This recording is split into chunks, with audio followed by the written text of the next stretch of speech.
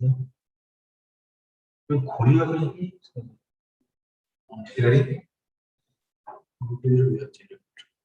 Huh?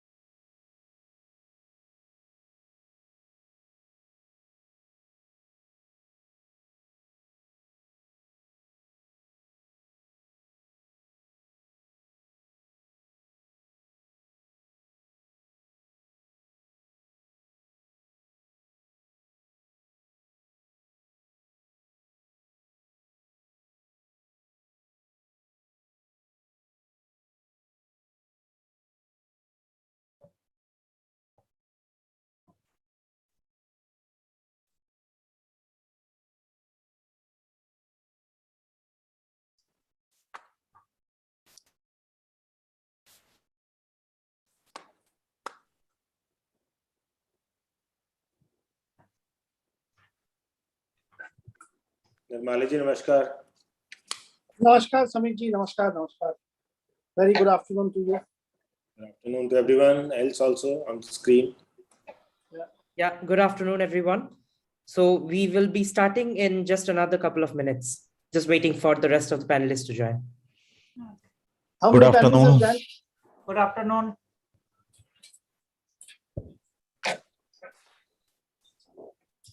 How many panelists have joined already? 6 as of now. Have you upgraded Professor Tripathi, Dr. Ujjwal Sengupta? Yes, I am there. Okay, thank you. Who else is there in the participant in the attendee list? Please upgrade them to the panel. Yeah.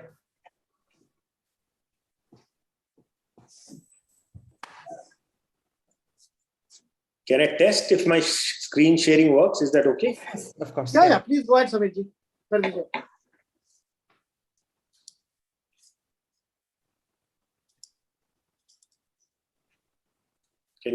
Is this Perfect. visible? Yes. Oh, Perfect.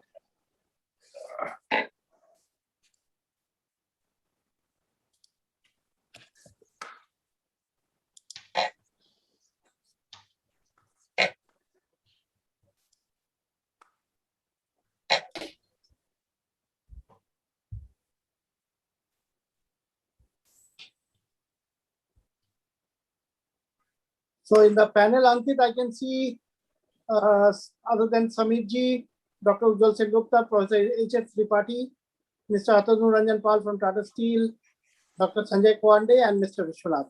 Is there anyone else? No, I do not see anyone else in the attendees yet.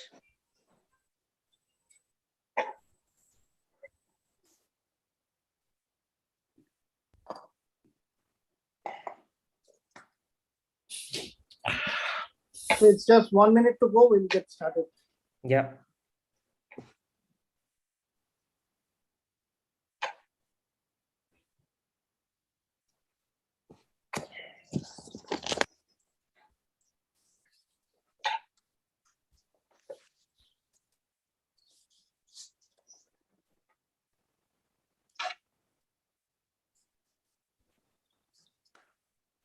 Ankit, can you start the YouTube? Okay, Mr. Garg has also joined. Ishmohan ji, namaskar and a warm welcome to you. Namaskar. Greetings. Namaskar. Greetings of the season. Professor Tripathi, namaskar. Namaskar. And a warm welcome to you. Thank you, sir. Thank you so much. And so, Ankit, I think it's time. Let's get started. I think we can start. Yeah, So, Mr. Parmod Sagar, I think, will be joining soon. So in the meantime, you can get started. okay. So, good afternoon and a warm welcome to all the panelists and the attendees who have joined us today, and also to everyone who are watching on our live streams. We welcome you all to our 34th webinar titled Atmanirbhar Bharat, a SWOT analysis of Indian refractory industry, organized by Steel and Metallurgy. A warm welcome to our silver sponsors, Hindalco and CCRT Laboratories, our steel sponsors, Refractory, our technology partner, Calderies, our refractory partner, Dalmia OCL, and our innovation partner, RHI Magnesita. Thank you all for making this event possible. So before we proceed further, there has been an incident recently that we must address with a heavy heart today. Earlier this week, the country and the steel industry lost an illustrious leader, technocrat, and a wonderful human being. Shri Subrata Mitra, ex-joint managing director of M.N. Dastur and chief editorial advisor of Steel and Metallurgy, passed away Wednesday morning after a massive cardiac arrest. Without his support, we would not have been able to organize the 33 webinars we did since the start of the pandemic. To honor the departed soul, let us please observe a moment of silence in memory of late Mr. Subrata Mitra.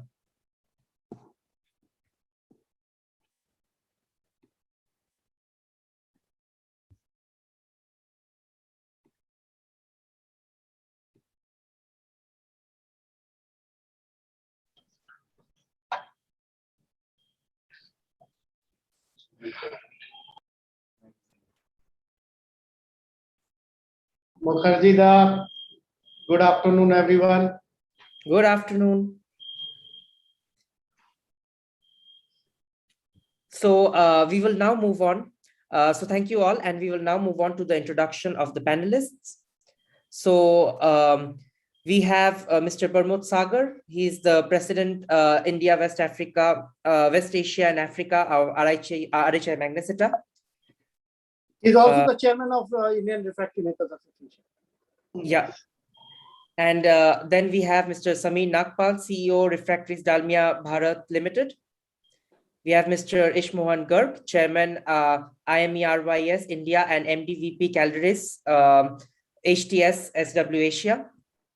Dr. Ujjwal Sengupta, Technical Director, Refractory India Private Limited. Mr. Anjani Kumar, Executive Director, Works Sale Bhilai Steel Plant. Mr. S.C. Vishwanath, Senior Vice President, SMS Vijayanagar Works, JSW Steel Limited. Professor Shuddhashatto Basu, Director, CSIR IMMT, Bhubaneswar. Mr. Saurav Khedekar, CEO, Specialty Aluminas and Chemicals, Hindalco.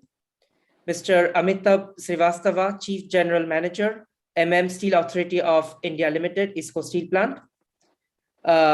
Madam M. Sheila Priyadarshini, Chief General Manager, MM and HOD, Rashtriya Ispat Nigam Limited, Visakhapatnam Steel Plant. Mr. Atanu Ranjan Pal, Chief Product Research, Tata Steel. Dr. Sanjay Kwande, Managing Director, CCRT Laboratories.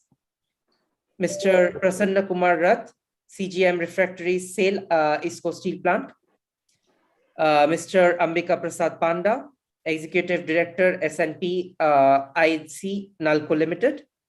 And Dr. H.S. Tripathi, Senior Principal Scientist and Head Refractory and Traditional Ceramics Division, CSIR, Central Glass and Ceramic Research Institute. So these are all our panelists for today. Thank you all for joining us. Before we proceed, I will just share a few short guidelines for smooth platform management during today's proceedings. For all the attendees who have joined us on Zoom to listen to our discussion, we have a Q&A section in Zoom which can be accessed by both the panelists and the attendees.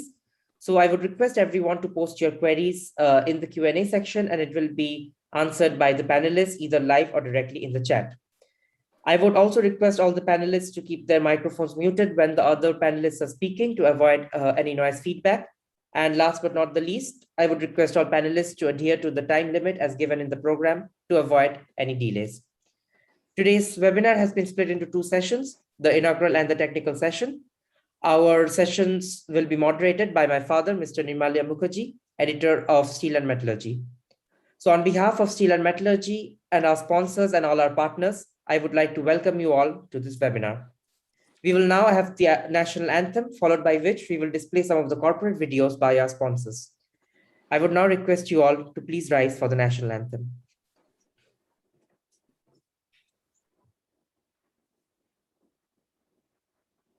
जनगण मन अधिनायक जय हे भारत भाग्य विधाता पंजाब सिंध गुजरात मराठा द्राविड उत्कल बंगा विंध्य हिमाचल यमुना गंगा उच्चल जलधि तरंगा तव शुभ नामे जागे तव शुभ आशीष मागे गाहे तव जय गाथा जन गण मंगलदायक जय हे भारत भाग्य विधाता जय हे जय हे जय हे जय जय जय जय हे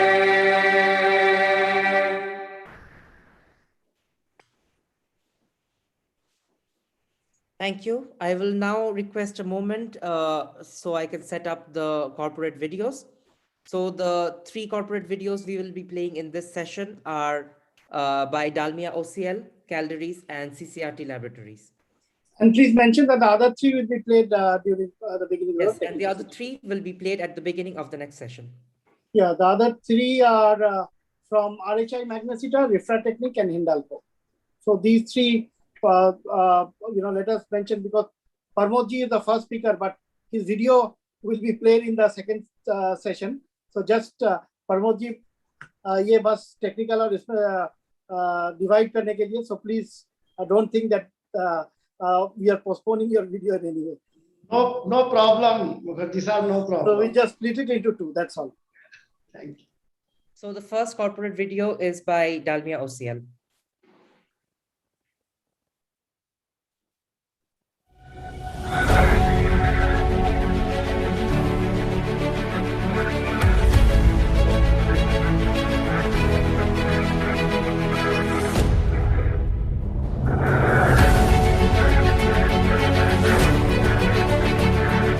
Dalmia OCL has been part of industrialization of India. Refractory is the core need for any metal to be made, for that matter even cement and glass. And we have been in operation since last 65 years. And we have gone through and seen every change which has happened in the steel and cement technology in India.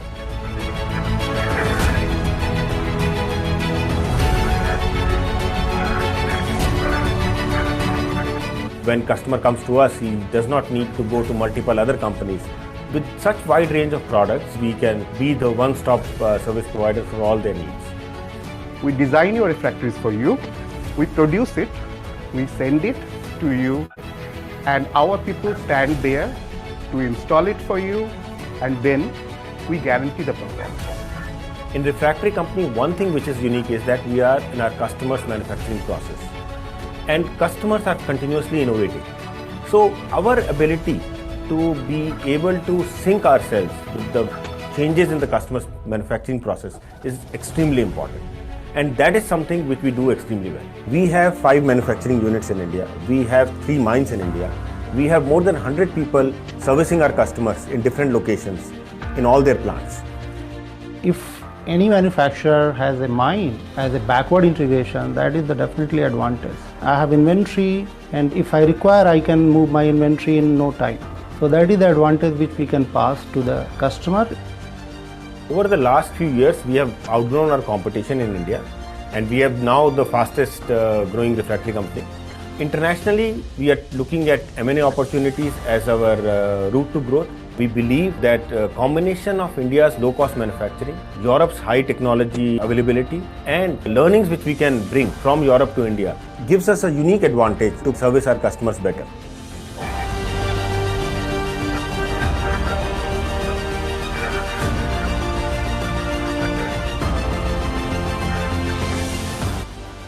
Seven made some exploration of the market, but there was absolutely no doubt that Dalmia was the only one which could fulfill our requirements, our expectations in terms of innovation, in terms of attitude, in terms of being projected into the future.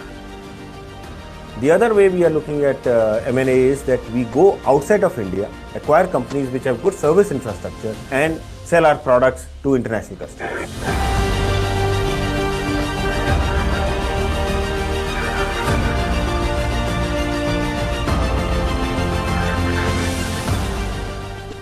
With the acquisition of GSB Germany, our customer base will definitely increase.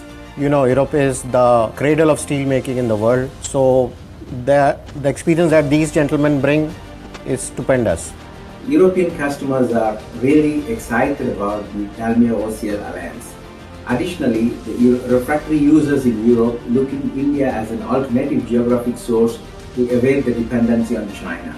The larger product range of Dalmia OCL, which includes the silica bricks and the isostatic products and the ladle solution, gives customers a complete new set of solutions that will add value to them.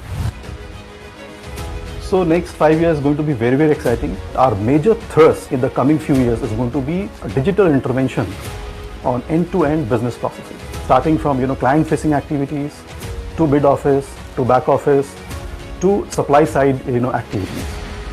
We believe that as center of gravity for steel and cement making shifts towards India, so will refractory production. And Dalmia OCL is in a great position to build on that opportunity, as we have very strong history and experience to capitalize as this shift happens. I think our team is all charged up or all fired up, as the slogan we use in our company, to make sure that Dalmia OCL becomes one of the top refractory companies in the world.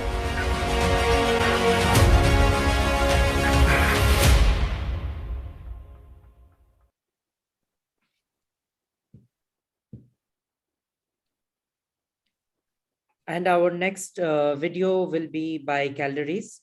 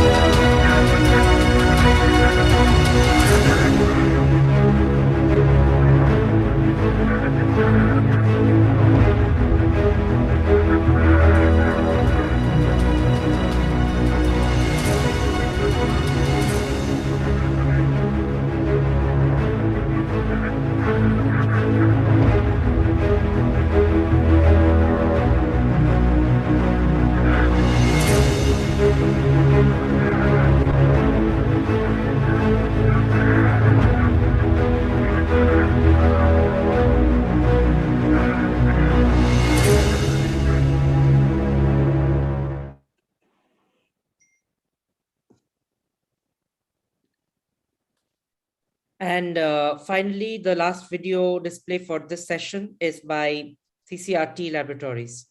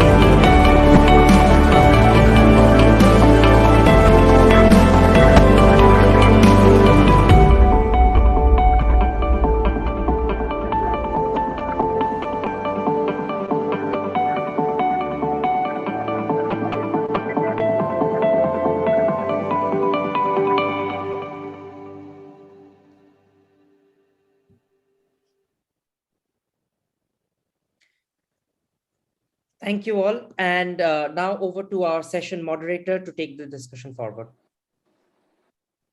Good afternoon, everyone. I hope I'm audible.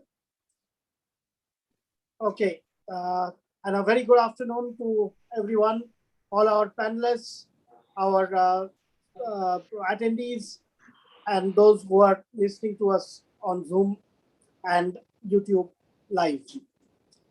So, as Ankit mentioned right at the beginning, it's a difficult period. We had a debate on whether to have this webinar today or not, considering the fact that our chairman of the organizing committee, Mr. Subrata Mitra, who has led us from the front right from the beginning since the pandemic began, is with us no more. He passed away on the 20th morning after a massive cardiac arrest. Even 19th evening, I spoke to him on the phone.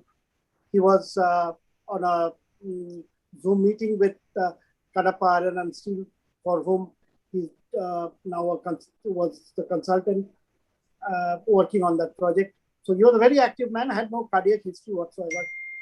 Suddenly, this happened. So it was a difficult time for all of us. But at this, as they keep saying, the show must go on. So we decided that the best way to pay respect to him is to ensure that the show goes on. So we chose this topic, Atmanirbhar Bharat, initiative and strength, weaknesses, opportunities, and threats for Indian refractory industry. Because Indian refractory industry, as the leaders would tell you, Mr. Pramod Sagar, Mr. Samir Nagpal, Mr. Ishmohn Garg, and others, that the refractory industry is going through a tough time. A tough time on account of availability of raw materials. We were dependent on China to a great extent. In fact, Mr. Samir Nagpal also asked me to check if anyone we could get from the Ministry of Mines. I tried my best to get additional safety mines, but he had some preoccupied meetings, so we couldn't get him. But I'm sure during the course of the next few months, we will have one more interaction specifically with ministry and the government bodies who can help us in getting over this crisis of raw materials for which we are dependent on imported sources. So the primary objective, which those of you who heard the Prime Minister this morning when he addressed the nation, that our initiative should be now to focus on Make in India, and to Make in India, we have to ensure that the raw materials are available within India. And raw materials, especially like Deadman, magnesite, a few other critical raw materials for which we are dependent on imported sources. We have to look for sources both within India as well as to reduce our dependence on China to a great extent. And moreover, China is another threat because China is dumping at throwaway prices. So that's a bigger threat to the refractory industry.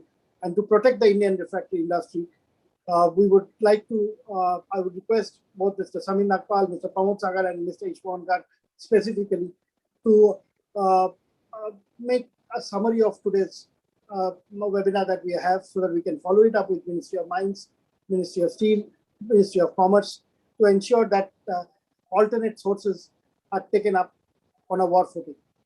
So with that, I would like to start with today's proceedings.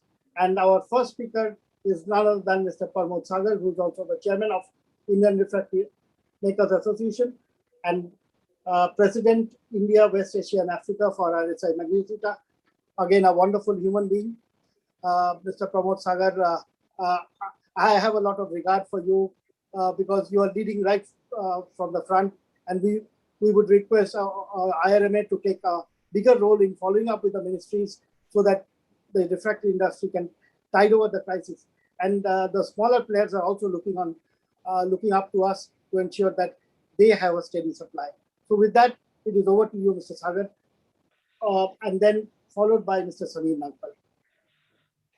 Thank you very much, Mukherjee Saab, for the opportunity, for your kind words.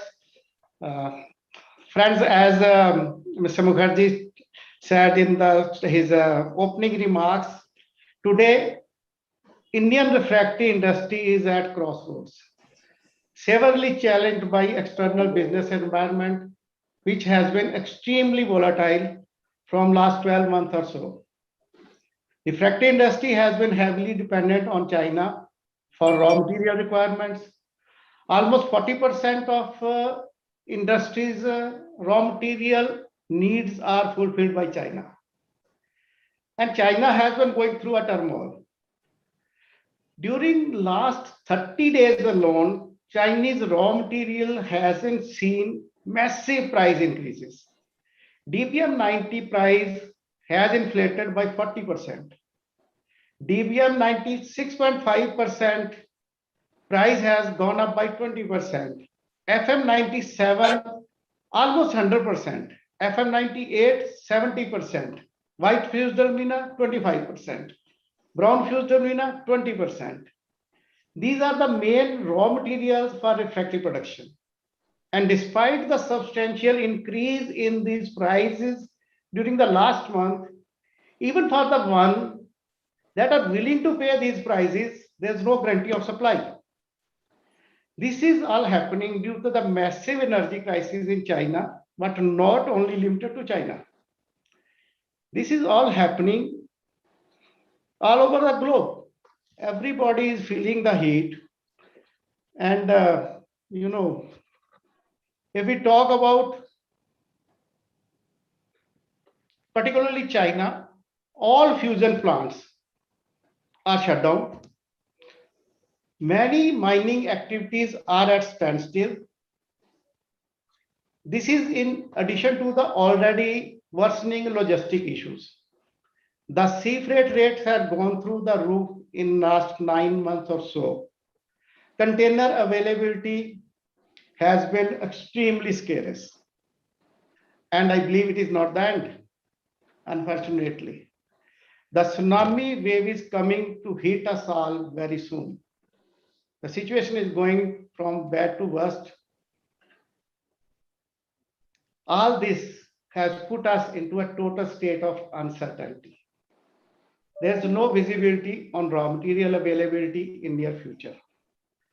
Unprecedented rise in raw material prices and sea freight is likely to continue. Non-availability of container is going to remain a major issue in near term. What is the need of the hour? We have always stood by our customer through thick and thin. Probably it is the time for our customer to support us and stand by us through this phase of crisis the refractory industry is getting into. Refractory industry, actually, my friends from refractory industry, they are going to talk after me. They will be having similar sentiments. It is bleeding today. It is only our customer who can rescue us. We are an industry need to explore the possibilities to reduce our dependency on China for raw material needs and seriously look at alternate sources, alternate raw materials. But this will not happen overnight. My dear friends, we can't change the nature. We can't change the mineralogy of the earth. The reality is that the mineral resources of refractory production are and will, for the next decades, largely available in China. So what we can do, probably for finished goods, we need to increase our self-reliance. Most of us have started working on our capacity expansion in India, which is likely to help us on being more self-reliant with higher domestic production. We need to seriously start working on circular economy, increase our share of recycled material, which would reduce our dependency of imported raw material, particularly from China.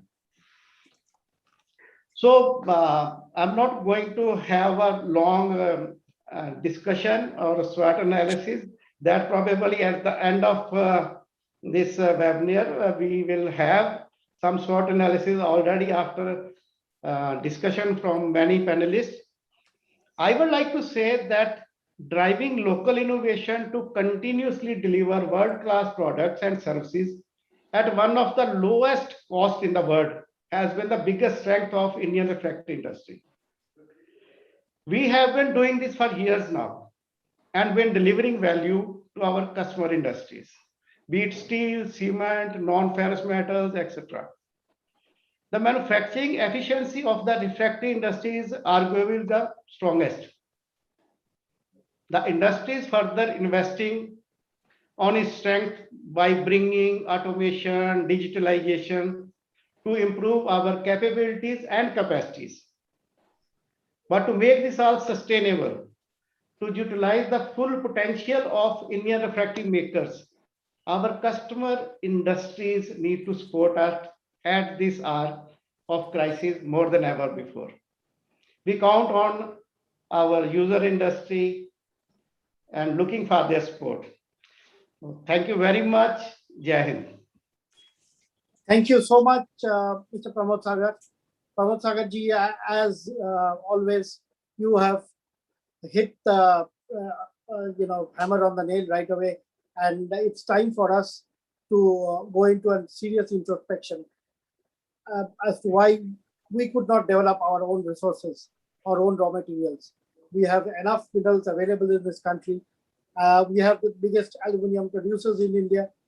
So all of us need to have a serious introspection on how effectively we could gather our own resources to ensure a steady supply of raw materials at a very reasonable cost, rather than depend on China, which anyway is not a friendly nation for us. So having said that, if you remember when last year we had the refractory webinar, we had Dr. V.K. Saraswat from Indian Niti Aayog, who was surprised to see the state of affairs in the Indian refractory industry. This time again, we are going to once again approach the Principal Scientific Officer at the Prime Minister's Office to ensure that this is looked into right at the PMO level. And today, as you know, is a very special day where we have completed 100 crore vaccination.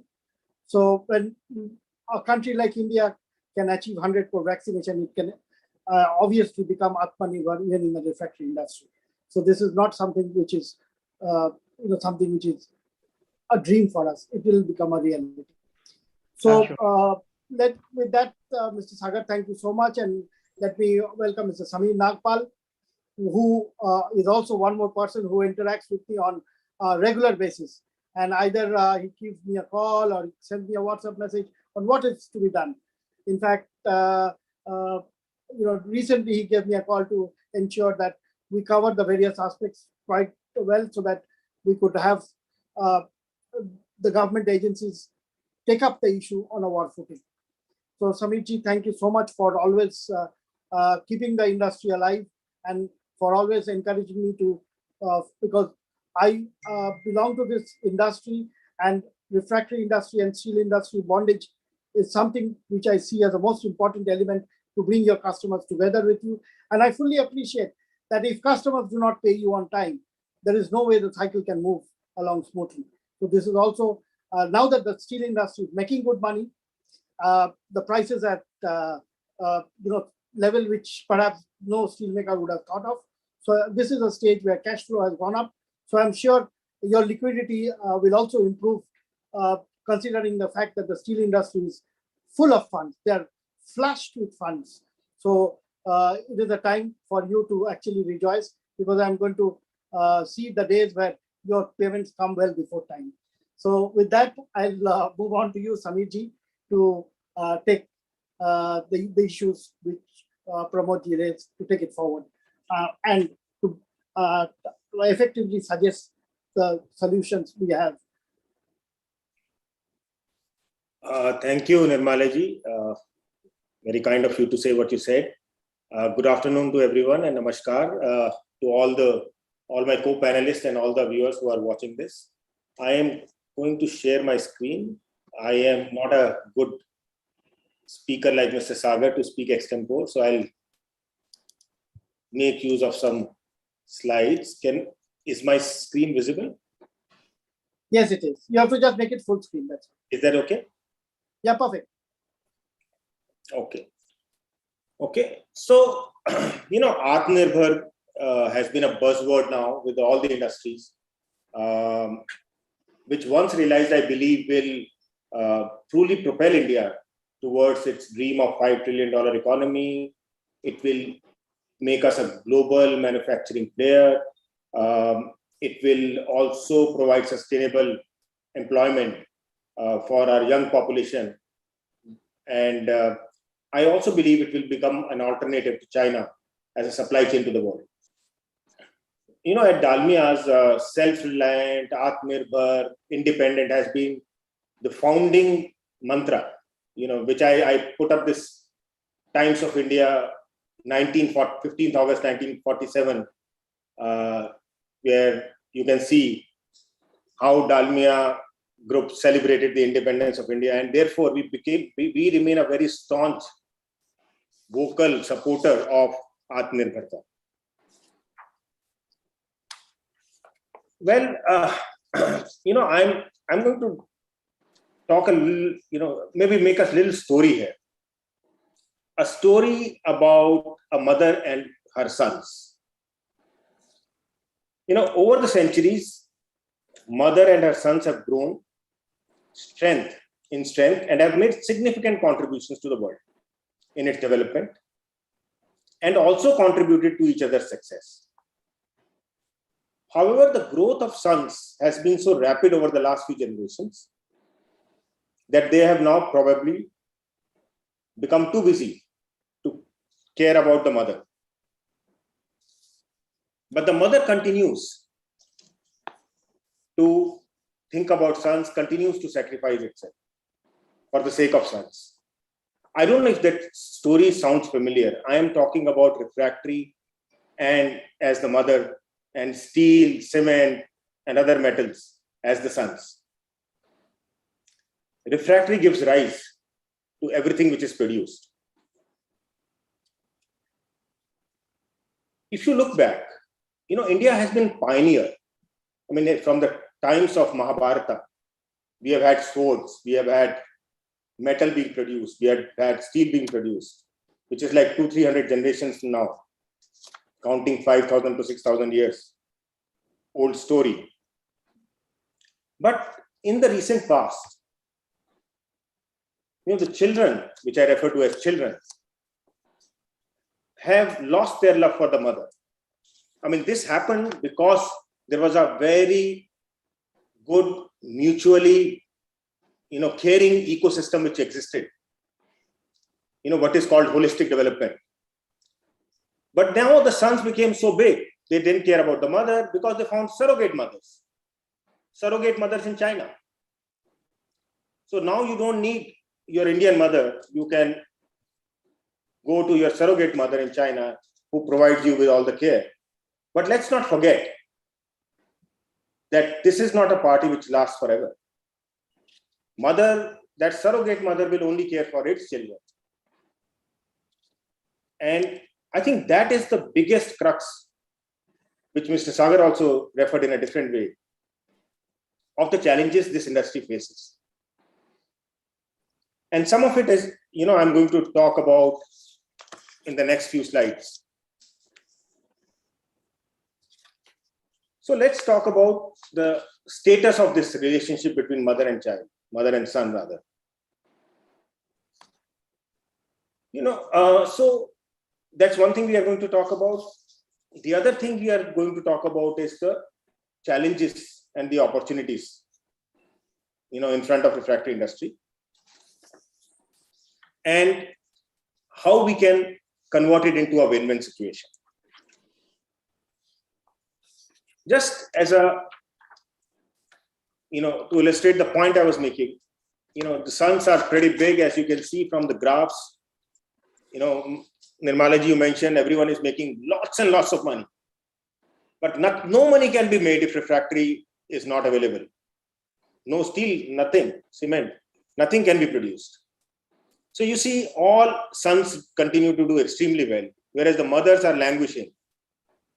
The one graph on the right, second column, top. Then this industry continues to languish, continues to sacrifice. We continue to reduce specific consumption of refractory. We continue to kill ourselves, but we don't get the attention from, if I may call them sons, or from our customers. And it continues to be, refractory continues to be treated as commodity, while expecting stringent performance. Customers continue to look for cheaper options, given the fact that the cost of refractory is less than 3% in steel.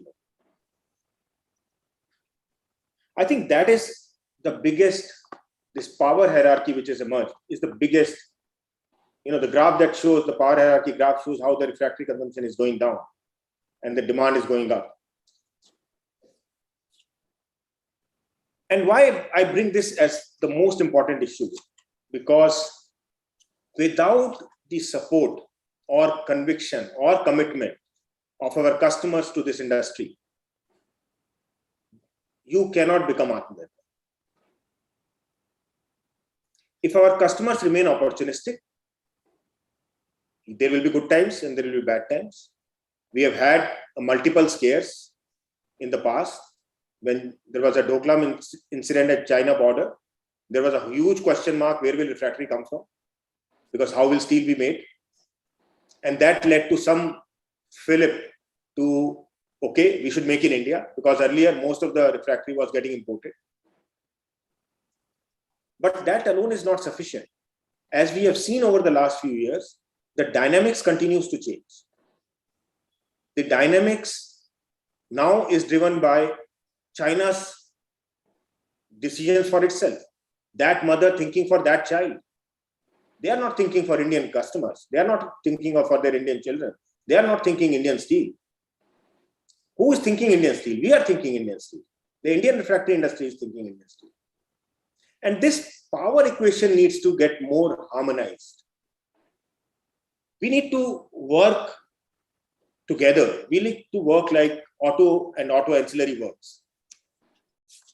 Something which I find missing. I mean, I am relatively, I think also maybe in this group, young in the industry. I didn't mean by age, which I hope I am, but that's not the point. And in my short stint, I have seen that the dynamics of industry is so I don't know the right word, it's so unhappiness in the system. You attend a refractory conference and refractory meeting and you don't find happiness. We make everything possible, but we are not happy. I think that's what summarizes the state. But, I am an eternal optimist. I am sure this can be reversed. I am sure things will change. And how will they change? This is my take, a little bit of SWOT. I didn't do the T. I just only did the SWOT. I think the strength, what are the strengths in the refractory industry? One, there is a robust demand in India. India is growing. And therefore, the demand for refractories is more. And that creates a good ecosystem, possible ecosystem, which can be created in India. Our customers are evolved, mature, they are consolidating. So there is a stable, more predictable environment.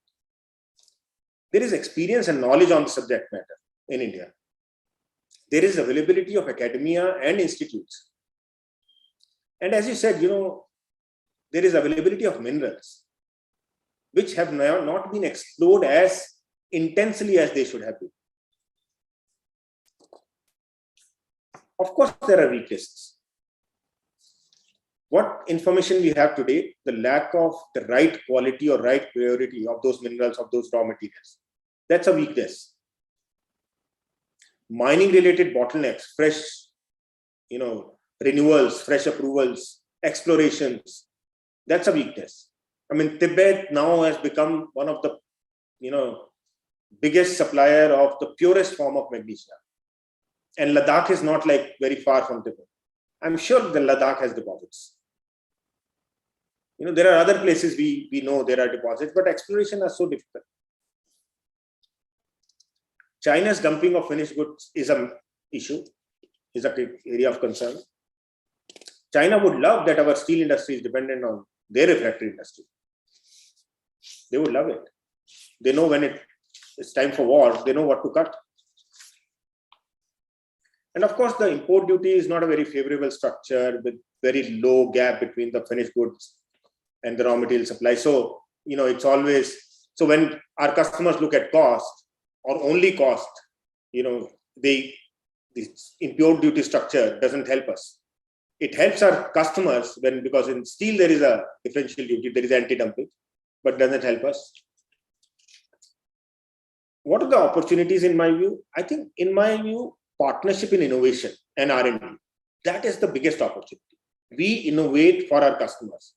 They should participate in this innovation. They should participate in this R&D. They should participate in this process. The second opportunity I see is, green is everywhere. Carbon footprint, carbon tax, everything is, climate, everything is about going green in whichever way an industry can go green. So leadership in that direction, recycling, Sagar Sabran referred to the recycling, circular economy. How do we reduce carbon footprint and we establish this recycling? Again, our customers have to play a very active role. It has to be co-created. If they don't change their practices of how they dispose the used refractory, it is difficult for us to kind of set up that ecosystem of recycling. And then there are alternative raw material sources. While China remains the biggest source, and the reason is not that they are the biggest, they have the biggest reserves. In fact, in one of the studies I was reading, they have only 20% of the world's refractory reserves, but they produce 80% or 70%. They are over-exploiting and selling it cheap. And it is the price consideration which makes them the biggest supplier. So we have alternative sources. I mean, we today use material from Turkey, we use from Jordan, we use from Saudi, we use from Guyana, we use from a lot of places now. So that's an opportunity and for that, what is important is to have manufacturing in India. So at least that one step, I think, has been taken that, okay, maybe more capacity should be set up in India. As I talked about, the other one is the fresh raw material exploration, Ladakh, JK, Arunachal. We need to explore them. And the government relationship and policy influence has to be there in our journey of this Atmanirbhar. Without policy, it is very difficult. The size of the industry is so small that we do not get a voice of our own. And therefore, our customers have to stand with us. That's why I called of co-creation. That is why I reflected on the issues which are existing between our users and the refractory industry as mother and sons. We need to be together. We need to co-create. And let me just talk also of some challenges and opportunities. One other challenge, other pillar on which this is built is talent. Now, when we look for talent, it is not seen as a cool industry at all. It is not cool to work for refractory. I mean, it's a different matter also that given our EBITDA levels, we can't even pay them the salaries they are aspiring for the lifestyle preferences the young generation has, for the locational preferences the young generation has. Right? So that is one area of challenges. The other area of challenges is investment. If you do not make sufficient money, how will you invest? If our customers continue to invest in their improvement of their processes, Refractory needs to follow pace with them. And that requires investment in innovation. And I think even more and bigger issue is experimentation. The whole, which raw material will finally work in which combination to give what properties requires experimentation. And this requires money. Investments for CapEx. We are adding capacities in the hope that all the money which is coming through to steel companies and the flood which they are facing, the tsunami they are facing of money coming in, will find a way towards refractory industry, maybe in a small stream, and we will be able to fund some of the capacity expansion which is required. Digitization, it's the need of the hour. I mean, we don't want to be a local player. I mean, we want Indian refractory industry to supply to the world. And for that, you need most modern practices. Digitization is the key. So again, going back, what are the opportunities for co-creation? As I said, talent. We need to create a seamless ecosystem for talent. People should be moving in and out of steel and refractory and cement and refractory. There should be a program which trains people on both sides. We should, enable refractory industry to get knowledge of steel and steel people to understand refractory better. This will create a very good ecosystem for talent. We should have embedded training, ecosystem programs. There should be joint training programs. There should be partnered R&D projects. I come back to, we should work together to find a new solution for the industry. And also, I believe that nothing, is more important than making sure that the environment around you, the ecosystem, the people, everyone gains from you. So skill development projects, so that we increase employability of people around our plants. Also, co-creation opportunities in innovation. We should have a liberal funding mechanism. Maybe, Indian Steel Association, Indian Cement Association should create a fund to work with IRMA on these matters, on innovation, on digitization. These are not very difficult things to do. It's just that we need to recognize them as the key things to be done. India is in a growth phase, as we all know. India is already the second largest steel producer. With recent investments, we have visibility to 170 million ton. The goal is to go to 300 million by 2030. A few years back, we were thinking that's going to be a pipe dream, but it looks like that it's not going to be that far. There is a possibility of that happening.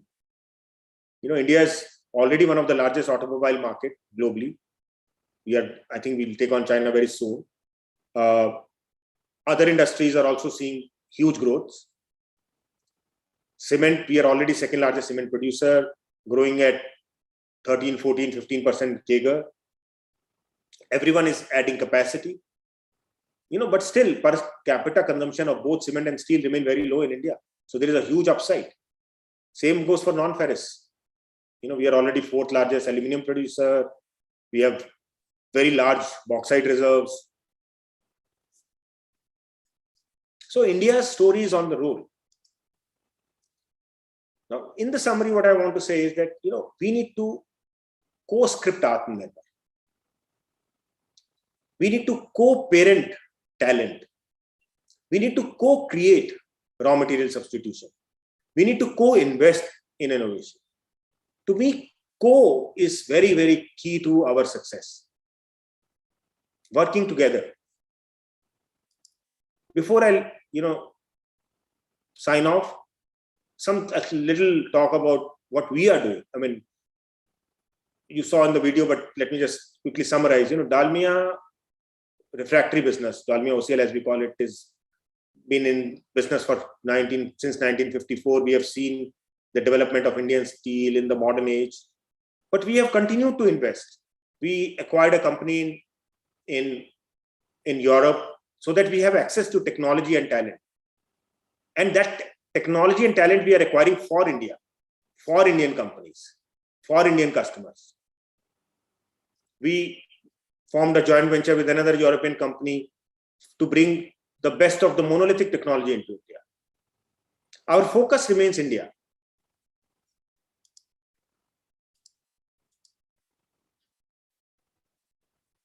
Sorry. I mean, and if you see, we have very wide and very big infrastructure in India. We have, here it is mentioned 4 mines, but we have 5 mines. We have bauxite, quartzite, dolomite, magnesia mines. We have 2 large R&D centers, one in the east, one in the south, Salem and Rajgangpur. We have 7 manufacturing plants. We have one of the largest manufacturing capacities in India. And we continue to invest. We are putting up new lines, we are buying new equipment, we are buying the world's best equipment so that our customers get the best products. So we are doing our bit, and I will say, in the end, that we need to co-create, and I wish this comes true one day. Bharat ki factory mein Bharat ki refractory. Thank you very much. Thank you so much, Samit ji. Once again, very well covered, and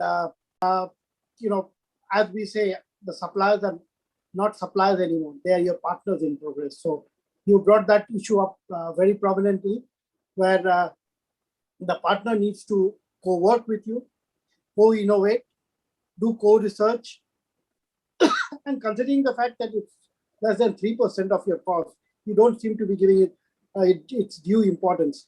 But they are the shock absorbers of your plant.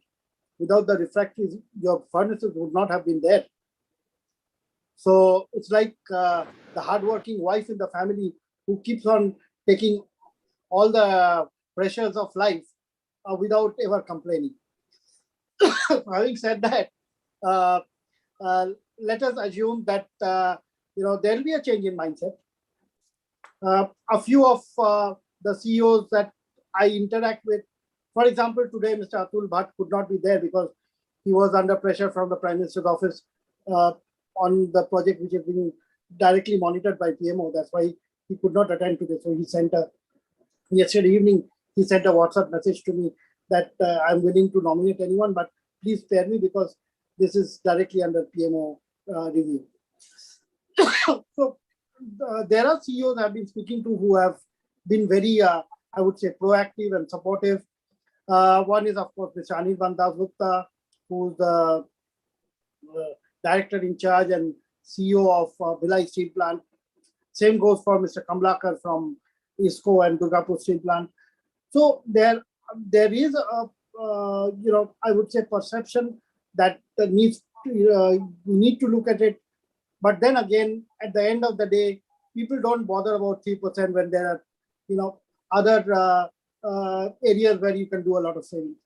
But with consistent effort, Samit ji, Parmod ji, Ishmohan Garg ji, once you put in all the effort, especially the larger players, and you mentioned about the Indian Steel Association as well. Well, Indian Steel Association Secretary General, as you know, is there on our WhatsApp group. So you should try and push this through at least the larger players who are members of Indian Steel Association, which is JSW, JSPL, SAIL, Tata Steel, ArcelorMittal, Nippon Steel, at least the bigger ones, and RINL. So the bigger ones, if they take the initiative and push it forward, the smaller players will follow suit. So thank you once again, Samit ji, and let us keep this push going. We cannot, afford to let it go. We cannot be complacent at any point of time. We have to keep pushing it, and a change will come when you keep pushing it for time and time again. So with that, we'll move on to one more very important figure, Samit ji. After Samit ji, it's Ishmohan Garg, who is the chairman of Emirates India and managing director of Calderas India.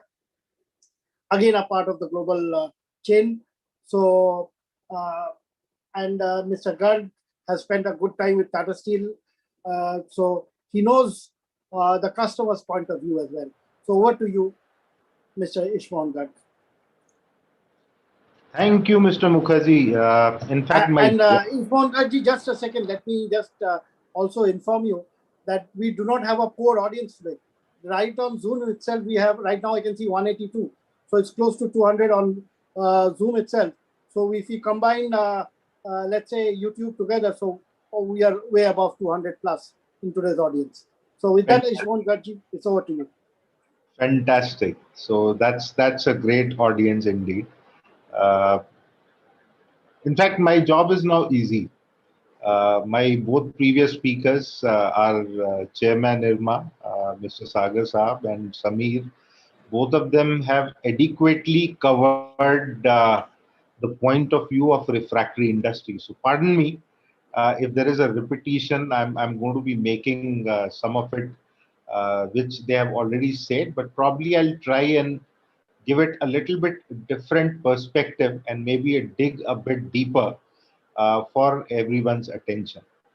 Uh, India, as we know, economy is growing. 1.35 billion people. I think it doesn't require a supercomputer to calculate. And I often say this, that 1.35 billion people, if they just need to have roof on their head, two pairs of dress, and two square meals a day, India can continue to grow at the rate of 7 to 8% over the minimum over the next 10 years. So maybe we need two more governments to ensure that every Indian has a roof on its house, roof on its head, and every Indian has got, हम जो हिंदी में बोलते हैं रोटी कपड़ा और मकान. So it's no rocket science. So India's growth story is undisputed just because of the sheer nature of availability of resources to its population. I think that's the biggest strength which is drawn by any industry, and for that matter, even by refractory industry, uh, governed by what happens in the economy, governed by what happens in the commerce. So governed by what happens in its customer industries, be it steel, be it cement, be it petrochem, power, or for that matter, any other metal. Now, since India has been growing at that rate and has a potential of potential of growth, which everyone understands, you don't need a great IMF or a World Bank economist to tell you. India also attracted, not only developed, but also attracted the who's who of refractory world, like any other industry. So no, this is nothing in isolation.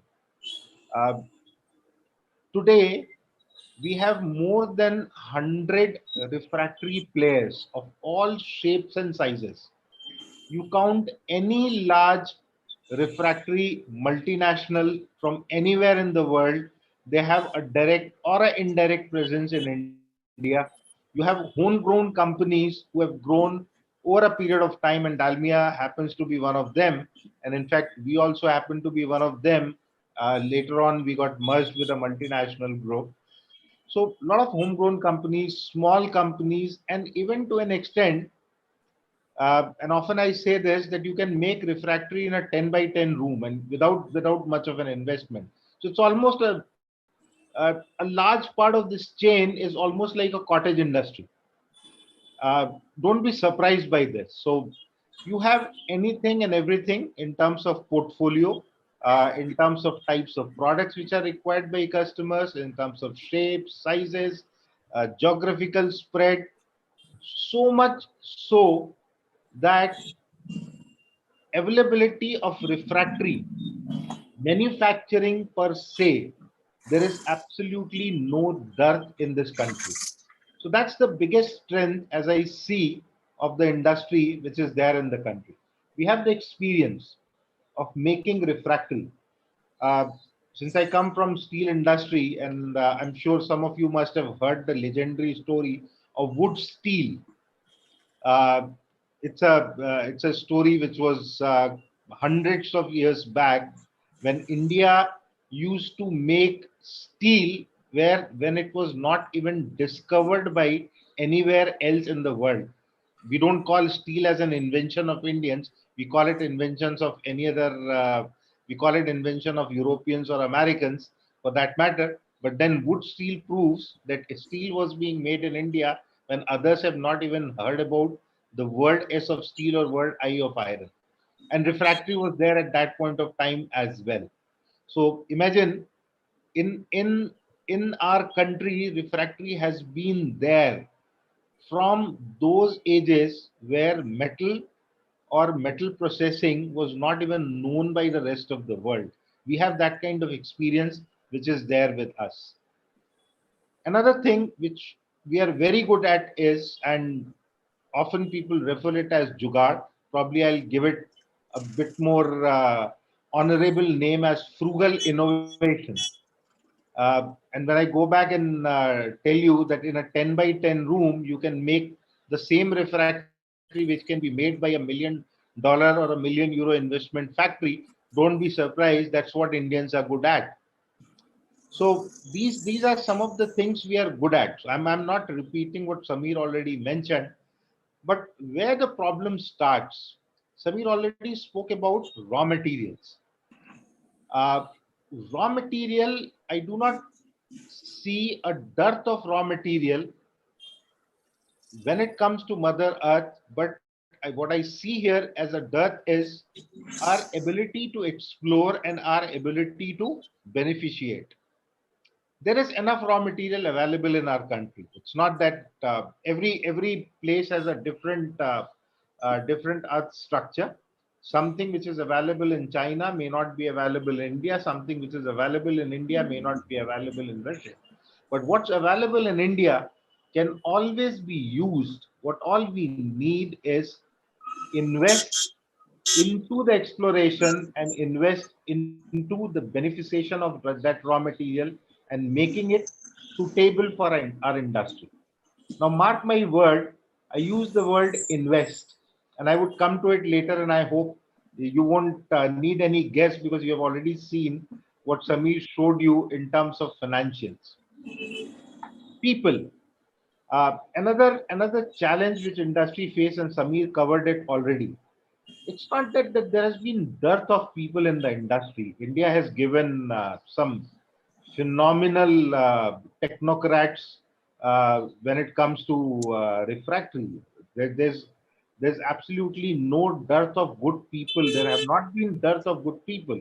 But what has happened over a period of time is ability of industry to attract good talent getting compromised has weakened the chain or weakened this transfer of knowledge from people who have been there in history and unfortunately are aging, and we are finding a huge gap when it comes to the availability of this talent. And again, talent needs investment. Samir already covered for it.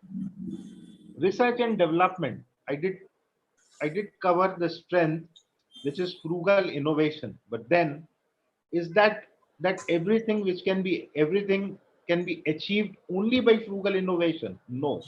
You also need to invest in basic research, in fundamental research. You also need to invest in research which probably would bear fruits 5 years or 10 years from now.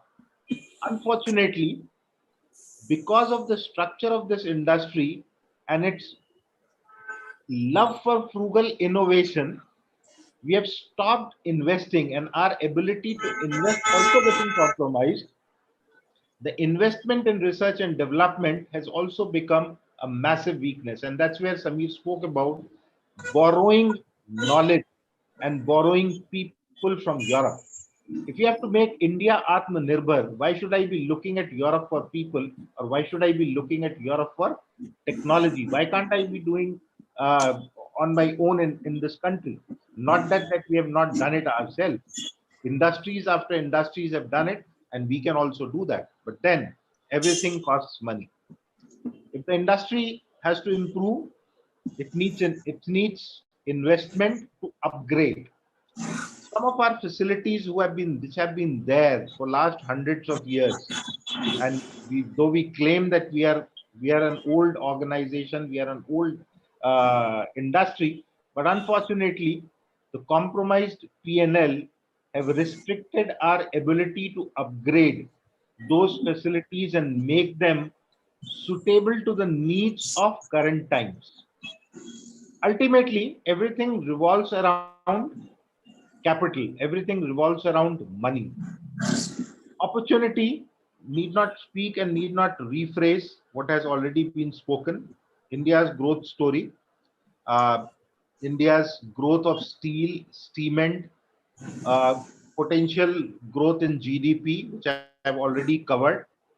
But then there's another opportunity which exists and which probably is beyond what I'm going to be taking is ability to bring in India's core strength of services and information technology in order to make refractory industry more efficient.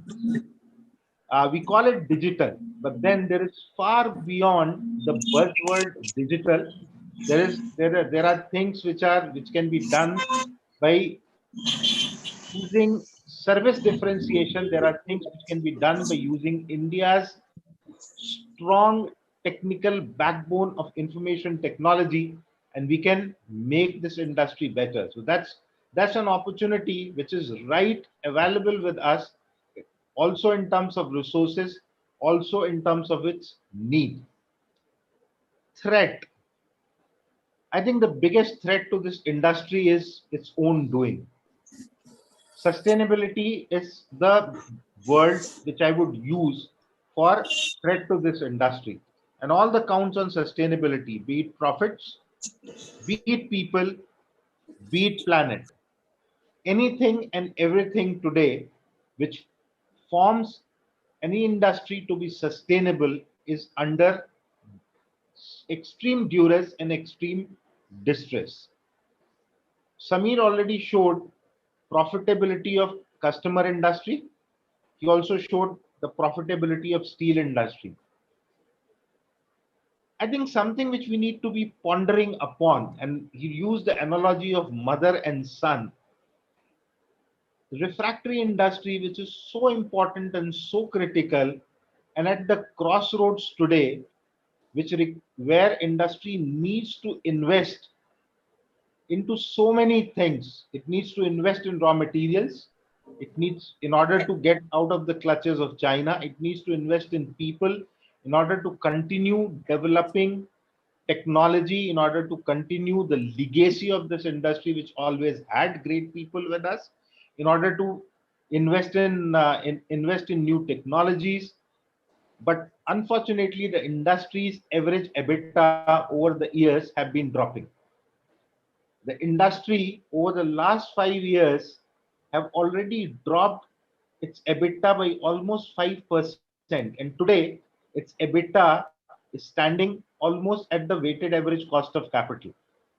Now, why should someone be investing money into an industry whose EBITDA or whose ROIC for that matter is closer to the weighted average cost of capital? It's a negative economic value. And that's where the challenge lies. And that's where anyone and everyone in this industry goes back and starts falling for the pseudo strength which I mentioned at the beginning of my discussion.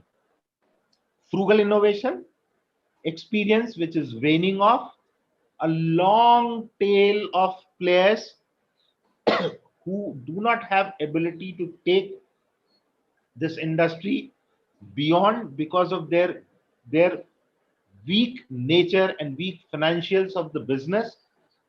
And that's where what we as an industry and its customer and also other stakeholders have to put our head together and see that what do we need to do in order to ensure that industry doesn't die its own natural death and starts putting everything else which is dependent on this, and entire economy is dependent on this, to risk, which sooner or later the way it's happening is definitely going to be happening.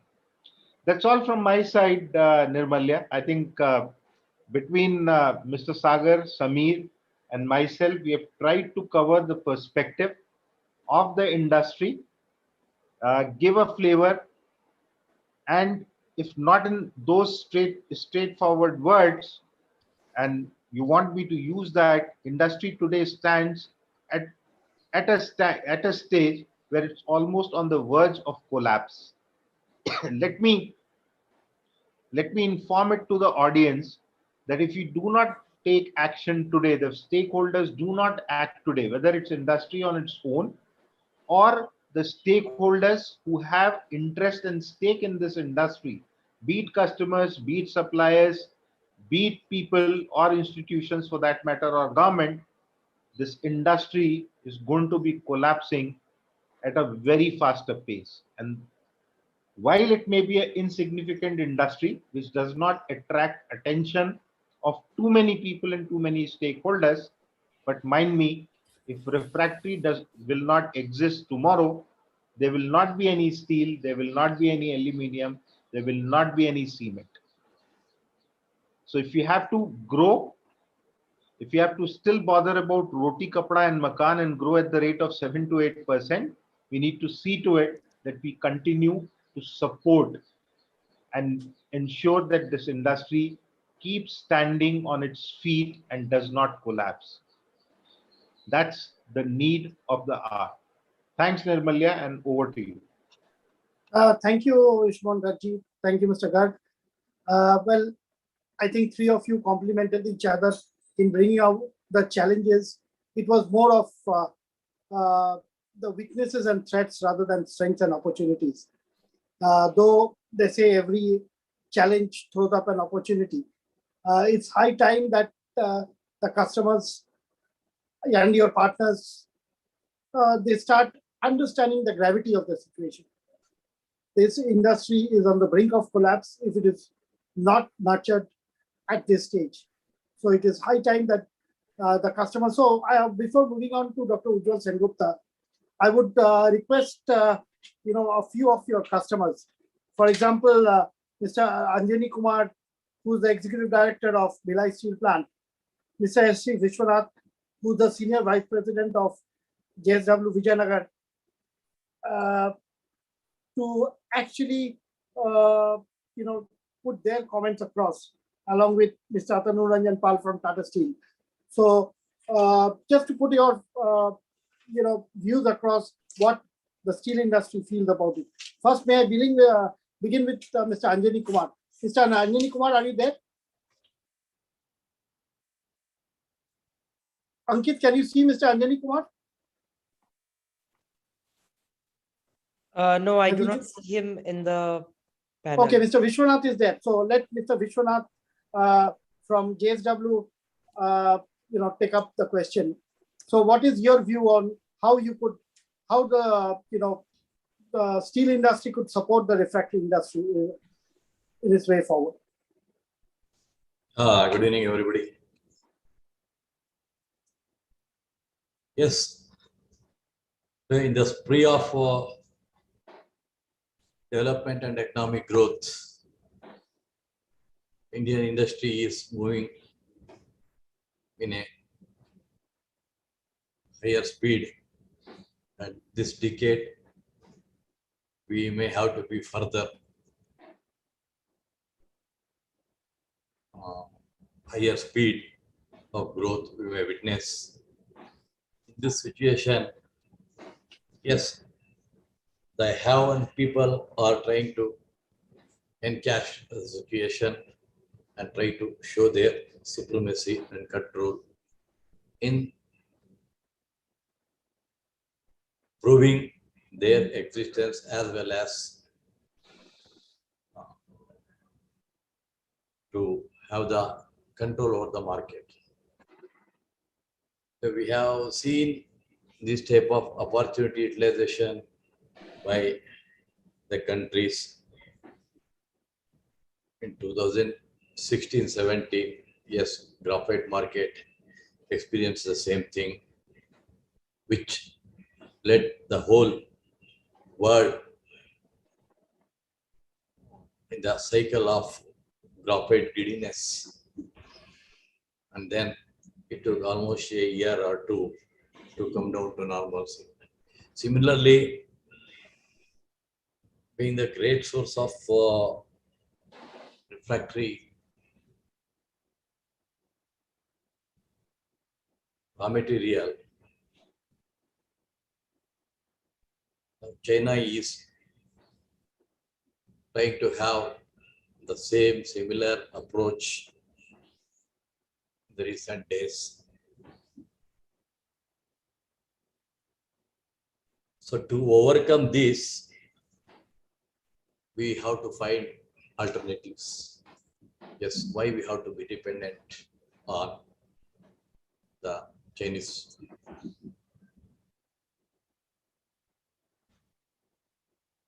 If you basically see in the refractory industry,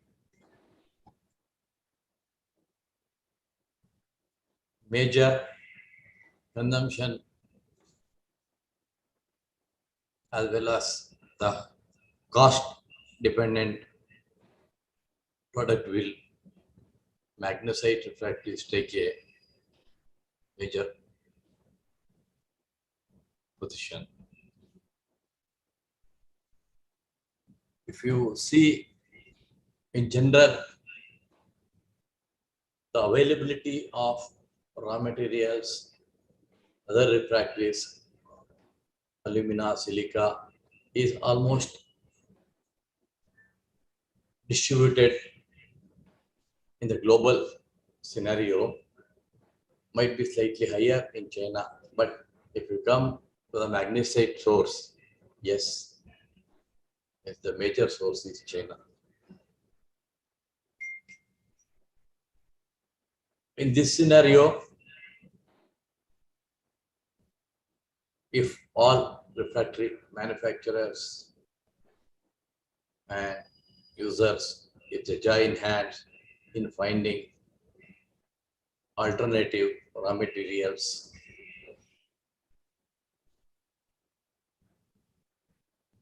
for the type of refractory, if we can replace the magnesite in steel industry, basically,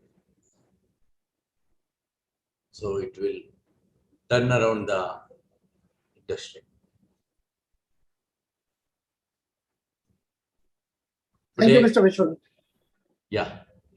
Yeah, please continue. Yes. In today's scenario, as people are opting for alternative materials to steel, like alumina, fiber, like that, if steel industry majorly dependent on magnesite, can find an alternative to this, yes, refractory industry will have a different scenario. Yes, is it possible? Yes. If you see one example, as Mr. Samir Nagpal was giving references, Mother Earth is the major source of refractory, and she herself proves, yes, it is not only magnesite, other refractories are there. Mother Earth in its earth crust has the highest temperature lava. Yes, that means everywhere magnesite deposit is not there. Volcanoes are the examples of refractory weakness, weak point in the Mother Earth, which oozes out. If you see the history and the volcano positions and go on tracing the geological mineral sources, yes, there are some places which are weak in these resources and which leads in imbalance of the nature's water resources. That means other sources can also take the portion of other raw materials of magnesite. One small example 10 years back, suddenly there was a crisis. Chinese market started controlling whole world. Yes, people have gone for monolithic lining and alumina, and it is not yet established completely. People are not, why, even though it's a 30, 40 years old monolithic lining, alumina lining exists in steel ladles, why people are not going further? Might be some disadvantages. But of late again, we are reinventing the wheel. 10 years back, as I was giving you an example, suddenly there was crisis. Hindsight, resources, supplies were becoming critical, the price was increasing. Some of the Indian steel industries, they ventured to replace at least 60% of the magnesia carbide to aluminum spinner. Yes, today it is reality. Instead of monolithics, as it has some drawbacks of exposure and other things, it did gain much advantage. But the same thing, aluminum spinel bricks have been under use for the steel ladle, which is the major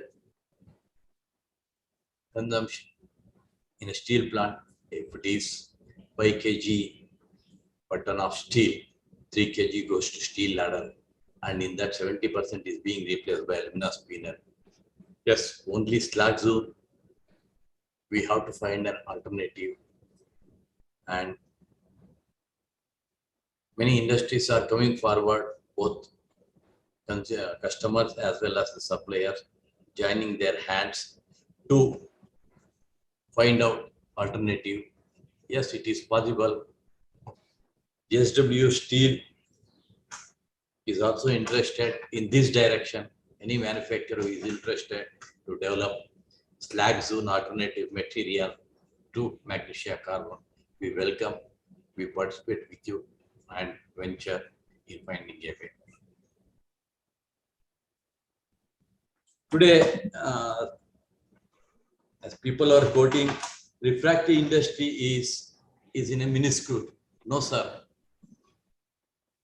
Refractory industry will gain importance. As you know, it has its presence whether in cement, steel, glass, wherever you go, refractory has its presence.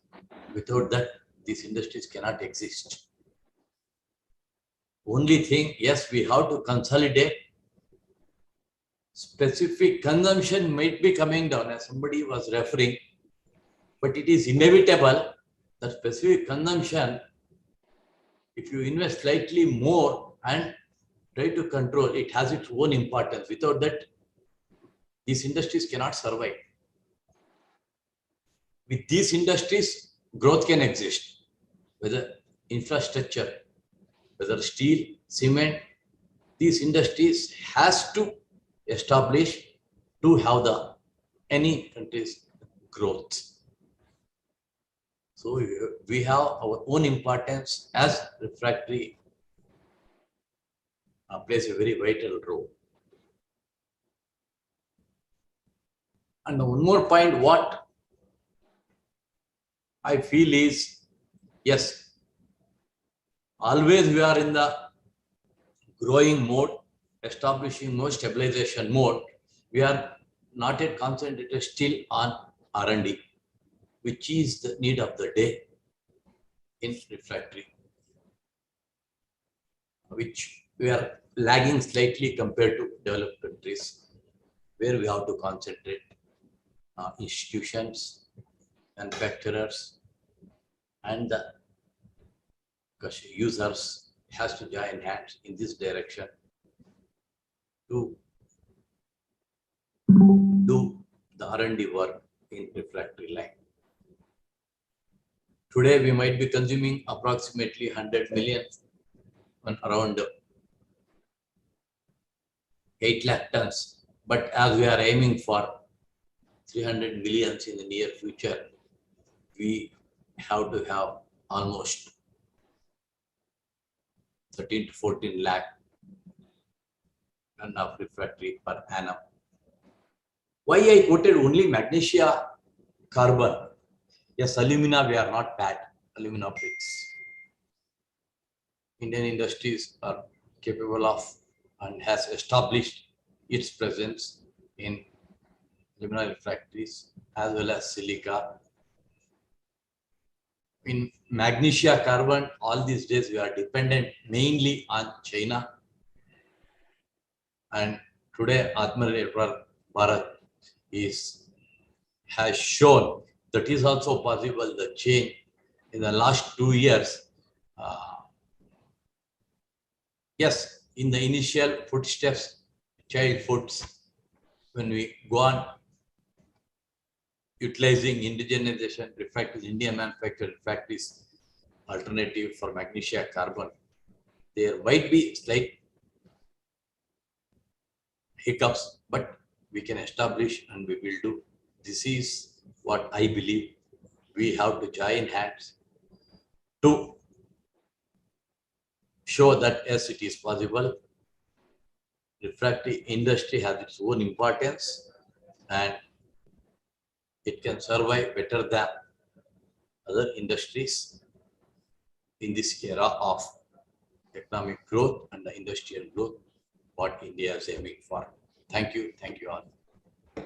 Thank you, Mr. Vishwanath. Once again, let me tell you, when I spoke to your president, Mr. Murugan, he said the best possible person who can do justice on Indian refractory industry from JSW would be Mr. Vishwanath. So you are the one who's considered the most competent man to talk on refractory issue on behalf of JSW. And as I've always seen, Sajanji is a person who always talks on Atmanirbhar Bharat and initiatives which are taken, especially since JSW is present both in cement and steel. JSW is now what, the second or third largest cement producer also, if I'm not mistaken. JSW Cement is one of the top cement companies also today. So I'm sure this initiative, once it percolates to the national level, we will see a perceptible change. But at the same time, when you spoke about R&D and innovations, let me point out, you cannot do R&D unless you have higher margins in hand. With a poor margin, how can you invest in R&D? So R&D is something, which does not give results in one day. You have to, it's a long-term investment. R&D takes time to develop alternate products or alternate raw materials. So to invest in R&D, you need, extra funds which can be invested. So for that, the margins have to go up, because once, what has happened with the performance-based refractory payments and issues related to lower consumption of refractories has hit the industry up. So I'm sure with professionals like you, Mr. Vishwanath, the industry will have a relook at ways and means to see how best we can partner with the refractory industry. Now I'll move on to a raw material player. Mr. Saurabh Khedkar, are you there? Mr. Saurabh Khedkar, who's the CEO of Specialty Aluminium and Chemical Division of Hindalco. Mr. Saurabh Khedkar. Ankit, can you see Mr. Saurabh Khedkar? Yes. Sorry, Mr. Khedkar. What, as the CEO of Specialty Aluminum and Chemical Division of Hindalco, when it comes to alumina, what kind of solutions can you offer in terms of, let's say, reducing our dependence on imports? Though I know this is not a material on which we have to depend too much on imports, but still, what can the aluminum industry do to solve this temporary, I would say, phenomenon which needs immediate correction? Thank you, Mr. Mukherjee, for the question. I'm actually going to talk about some of this when I speak later. But to answer very specifically your question and to reflect on the point that you made on the dependence on imports. So there is the finer, alumina that is getting, the calcined alumina that comes, which is not a very big portion of, the refractory manufacturing in terms of percentage. And that I agree, the dependence on imports is very low, because largely also because Hindalco has been a very regular and 5-decade-old supplier of the required materials in the country. But the other one, which is the aggregates, natural aggregates, which is the big challenge, and which are getting substituted with a lot of the newer, not even the newer, I mean the newer grades and the aluminas in the form of white fused alumina, brown fused alumina, or tabular aluminas. So all of those products is something that Hindalco is very actively working on to make that available to you and to the industry in the local market, so that the dependence on those products also goes down for the refractory industry. So I think there is a lot of work happening on bimodal, multimodal aluminas that will solve for the finer alumina requirement as well as the aggregates requirement of this industry. And I'm going to speak about some of that when I come up later in my talk. Thank you, Mr. Khitri. Thank you so much for your reassurance. Well, I'll just take 2 more comments before we move on to Dr. Ujjwal Sengupta, who will obviously who's been waiting for quite some time. So a quick, is Madam Sheila Priyadarshini there, Ankit?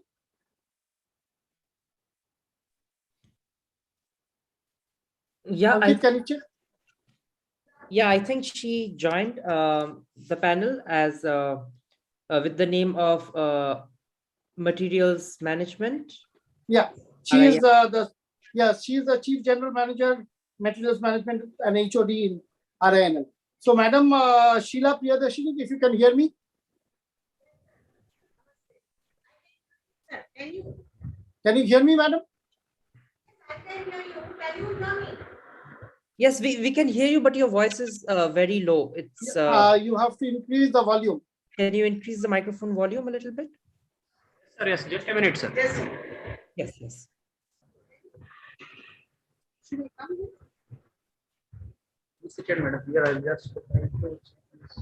Can you hear me, sir, now? Yes. Yes, Madam, we can hear you. Yes. Well, Madam, first of all, welcome, a warm welcome to you. And if I may say so, Vizag Steel Plant is a plant which is very close to my heart. And let me tell you, I have a lot of hope. And when the day Mr. Atul Bharat took over as CMD of RINL, I told him, I can assure you with this present market scenario, you're going to do very well. And I know the challenges since RINL is up for disinvestment. So let me tell you that CMD himself had recommended your name.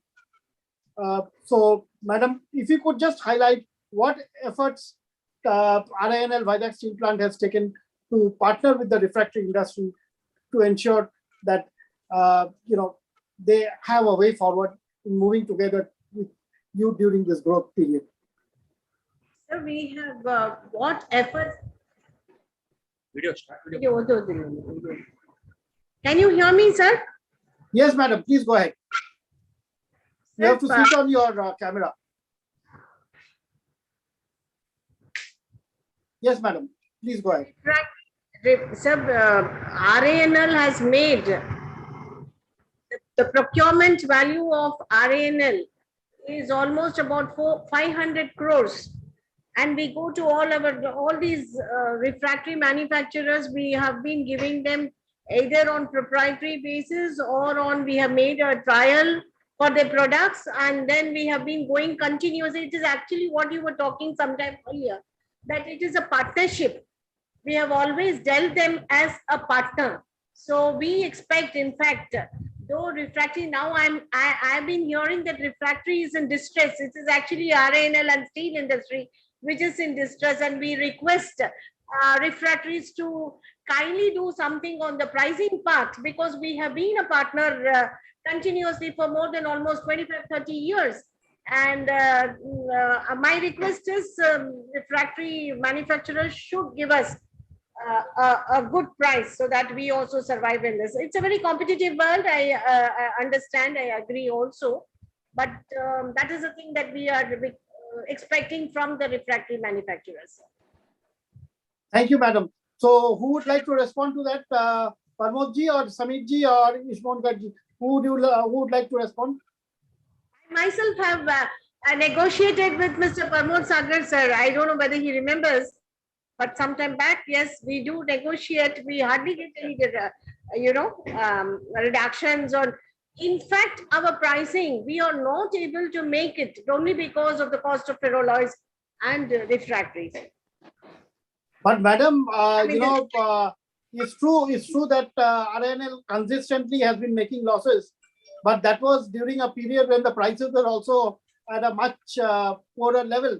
In today's level of pricing, I'm sure RNL will, post a turnaround within a year before it is disinvested.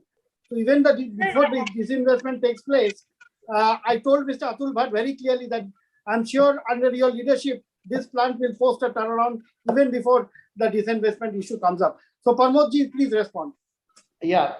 So ma'am, I really appreciate your concern, but you must understand now the dynamics of refractory industry, the situation in China. Now, as I said in my initial remarks, even with higher price, we don't know whether we will get the raw material or not to cater to your needs. This is the situation. This is the ground reality. Even if you will place me order after giving me 50% price increase, I cannot guarantee that I will be able to supply the material, or anybody, Sameerji or Ish Garagji. Nobody can nowadays can give guarantee that yes, you give me 50% price increase or 100% price increase and I will cater to you for next 6 months. The visibility not even for 1 month. This is the dynamics of the situation. So we all as partners should realize that this is different ball game now. Maybe it is temporary, maybe after 6 months or 9 months, situation will change and we will go back to the normal procedure. But now you need to stand by us. As Sameerji showed in his presentation, it is less than 3% of your manufacturing cost, refractory cost. And if I'm asking about 50% price increase, I'm only asking 1.5% of your total manufacturing cost. So it is peanuts for you. But if you people will not support us, this industry will die down. Really, this is the fact. Sir, I fully appreciate, but even we should be surviving, na? And it is a 3% as far as my material cost is concerned. It is almost out of 2,000 crores. For the cost of the products that I procured, about for 500 crores is for refractories. And let me tell you, sir, the days when we had one long year, 1 year, or 2 years contract, there is definitely something that refractory suppliers must have made. So it is a time to give back to the steel industry, which is now in not so very good position, especially RANL. That is my request, sir, and I'm sure you will appreciate that we are. I'm talking in general. I'm not talking specific to RNIL, but in general, steel industry is in buoyant situations. They are making money, and we can share a lot of balance sheets of all. Therefore, yesterday JSW was 7,500 crore for 4 times. So the steel industry is doing well. Yeah, $390. Yeah, if this market would have been there 1 year ago, or let's say 2 years ago, yes, RINL would not have been in this position today, because of market conditions. The market conditions today are in a much better position, and the demand is good. The prices are good. The margins are. The only place where, madam, you can really complain is, let's say, the ferroalloy prices. They have shot through the roof. Ferroalloy prices. Refractory yes. And coal. Sameerji, would you like to add anything to this, or Ishmon Gargji, would you like to add? No, I will say unfortunately for refractory, the way ecosystem exists today, we are sandwiched between China and customer, the way it exists today. And my whole point is, unless we work together to find a solution, which will not be today or tomorrow or day after, but over next maybe few years, if we don't work together today to find a solution which will emerge after a few years, we will have this conversation every time China goes out of hand. So because we are not creating any alternative ecosystem. So the need of the hour is that when the things are going is good. Today's steel industry going is extremely good. Today is the time when they can just give some pocket change, take out some pocket change and say, okay, here I create a fund. Let's work together to find a long-term solution, a long-term alternative. Vishwanath ji said so well, magnesia from China is not the only refractory you can make. But we haven't invested in experimenting with the other stuff which is available in India. So that is, to me, the most important thing. When there is money, please invest, because otherwise this money will get ultimately spent somewhere in expansion or as dividend or as loan refund. It will go somewhere. But your fundamental problem will not go anywhere. So we need to do this discussion, conversation. We need to hold on to this, do this when the going is good. And for steel, the going is good. Unfortunately, it has coincided, which we were not expecting, with this spike in China. Actually, the refractory industry was feeling very happy. Wow, steel guys are making money. Now something will come our way. But we didn't know that what is in store. So for us, timing is really bad, unfortunately. But the topic is very relevant. And we should work together. I think this is the most important thing. How to change the ecosystem to work together to find long-term sustainable solution. Refractory cannot be produced by magic. Our EBITDA will not be out of whack. It will be what normal industry should earn to continue to invest in modernization, in R&D. And given this ecosystem, a little more balanced ecosystem, everyone will be happy. But instead what we find is, people want to negotiate for pences and this thing, and for them it is pences. For us it is dollars, because the scale is so different. So this is, if I was on the steel side, I would invest. I would say, refractory guys, okay, I will work with you if I was on the steel side. Thank you, Samit ji. Mr. Garg, would you like to respond? Ishmohan ji? Mr. Mukherjee, I think more or less things have been covered by both Mr. Sagar and Mr. Nagpal. So today the topic is sustainability. Okay. Yeah. We are not talking about pricing. We are not talking about short term. We are talking about survival. So if we don't survive, there will not be any refractory, there will not be any steel. So if you recollect what I said during when I was talking, all the perceived strengths of refractory industries today are nothing but weaknesses, and they are ultimately becoming a threat. The structure of the industry, the jugaad, the way business is being conducted, the way we are killing talent, and the way we are not able to provide returns on the investments. So we may perceive that all these things are in strengths of the industry. They appear to be strength, but they are not. They're actually killing the whole thing from within. Right. Steel per se, you know it, nobody other than you would know it better, Mr. Mukherjee, that steel EBITDAs, the way steel EBITDAs have been over the last 4 quarters, even in the worst of the time, there's a steel company whose EBITDA in one of these quarters was more than the turnover which was there in the same quarter last year. Right. Now, collective EBITDA of all the refractory companies was less than collective turnover of all the refractory companies in the entire year. So this is where this is the kind of scale we are talking today.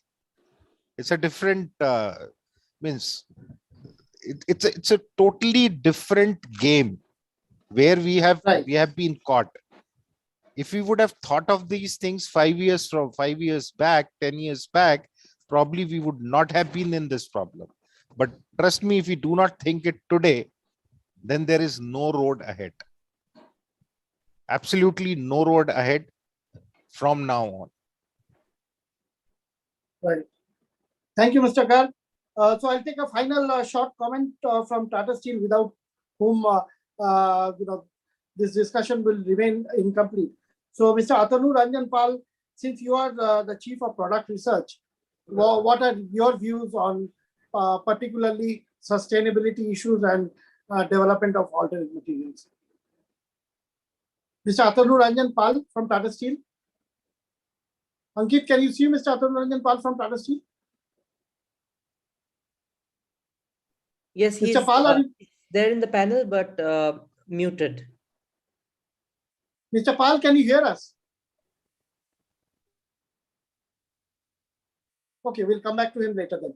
Well, Dr. Ujjwal Sengupta, my sincere apologies for keeping you waiting. There was no intention, because you are a smaller player, to keep you waiting on a lighter vein. But then you are the closest to Vizag Steel Plant.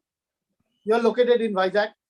So as far as your Indian operations are concerned, and when it comes to international operations, your headquarters, it's very close to where Samitji's GSB is located, which is in Düsseldorf. So you are someone who's, again, very close to our hearts. So being located in Vizag, you have the advantages of having two seaports very close to you. And as of today, what is the scenario? And if you could have your thoughts on Atmanirbhar Bharat and the SWOT analysis of refractory industry. Over to you, Dr. Ujjwal Sengupta. Thank you, Mr. Mukherjee. Good afternoon to all. In fact, whatever I thought to share my views, almost it has been covered by my previous speakers.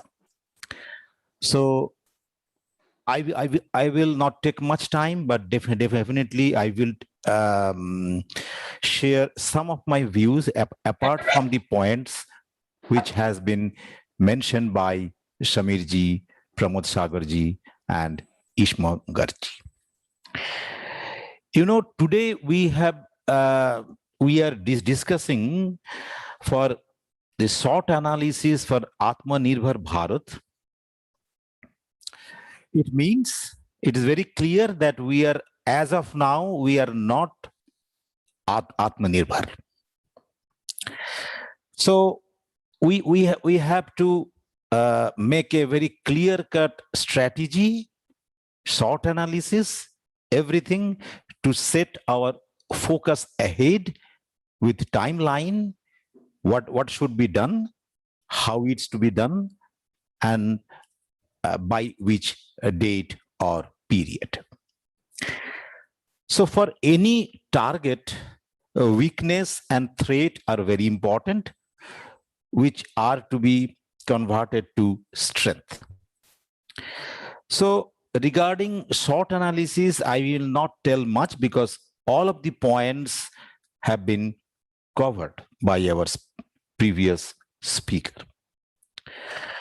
Only a few points I want to mention here, that you know that Indians, as far as my experience goes, the IQ level is extremely high. But the point is, our focus is not very clear. We are not making a proper plan B. That may be our main weakness.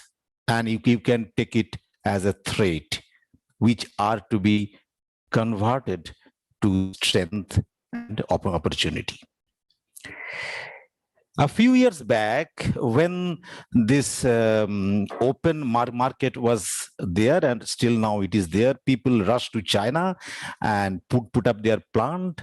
Many people started taking this technology from Japan or Europe and started their production in many fields of refractory, and that was the very easy way for catering this business, but which resulted a very less R&D effort in-house, and by making some foreseeing that what could be our future if this type of things will not be there.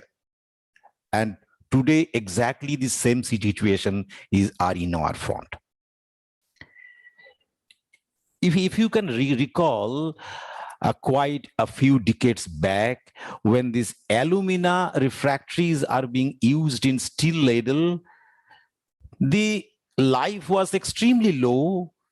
Then different R&D workers started working on these, and the basic research was on the corrosion resistance, and based on the concept of the basic slag and the periodic table, if you add, then magnesite was the only answer. But when we started using bond magnesite brick, the result was extremely poor due to its poor spalling resistance. Then comes the product of magnesia carbon. So this type of innovation, refractory research workers did a lot in past, and it paid. Today, we are thinking that without China, we are not able to survive, and the magnesite are not available, as Samirji told rightly, and many other my previous speakers, that you will believe or not, the main thing is R&D who will come up with many new things to get rid of this type of problem. But 2 points come in front. One is money, another is patience. Point is, when you go to any steel plant or aluminum plant or whatever, customer thinks that, please don't take in other way. This is a generic statement that first time that trial will be very good. But normally this doesn't happen. It takes time. R&D first in lab, then in pilot scale, and then in field trial, then in bulk. There are 4 stages. And we must have some patience for development of this type of things.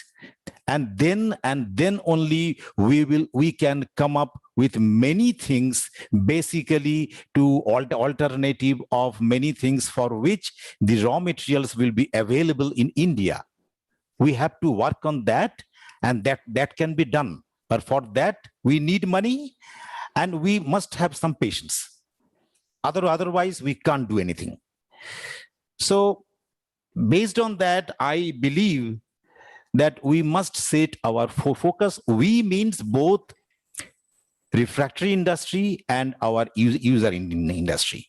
Both of us should set up a goal, and the basic things are to be done by refractory R&D team with the cooperation of our user.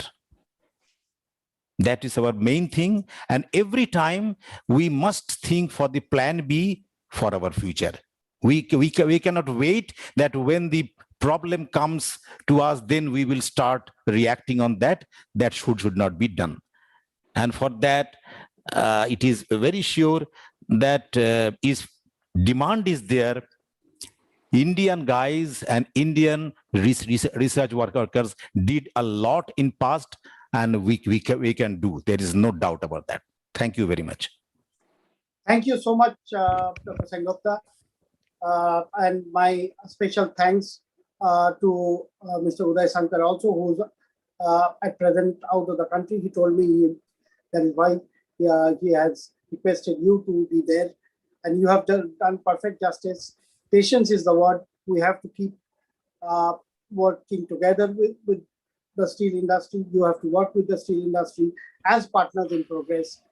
And the challenges in steel industry right now is primarily certain raw materials like the coke prices. The coke prices are, though the iron ore prices have dipped to a great extent, the coke prices are still a challenge.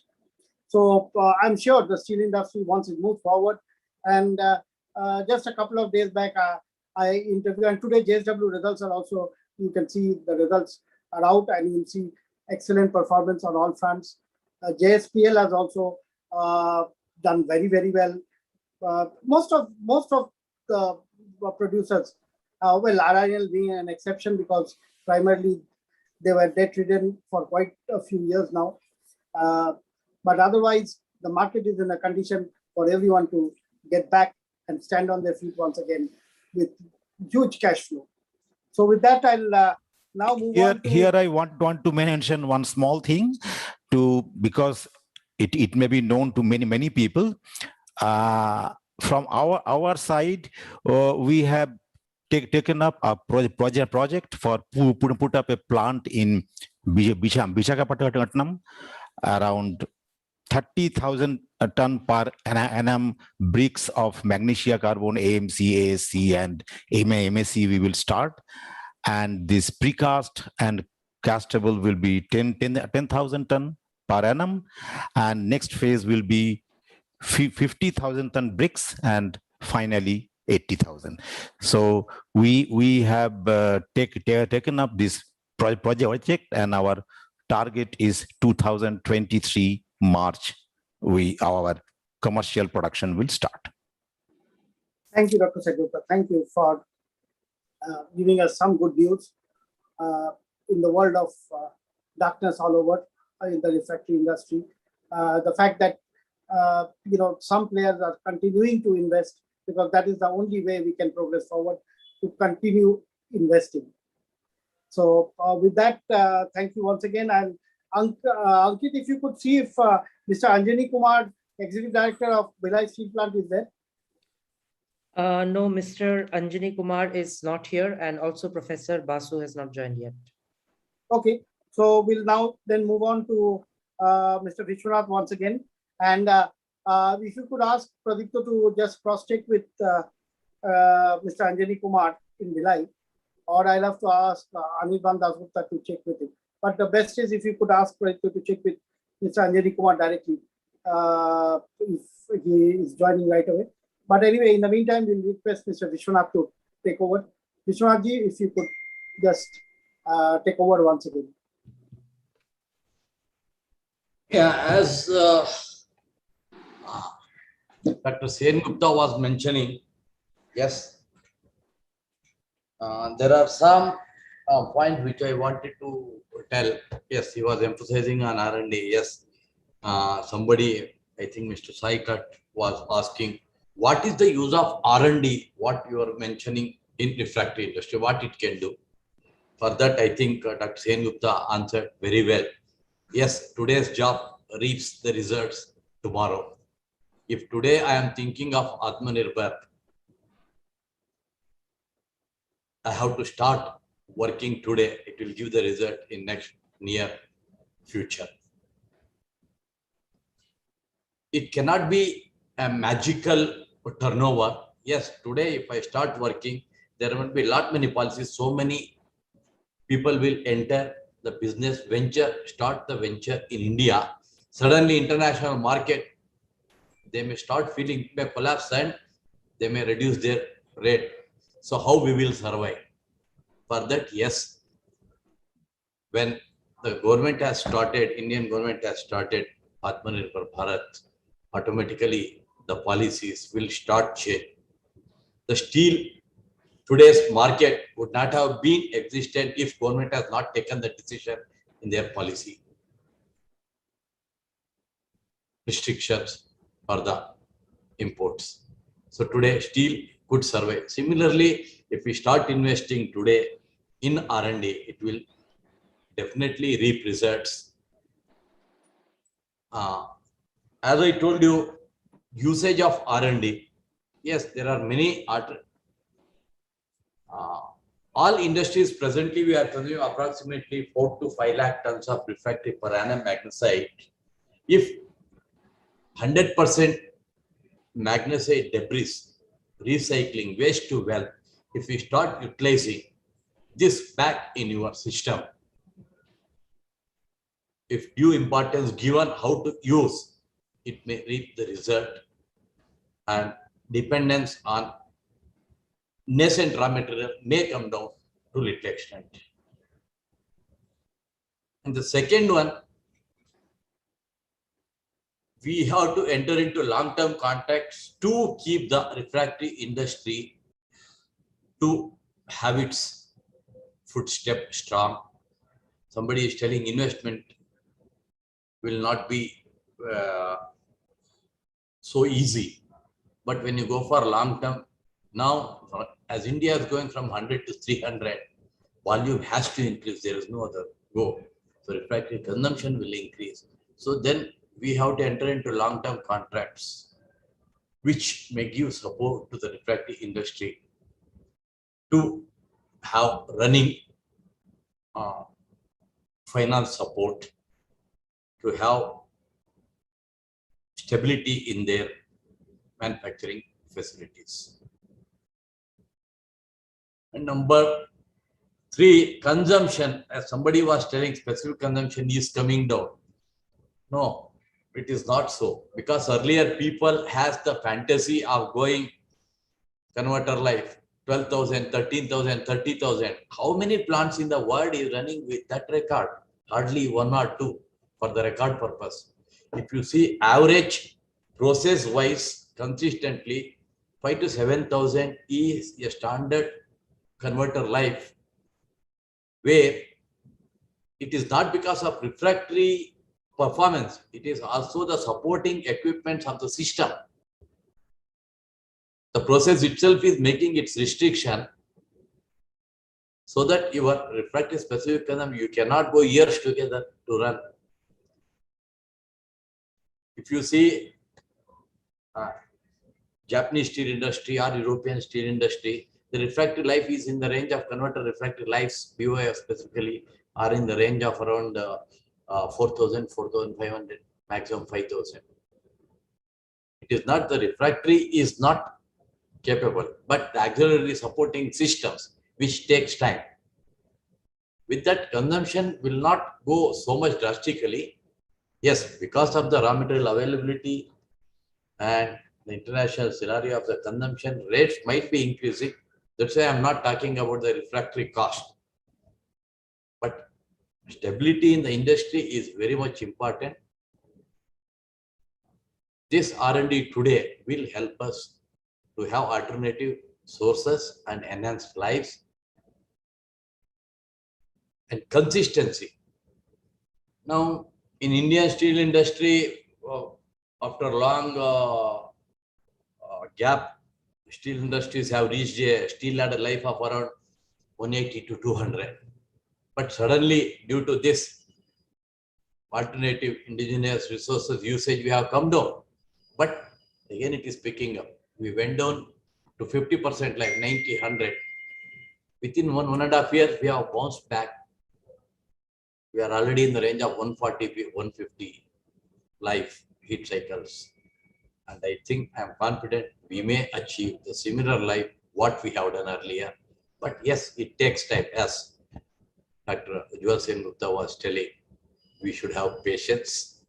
And parallelly, we have to join hands to work together in this patient process. So patience is required, even with customer as well as the manufacturer, to achieve the better results. And hope in this spree of Atmanirbhar Bharat, we will be able to do and achieve consistent life as well as quality equivalent to imported refractories. Thank you.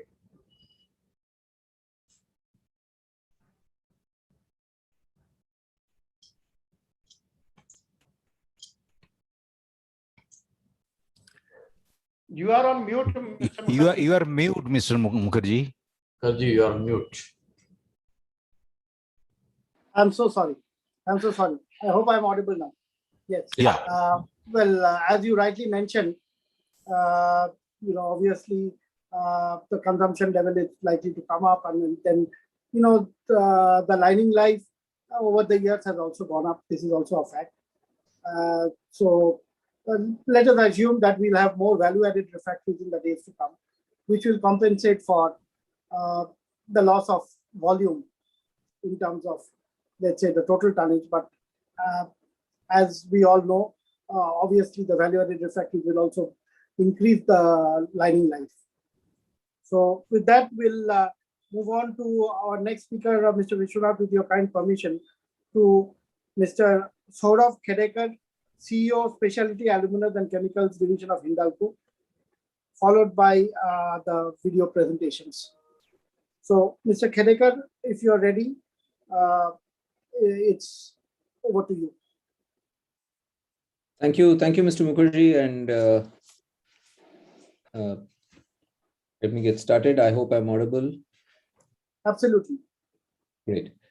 So, distinguished partners from the refractory industry, steel and other consumer industries, supply chain partners like ourselves, and my dear friends in the audience, thank you for this opportunity to speak here. I would like to start by paying my respects to Mr. Mitra and to acknowledge his rich contributions over the years. I'll also compliment the organizers for their decision to keep the webinar on in the spirit of the show must go on. It is my pleasure and honor to participate in this rich discussion of one of the most important industries, I think, in India today. I have taken over this current role as head of the aluminas and specialty chemicals business at Hindalco very recently, just 2 months ago. And my earlier profile was unfortunately or fortunately totally unconnected with this fascinating world. In this context, today's discussion has been very enriching and has helped me fast forward my understanding of the refractory industry immensely. What a fascinating and versatile industry. I really want to pay my respects to all of you. This has been great sitting through these discussions and enriching myself and knowing so much about this very fascinating industry. Last year, my colleague and predecessor Krishna Kumar spoke at this forum and gave you a preview of what we are doing at Hindalco to partner with the refractory industry, which is a significant consumer industry for all of us. Today, I will share with you what we have done in the intervening period and how I feel our connect with this industry is today stronger than ever before. So with your permission, Mr. Mukherjee, I'll use a few slides for the discussion. Yeah, please share your screen.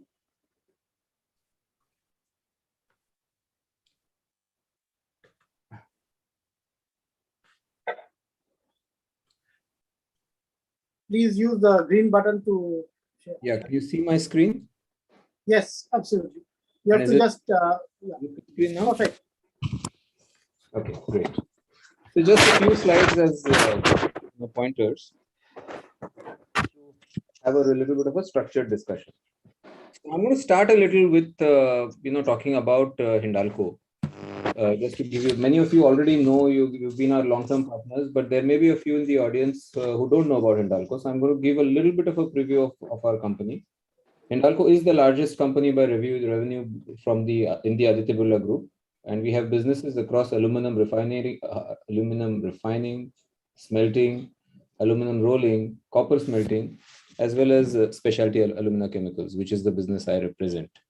We had a very good FY21 with revenues in excess of $18 billion and an EBITDA in excess of $2.5 billion. Hindalco has a strong balance sheet as well, and the net debt to EBITDA, the leverage ratios are around 2.5 times.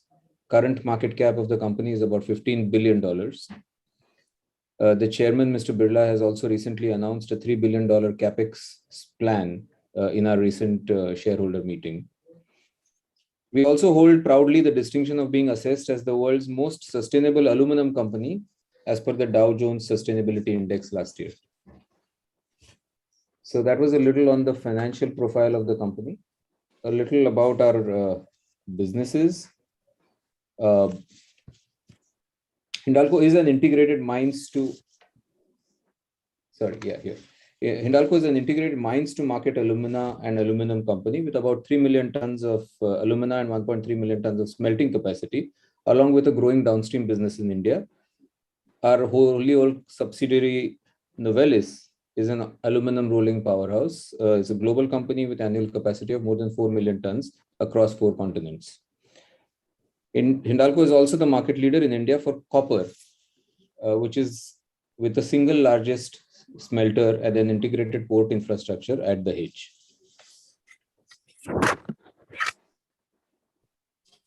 Coming to the business I represent and which is of relevance to today's forum, Hindalco Chemicals. Many of you already know we are among the few fully integrated specialty non-metallurgical grade alumina companies in the world.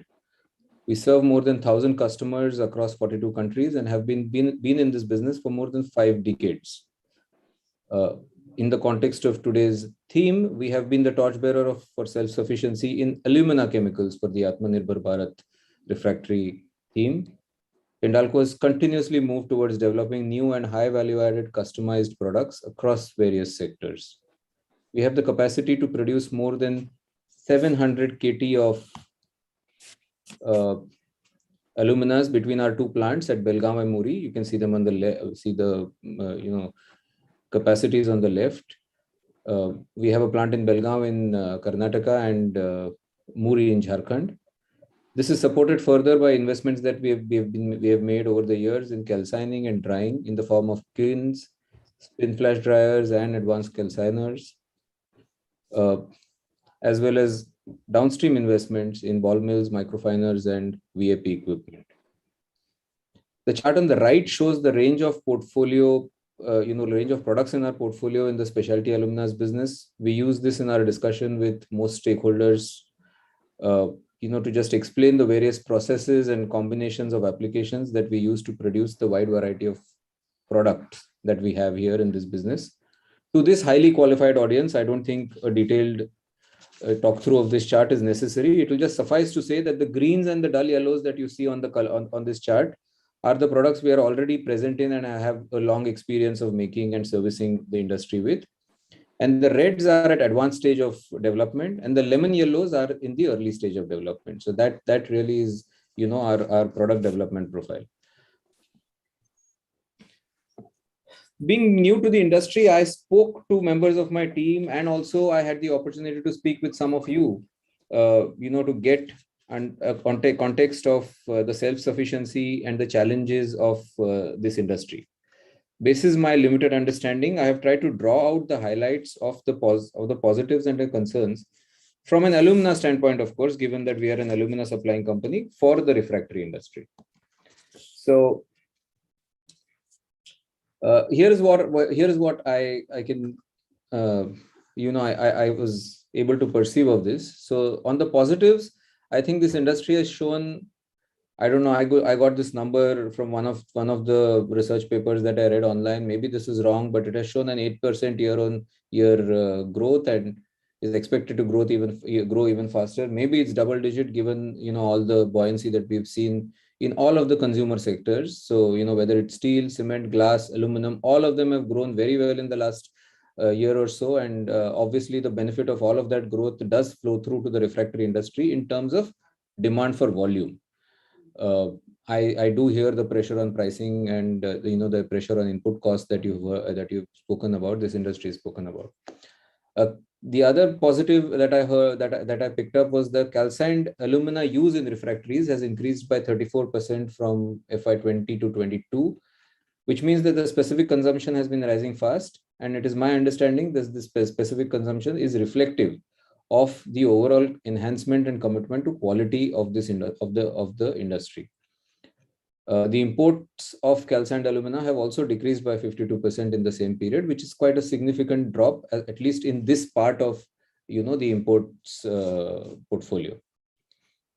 On the challenges, the geopolitical challenges have had an impact, must have had an impact, and I'm sure have had an impact like they have for us, given the dependence on China for magnesite and other key raw materials. Container availabilities and shipping issues have further accentuated supply uncertainties. prices of all key materials, input materials, and power have been rising disproportionately, and that hits us very hard. And last but not the least, from the alumina standpoint, I think synthetic aggregate imports in India have increased by 45% from 20 to 22. This is something that is against the spirit of Atmanirbhar Bharat. So that, this to me was a little bit of a assessment of what has happened from an alumina and refractory standpoint. And in the context of this previous slide, I have attempted to articulate how Hindalco as a partner has been working in its own way to commit more decisively to the Atmanirbhar agenda of the refractory industry. So I'm going to use this house, which which talks about the strong foundation and the 4 pillars on which this strategy is based. I'm going to elaborate it, talk about it now. So our objective here is to be the lead service provider to the Indian refractory market. And the first pillar that I'm going to talk about is the continuous investments and availability of raw materials at a competitive cost.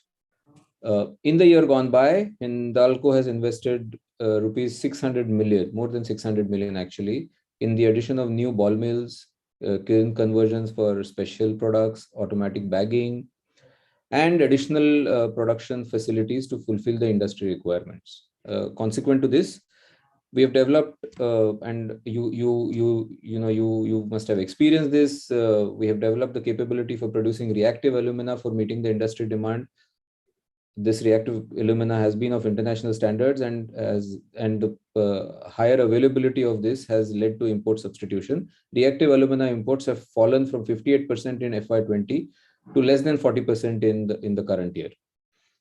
Demand of calcined and reactive alumina has increased by 56% from FY20 to FY22. This is the domestic demand from us.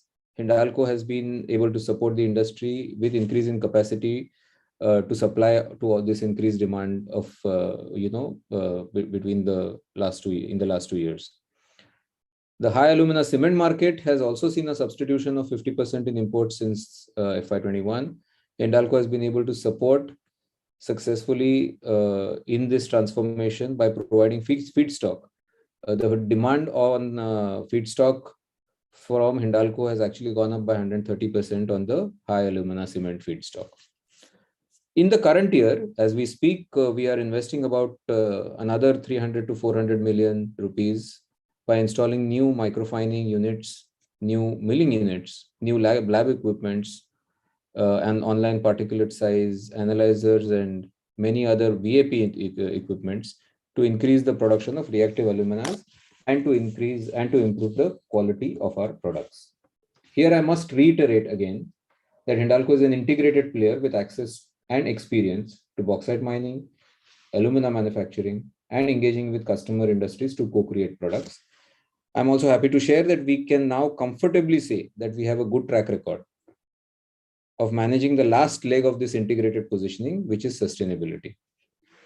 Last year when KK was here, he spoke about the red mud management that we are doing, and I'm happy to share that we are doing an even better job of that. And we now have a partnership with Railways as well, where Railways has further helped and offered an incentive for the movement of red mud by rake and the higher consumption of red mud by cement and other consuming industries.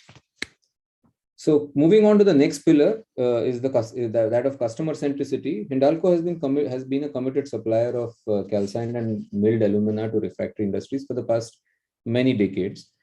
We understand the know-how, behavior of alumina in different applications and the impact of its final properties in the finished goods.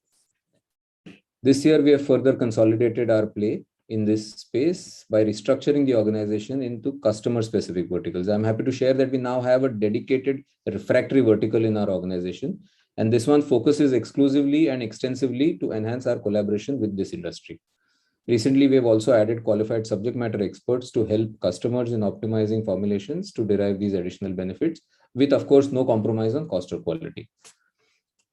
We have also used this COVID year to enhance our digitization initiatives. In the year gone by, we have implemented major advances such as IPF IoT, inline particle size analyzers, and advanced process controls in the kilns. As we speak, work is being done on integrating AR, VR to enhance quality and productivity. All this is furthering our commitment to world-class quality and high level of customization for you customers. Another point is the challenge faced by some of the industry players in financing. In the light of flyaway input price rises. Through our NBFC Aditya Birla Finance, we have extended and are happy to extend even more credit support to our customers. And this we feel is another service pillar that we can offer as a group. I want to use this forum to re-emphasize that we are doing whatever we can in the best way we understand to partner with you. Tell us more about how we can serve you meaningfully, and I give you a commitment that we will find a way. The third pillar is that of innovation, continuous innovation. We've already have a strong engine of joint product development with customers. This will be further enhanced by the recent changes that I just spoke about on the structure. We are cognizant of the challenges being faced by the industry on accessing imported aggregates, and hence we have prioritized investments now in fused alumina. I'm happy to share that the investment towards this important synthetic aggregate is underway, and we expect to service our customers with this product in the near future. Evaluation and development of brown fused aluminas and tabular aluminas has also progressed quite significantly, I'd say, in the year gone by. And I'm hopeful that we'll be able to announce an investment in these products as well shortly.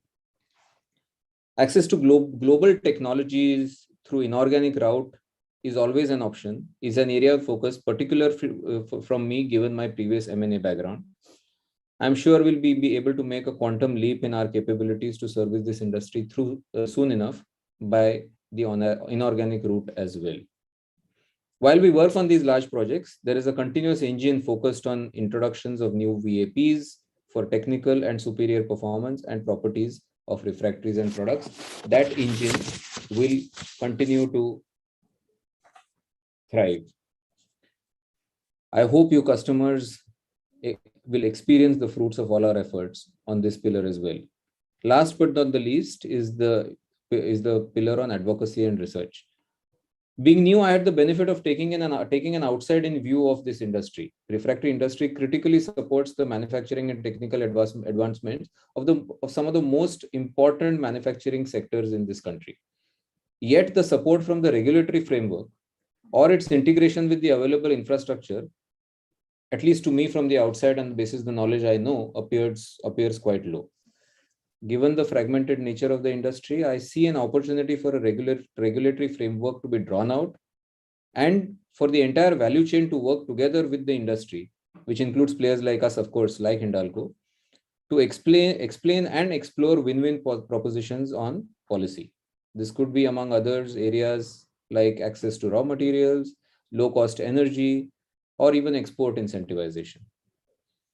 The industry can also benefit significantly from accelerated research in product and process developments, especially for replacement of high-cost imports. Hindalco is happy to partner with the industry in this effort by offering its R&D facilities, the Hindalco Innovation Center at Belgaum, as well as the Aditya Birla Group's ABSTC, which is the Aditya Birla Science and Technology Center at Taloja. You're welcome to use these facilities and partner with us as and when you choose to. So that brings me to the end of my short talk today. I hope I've been able to showcase the commitment of Hindalco Specialty Alumina's business to this refractory industry, and I'll welcome any feedback or questions that you have.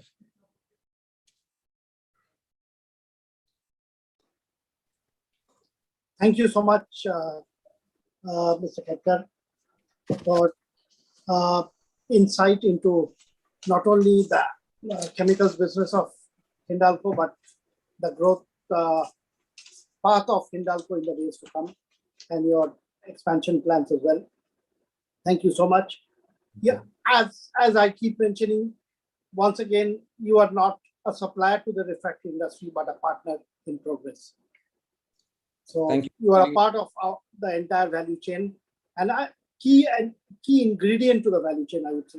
So thank you once again for your support and being with us today. with that, we'll move on to has Professor Sudha Satya Basu joined? Because Professor Basu was supposed to join.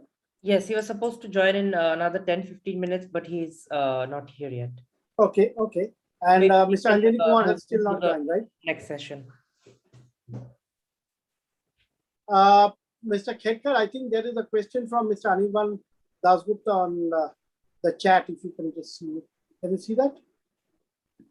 Is it in Q&A or is it on the chat? It's in the chat. So he asks if you could kindly elaborate on your BFA manufacturing plan, especially the feedstock. So the BFA is the most challenging, I must admit, because the availability of the quality of bauxite in the country is the most challenging.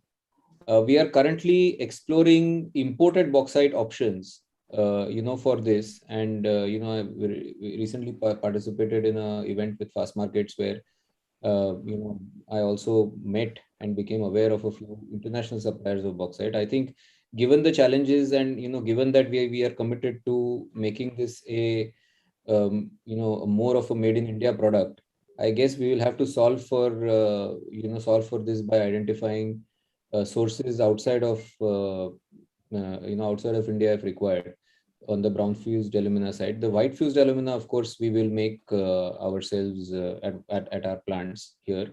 This is what we have.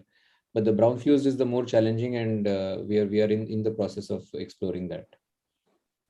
So we have another question from you, from Mr. Sridhar. He asks, is there any scope of processing aluminum dross and use in refractory production?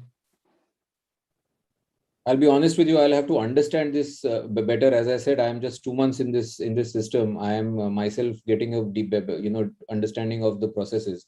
So, the specific question on whether aluminum dross can be used in the refractory, production is a good thought starter, and I'll have to explore this and come back. So, Mr. Sridhar, I'll come back to you on this one. Yeah, Mr. Khedkar, if you could share your email ID so that if he wants to send you, so if you could share your email ID with him so that he can send you the question. I'll type it on the chat here. I also had it on my email. Yeah, on the chat, you can share your email ID. So you can send you the question. Thank you, Mr. Khedkar. And with that, we have come to the end of our first session. So before we begin with the second session, we would like to play 3 more corporate videos. One, of course, of Hindalco, and then RHI Magnesita and Refractory. So we will, since you just spoke about Hindalco Industries, so we will start with Hindalco first. Good idea. Yep. Is my screen visible?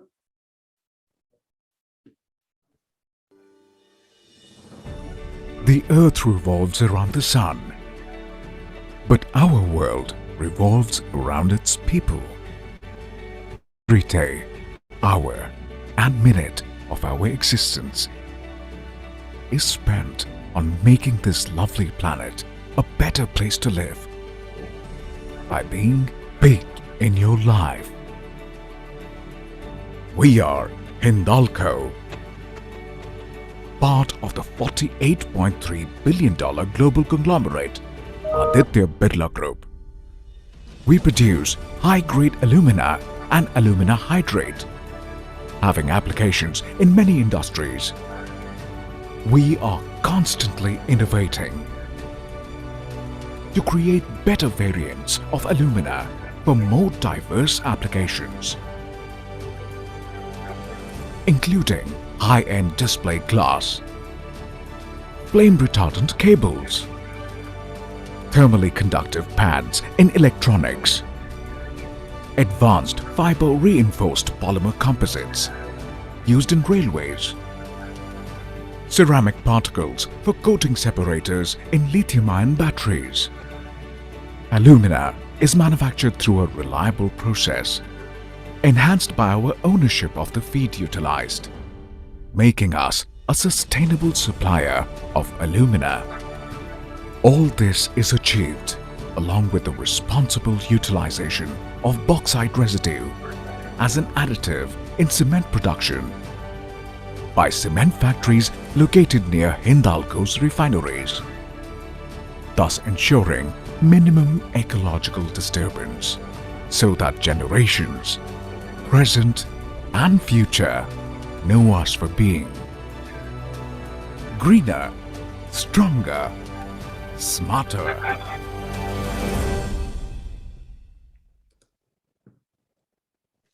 Next, we have the corporate video of RHI Magnesita.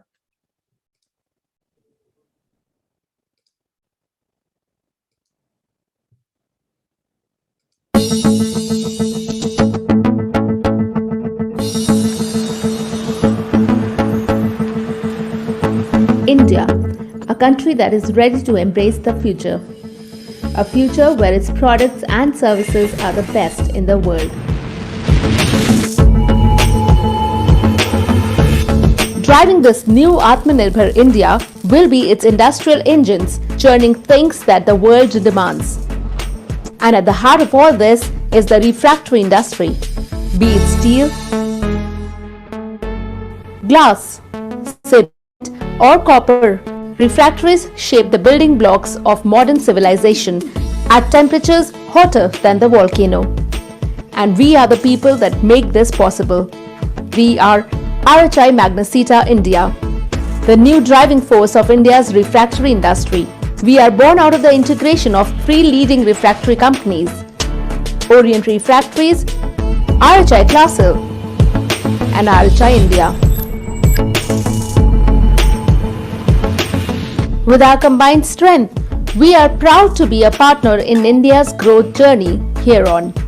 The integration has enabled us to synergize, simplify, and consolidate our strength in India to serve our ever-growing customers better. It has enhanced the business and operational synergies by pooling of management expertise, technologies, and other resources between the businesses. RHI Magnesita India is now providing customers with one single refractory solution platform, offering the industry's most comprehensive and modern product and service portfolio. This includes magnesia and alumina-based bricks and mixes, specialty refractory products like isostatic products and slide gates, and innovative automation and digital solutions. Our state-of-the-art plants at Bhiwadi, Vizag, and Cuttack are now better aligned to cater to customers across geographies with greater efficiency in product delivery and customer servicing. We have optimized this production network through maximizing operational and supply chain excellence. We now bring in our global R&D and technical expertise of more than 250 scientists to our customers in India. Driving the industry with zeal, dedication, and precision, our 2,000 plus skilled workforce are working incessantly to fuel India's industrial growth by taking innovation to 1200 degrees and beyond. India has emerged as the second largest steel producer and strives towards achieving the milestone of 300 million ton per annum of steel production by 2030. Staying dedicated to Make in India, we are committed to contribute towards this. Together with you, we will continue to drive innovation and sustainability in the Indian refractory industry in days to come.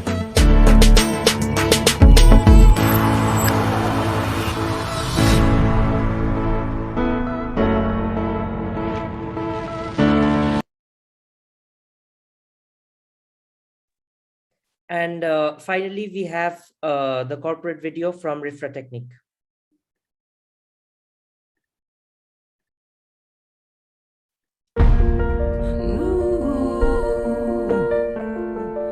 Who are these people who never stop loving what they do?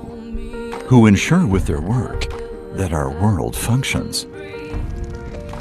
Who engage with the elemental force of fire?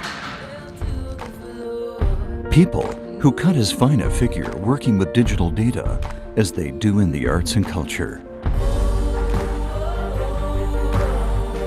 We're engineers, technicians, researchers, and skilled workers. That's what we are. Above all, though, we're people. We want to create important and meaningful things for a world that's worth living in.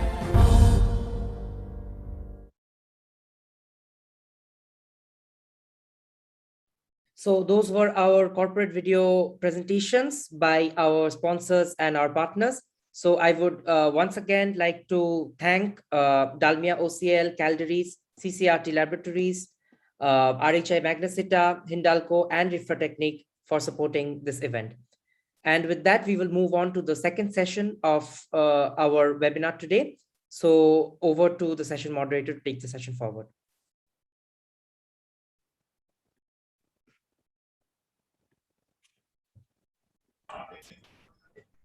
Thank you, Ankit. Thank you so much. As per schedule, our next speaker is Mr. Amitabh Srivastava, but I think Professor Basu is trying to join in. Professor Basu has joined the panel. Yes. Okay. Good afternoon, Professor Basu. If you can hear me. Can you see me? I somehow my video is not. Oh, it's come. Oh, we can see you right away. And your beautiful IMT building is also visible. If I recollect right, it was in early 2000 that I spent a couple of nights at your guest house at IMT in Bhubaneswar. So yes. I recollect the property quite very well. And we did a conference at your auditorium. So with that, Professor Basu, you are the most wanted man on this forum today, because our virtual challenge today was to look at Atmanirbhar Bharat initiative towards finding out locally available alternate raw materials for refractory production. So if you could help the refractory industry, that would be, I would say, a big contribution by CSR IMT. So keeping that in mind, Professor Basu, I would request you to take the floor. Professor Sudarsatha Basu, once again, is the director of Institute of Minerals and Materials Technology, IIMT, previously known as RRN, or Regional Research Laboratory. It's a part of CSIR and based in Bhubaneswar. Professor Basu, over to you. Yeah, I think we had a couple of meetings on refractory material. In fact, I remember there was one meeting by Niti Aayog, because still most of the crucial refractory material is being imported in the country, whether it's in the blast furnace use or electric arc furnace use. I mean, we do have whole lot of people, whole lot of manufacturers, but the crucial ones are still coming from abroad. Having said that, I think one of the crucial thing that is missing in the refractory is magnesite, which is very less available in India. Tamil Nadu do have magnesite, and they do pick up, I think it's hand-picked possibly, do not have a very big deposits in Tamil Nadu. In Tamil Nadu Mineral Corporation, they do that, and then they supply it, but there's a very small amount compared to what is required for the whole country, and the rest of it all comes from China or so. So I think one of the thrust could be in Atmanirbhar Bharat, as Mr. Nirmal Mukherjee was pointing out.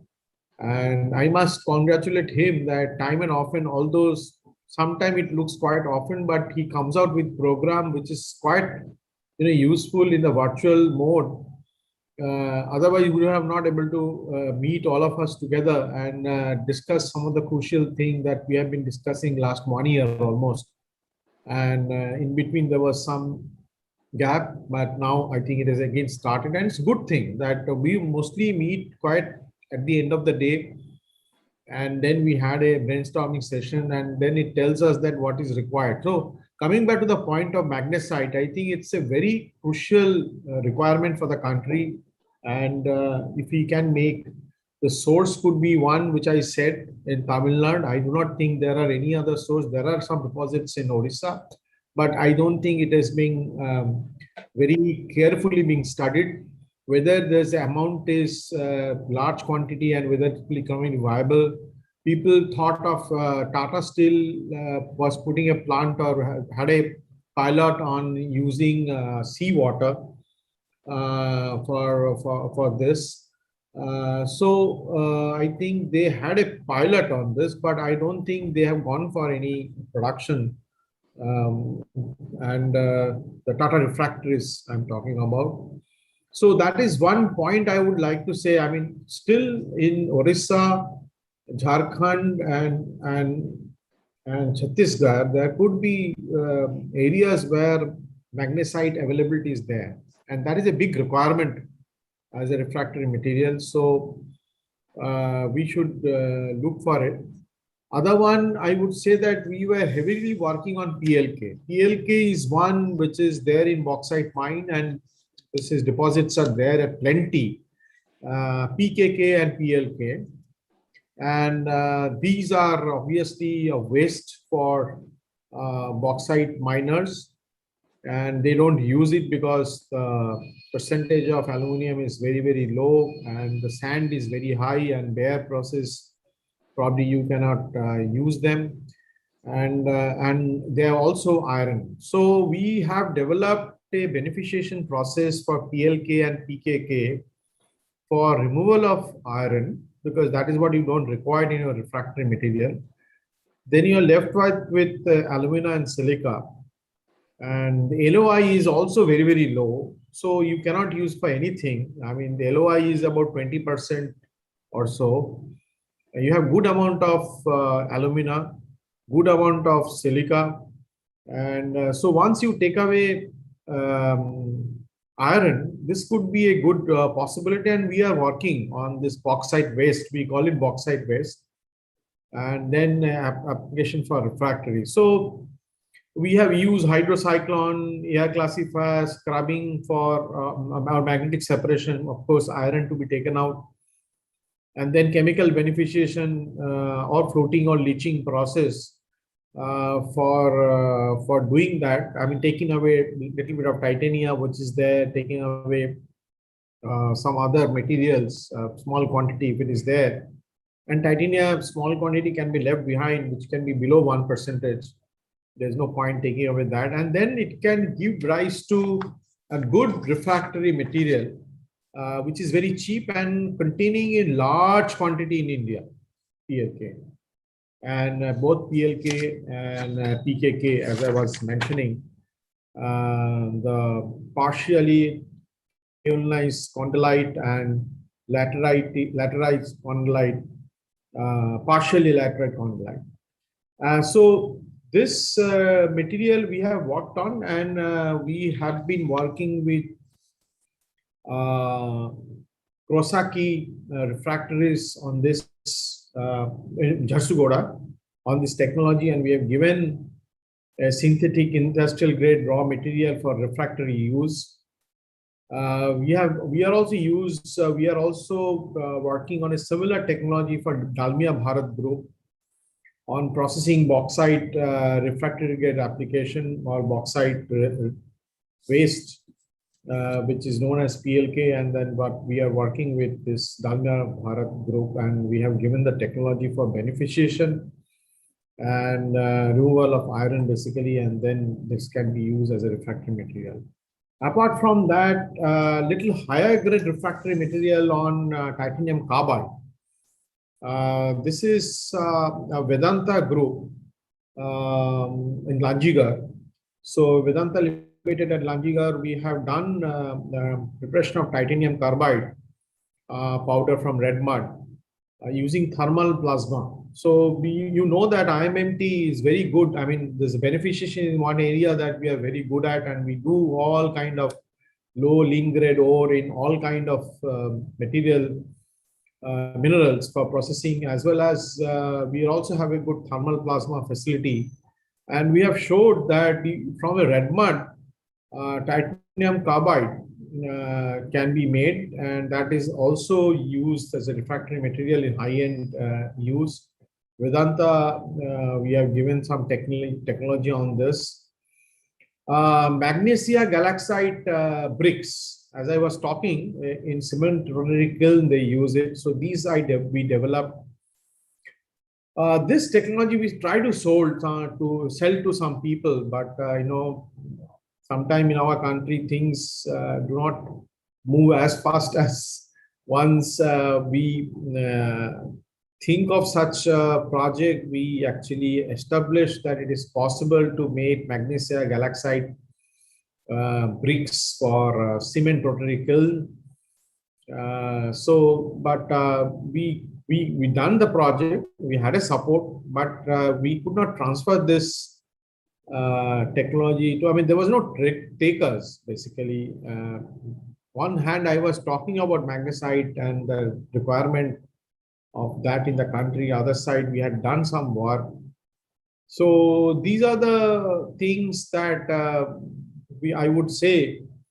And then for alumina silica, chromite or chromate or magnesium titanium carbide, there are many similar projects we have done through plasma route to make the refractory material, and that is what the contribution is made by IMMT to industry.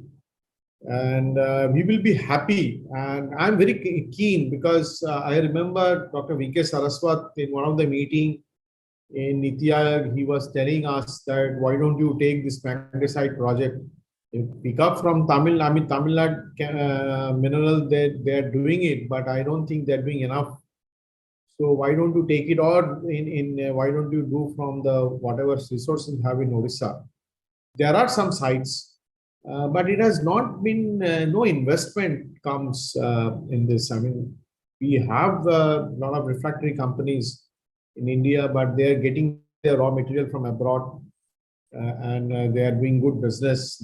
Business is there, so they are not mind to continue such business. I think the Atmanirbhar Bharat, the resourcing has to be within India, or Indian manufacturer owning a mine site wherever in the world possible and bringing material very cheap rate to India. That's what China also doing for some time now.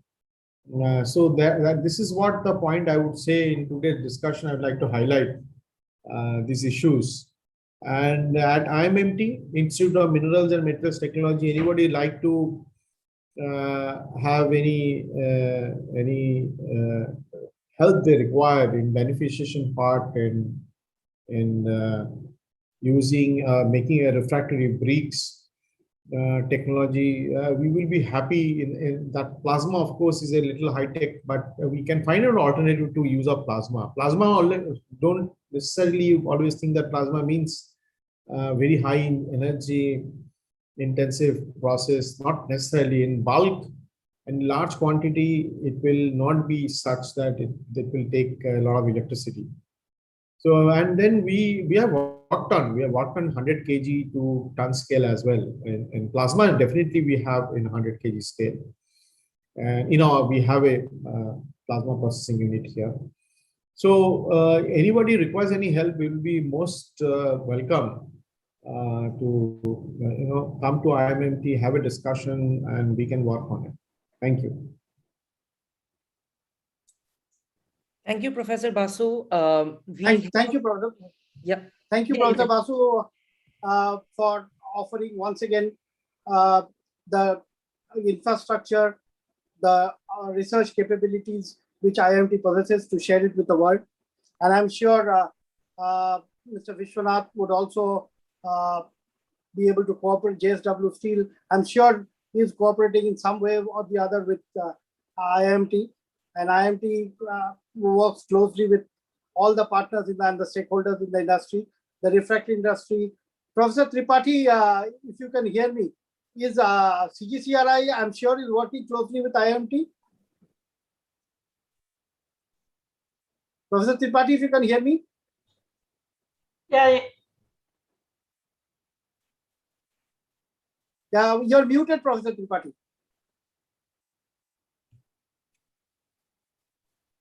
Yeah, I can hear you. Yeah, I'm saying is CGCRI also working towards meeting the raw material needs for the refractory industry with IMT, or are you open to working with IMT and Professor Basu's team? Sure. In terms. Anyway, so with this IMT is also our the CSR lab. In some of the program, we jointly work with them to develop some spinel, even in the lime also, even through the plasma technique. And I will be happy to work with them, because anyway, this as a CSR, as a team CSR, we can jointly do anything for the refractory industry, particularly for the raw materials beneficiation person. We are simultaneously, we are also doing some work on the raw materials beneficiation on magnesite and bauxite also. But now we will be happy to jointly do the work as a team CSR. And we are doing these things also. We are just planning for something also in for the last couple of months. We are just meeting with the different industry. I think Professor Basu knows it. So we are meeting with different industry, including the user industry also, to find out their requirement, and then we are planning something. Yeah, because if you look at the legacy, Professor H.S. Rai, who was the Professor Basu's predecessor at one point of time as a director of RRL, later on went on to work with CGCRI for quite some time. Yes. So that way there is a connection always there in the legacy of IMT. So I'm sure you'll find opportunities to work together, particularly for development of alternate raw materials. Today Mr. Vishwanath from JSW rightly pointed out. So you can work on various R&D projects to look at alternate sources. Alternate, we have to develop the alternate materials, or maybe use our indigenous material through just value addition or through the beneficiation. And it needs a long-term planning. It is not just like, today we'll start and the next year we'll get the result. It needs a long-term planning also. And there is a lot of risk also. Suppose, whenever you beneficiate a material, the process may not be economical right now, but maybe it will be economical after 5 years. If there is a scarcity of imported materials, then what will go? So we have. So if I may quote Professor Tripathi, if I may quote Professor Basu, in our hydrogen webinar, he mentioned exactly the same thing. He mentioned that today it may not be economically viable, but as days, and I always keep giving the example of mobile phone when it came, how expensive it was, and today it almost costs nothing to use a mobile phone. So technology makes life always easier. Dr. Ujjwal Sengupta, would you like to add anything?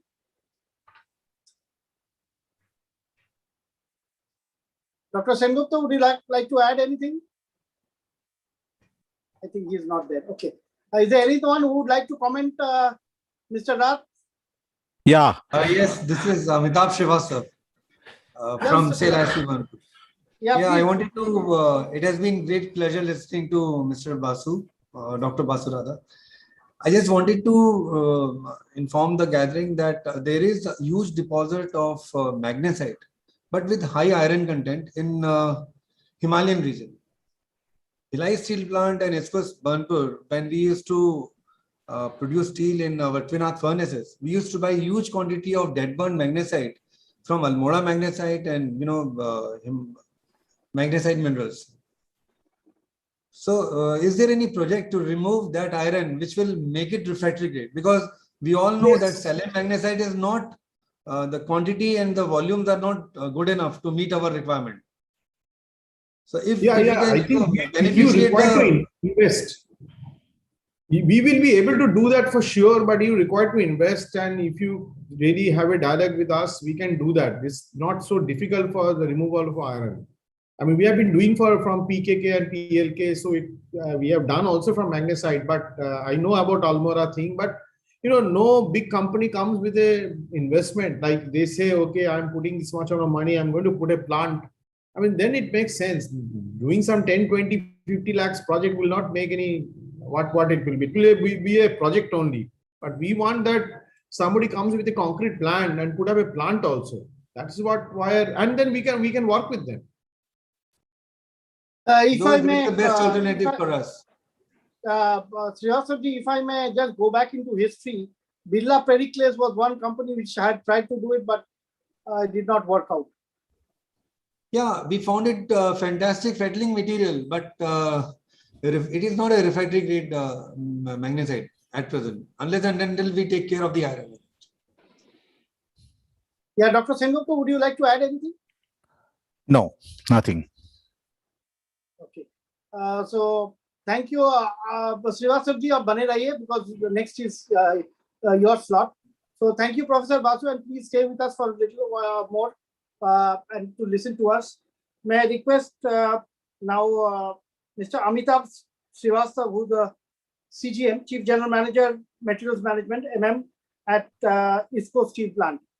Now, ISCO, as we know, is comparatively a new modernized steel plant, though it has a rich legacy of its own, and perhaps one of the oldest in the country. But after modernization, ISCO will be one of the front runners. And I have a lot of regard for Mr. Kamlakar, who has put in so much of effort. And in fact, if I am not mistaken, he spends, in spite of being the CEO of Durgapur and ISCO together, he spends more time in ISCO than in Durgapur. So that talks for itself. And in fact, the earlier CEO, Anirban Dasgupta, was a good friend of mine, used to do the same thing.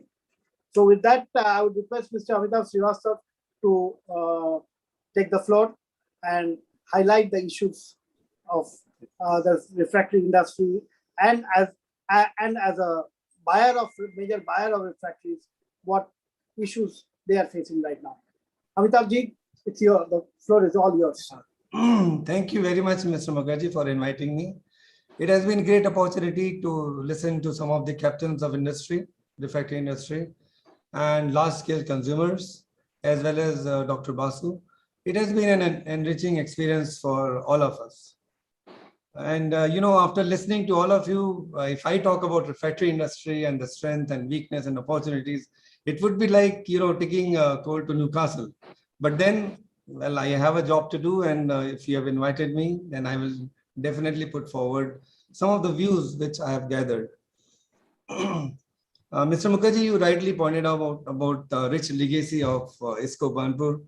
Well, I've had the opportunity to work here for the last 35 years. I've completed 35 years, and in materials management and in procurement of refractories. Out of these 35 years, for 30 years, I have been procuring refractories. So it has been one of my, passion to meet the challenges which are there in procurement of refractories. Well, Mr. Garg and Mr. Nagpal pointed out about the support which refractory industry needs to be given. We at Steel Authority have been giving all kinds of support. Way back in 2018, when the prices skyrocketed, I remember cost of ladle set increased from 18 lakhs to 55 lakhs. We paid for it. Now, Atmanirbhar Bharat has, posed even greater challenges to us. You see, till last year, we were procuring converter set at 4 crores, but we have paid 9 crores to RHI and to Krosaki for the same converter set. Same thing as with graphite electrodes. So we have been able to, with all our resources, help and in a way support ourselves. So we do understand the importance of refractory industries for our survival, and we will do our bit to see that the refractory industries grows as we grow hand in hand. Well, coming to strength and weakness, you all have discussed most of the issues. Mr. Garg was very rightly, he has very rightly pointed about roti, kapra and makan for our country. But are we satisfied with just roti, kapra and makan? Today we are, we want metros in all the cities.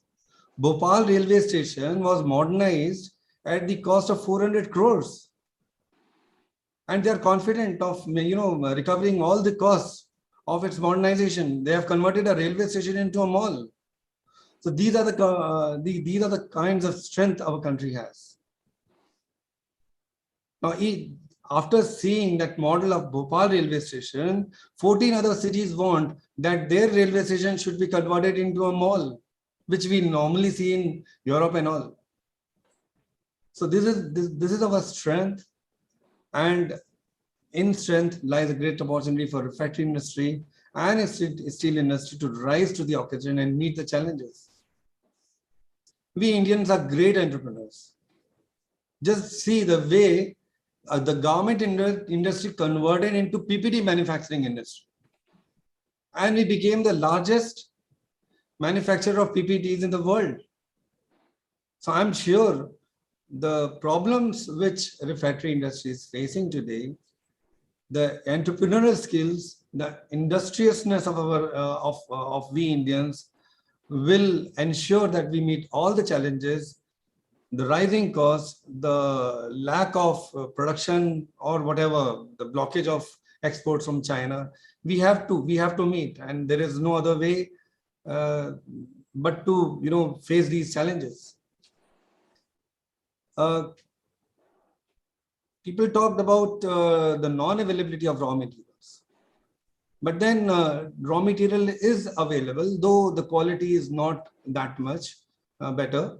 So we have to go for beneficiation, and just as I talked about Almora magnesite, someone has to come forward and use that magnesite. Mr. Garg was very rightly pointed out about Ladakh region being very close to China. So it is, I think, the untapped raw material reserves that we need to look in India. It's a vast country. I'm confident that if we tap all our resources, definitely we will come up with some alternatives and better quality. Well, weaknesses are something that that also provide us a great amount of opportunity. In my 35 years of procurement of refractories, I've seen that very little interaction between the academia and the industry. Very little. I almost 25 years back, when Krosaki was Tata Refractories Limited, I saw their unit in Belpahar, and I felt that this Belpahar unit could be converted into a very good ceramic college. At least 55 engineers, ceramic technologists, that unit of Belpahar could give. We in India have very less number of ceramic colleges. Unfortunately, the attrition level is also very high. These students, we have seen in Steel Authority, despite paying such a good package, after studying from ceramic college, these young engineers are opting for IT. What has industry done about it? To see that they get good remuneration. It's a waste for all of us. If a student has studied 4 or 5 years, and if he goes to of ceramic engineering, and if he goes to IT industry or to even financial market, it's a waste. It's a national waste, I believe.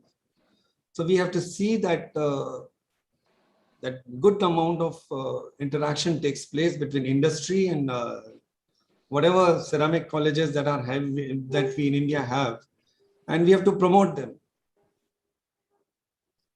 Then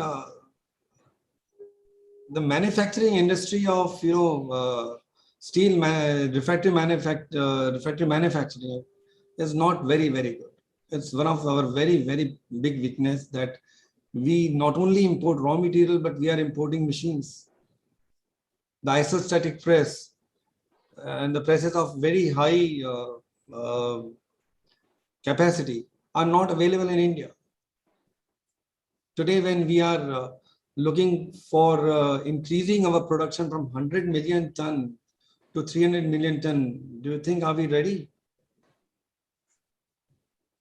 So we need to we need to see that the industry which produces refractory gets sufficient amount of equipment within India. The market does exist. The entrepreneurs will come up because demand is always there. It's tremendous amount of demand available in India, and the industry just needs to tap it. Then the bottlenecks of logistics. I mean, you see, this part of India, from where I belong to, has 3 big steel plants. Durgapur is there, Banpur is there, and Bokaro is there. but we don't have deep sea ports. If refractory comes, it has to be unloaded at Krishnapatnam or Vizag or Paradip. So logistic bottlenecks also exist, and we have to do something about it so that the Calcutta port or Haldia port is adequately built, and the capacity is increased so that the bottlenecks that we face in logistics are met. Coming to opportunities, I think there's huge market of metal and glass and power, and refractory industry has been catering to it. And the Atmanirbhar policy of government is discouraging imports. Today we are meeting we have simply stopped all imports from China. Whether it is rolls, whether it is graphite electrodes, whether it is refractories, we are procuring nothing from China.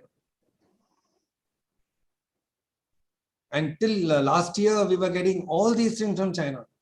One fine day it was stopped, and we are meeting challenges within our country.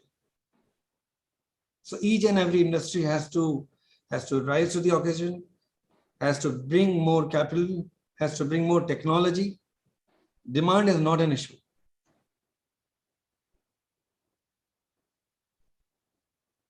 Then you see the dedicated these freight corridors. The kind of opportunity the dedicated freight corridor is offering to all of us is, I think it's mind-boggling. And I compare these dedicated freight corridor with the civilizations which came up across the rivers.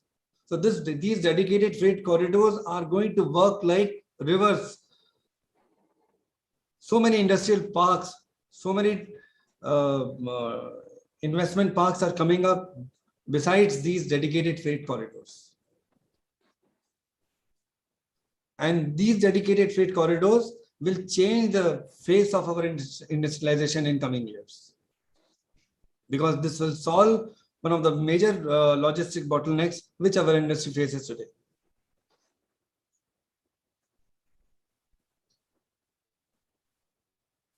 The threats to any industry are always going to be there. We all have to face threats in every walk of life. So the threats which are there today, with our knowledge, with our experience, we will meet all these threats.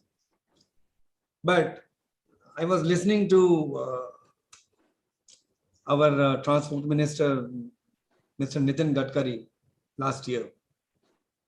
He said that the cost of steel is rising so much that they will be compelled to replace steel with polypropylene bars, and they will be cost effective and they will give better life. So steel is going to face a threat from alternate products. Are we ready for it?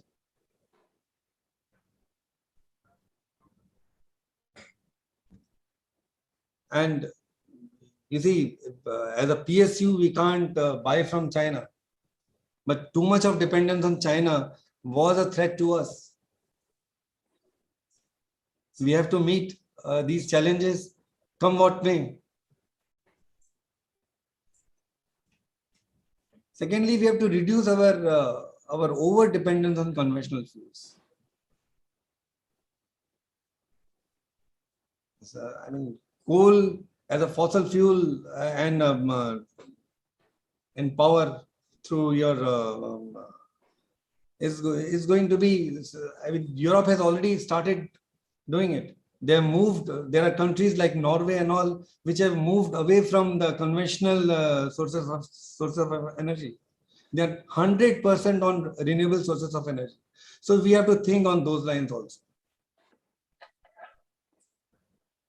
So it was great listening to all of you, and seeing Mr. Pramod Sagar after such a long time was a pleasure. Was a very good experience. He has helped us quite a lot. I remember speaking to him about 4-5 months back when we were facing a shortage of converter bricks, and I just spoke to him. I said, Mr. Sagar, you have to help us. You have to supply us 2 sets. as early as possible. And he said, Mr. Srivastava, these are the timelines, and I'm sure these timelines are going to meet your requirement. Well, with few plus minus here, and we got the material in time. So thank you very much. These were some of my thoughts which I wanted to share with you all. Thanks for inviting me. Thank you, Mr. Srivastava. Thank you for being well connected with the happenings of the refractory industry, and as well as looking at opportunities which exist so that we could really become Atmanirbhar in the days to come. So with that, we'll come to our Vizag steel plant. Madam Sheila Priyadarshini, again CGM MM and HOD, RINL. Madam, it's over to you. Dr. Pal, I was looking for you for a long time, because I wanted your opinion, and in between I could not get you. Anyway, you are coming up. The next is after Madam Priyadarshini. It's your slot. So over to Madam Sheila Priyadarshini, CGM MM RINL. Madam, are you there? Yes, sir. Yes, sir. Madam, please go ahead.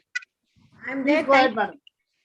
Thank you, Mr. Mukherjee. Thank you for giving me this opportunity to be a part of this discussion. I am not very knowledgeable on this subject. However, I have learned so much today about refractory, about the challenges that are being faced by refractory industry. I thought all these days, कि हम steel जो बना रहे हैं, we are the ones who are really hit, though, I mean, being in RANL. And sir, I must tell you that being one of the last speakers, most of the points that which I thought I should share has already been spoken. And Mr. Amitabh Srivastava, I mean, everything that I wanted to speak has already been shared by my previous speakers. And I want to thank each one of them. I have learned a lot from this session. I also want to tell a few things that I have made note of about Vizag Steel. Is it that our annual procurement of refractory is about 450 to 500 crores. I would also like to mention that over the period of years, this refractory management, they have, our suppliers and vendors have done so much of, improvisation or based on the requirements of RANL, that from about, for converter bricks, from about 2000 heats, now they have made it to about 7000 heats, which is a very good, I must share here that the refractory suppliers have helped us out. Though, of course, the global thing I'm told is about 20,000 heats, and I'm sure that they will come to that extent. So, regarding this, the SWOT analysis right now, if steel industry is doing good, as was being told earlier, refractory is definitely doing much better than steel. Of course, the threat they were saying is the import from China. But what we hear that there are a lot of deposits here in India, maybe in other European countries also. So that should not be a problem, except that there is a little bit of investment which refractory manufacturers in all these years should do for the future of steel business, and not only steel, ceramic, cement, glass, etc. So this introduction of PLI, production linked incentive for steel industry by Government of India, resulting in the quantum of value added steels, is also creating a huge demand or increase in demand of refractories. So this is a very good strength for refractory. Being a fast developing economy in the world, like Mr. Amitabh Srivastava was telling, example of Bhopal and freight corridors and things like that, with steel improving refractory. In fact, it is refractory first and then steel. If refractory doesn't do, I think steel also is going to go down in the same way. So this is one more point. This is one of the this one, and the already many speakers have told about the availability of the skilled manpower and young manpower. They are really very knowledgeable young manpower. That is a thing that India is very, I mean, we are blessed with. Then there is because of this, there is an increasing visibility of India in the global arena. So these are the few strengths that, apart from the many that has been spoken about, I don't want to repeat the same thing over again, sir. This is regarding the weaknesses. We felt the growth of refractory industry is not in commensurate with the industry's growth in industries like steel, cement, etc. Because steel and cement is dependent on refractory, whereby import of refractory could not be avoided. So they did not. So that is a concentration of refractory only in the hands of the few. So again, that is a strength for the refractory, because the total we had to, all the whole market had to depend only on these few refractory suppliers. Then India also does not produce enough quality of brown fused alumina, because of which we are dependent on import of raw materials. This was already told, sir. Quality of magnesite mines in India is not as good, and lack of appetite and incentive in the industry for investing, which has also been spoken about by my earlier speakers. So I don't want to touch on it. Already, I think the time also is, we have crossed the time limits. The opportunities, sir, I feel the growing demand, this is the biggest opportunity for refractory. The growing demand from sectors like sponge iron and cement, apart from steel and ceramics and glass, etc. And expansion of steel and cement industries besides other industries, vast global markets. Indian industry cannot afford just to cater to the domestic needs, but also to become a bigger role to capture the global market. These are the opportunities that I see for both refractory and for steel. The threats is one, the main threats we have spoken about, coal and coal, fuel, power, etc. But with increasing price of crude oil and other petroleum products, the price of coal also is having a direct impact on the input cost of steel, refractory. The overdependence on iron and steel industry, therefore refractory have also to find new applications and strive for finding diversified use of refractory bricks. Requirement of work under stricter and tougher environmental and governmental regulations. This is also another threat. It could be an opportunity, like many of them have spoken earlier. So with this RANL, I would like to thank all the refractory manufacturers for supporting us all through these years. I also thank Mr. Mukherjee for giving us an opportunity to speak here on this forum. And I think, sir, I specifically in this forum, I also want to thank Mr. Pramod Sagar, RHI, who has been very, very supportive. And, recently we had a requirement for degasser. He has promised to supply, and I thank him personally and on behalf of RANL in this forum, sir. With this, I thank you for giving me the opportunity to speak to this August gathering on a very important matter for Indian refractory industry. Thank you. Thank you, Madam Priyadarshini. It was really a great support that you, in spite of such a short notice, you prepared yourself very well to address today. And the next time when you become EDMM, you owe me a cup of tea at least in your office next time I'm there. So I just pray that you become EDMM soon, and I get an opportunity to visit you soon in Vizag, because Vizag is a plant very close to my heart, madam. Believe me. I always feel at home whenever I'm there at Vizag Steel Plant. And right from the days of Mr. J. Mehra, Mr. Sagar Rao was very close to me. In fact, all of the same, Mr. Madhusudan was very close to me. Mr. Rath was again a very good friend. So all along, I have maintained an excellent relationship with Vizag Steel Plant, and this is almost a second home for me. My wife has spent time there in that plant. My entire family has enjoyed the hospitality of Vizag Steel Plant. So I just pray and wish this plant all the very best and the efforts.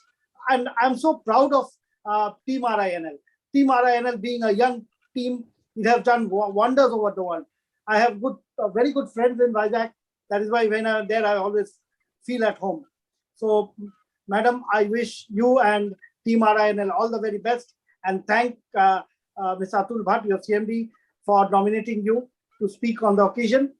I wish RINL once again all the very best. So with that, I'll move on to our next speaker. Kind words, sir. Thank you for your kind words. And I request you to come over for a cup of tea. Don't wait for EDMM. You're always welcome. Yes, madam. Why EDMM, madam? I would like to see you as a DO or CMD. So if God is kind, it will happen. So, thank you, sir. Thank you so much, madam. So with that, I'll move on to our next speaker. Whenever I speak of Tata Steel, I speak in terms of innovation and thinking ahead, because I think the only challenge which Tata Steel faces today is the fast and aggressive, I would say, movement when it comes to Sajanji's foray in the market. So the only person who gives a good challenge to Tata Steel and a good run for money would be none other than Mr. Sajan Jindal. So Sajanji is expanding to 38.5 million tons, and I don't know what Tata Steel has in mind in the days to come, but Tata Steel, by virtue of having its own mines, its own legacy of its own, is always way ahead in terms of others. And I have very good friends, in fact, people who have worked in Tata Steel. In fact, as you all know, 20th, we lost our chairman of the organizing committee, Mr. Subrata Mitra, who was the joint managing director of M.N. Dastur. And he worked closely on Tata Steel modernization, so very closely. So every other day we used to talk about what Tata Steel has done in terms of its approach towards thinking ahead of others. So Dr. Pal, you have to carry that legacy of Tata Steel today with you. So you have a huge responsibility on your shoulders on this platform.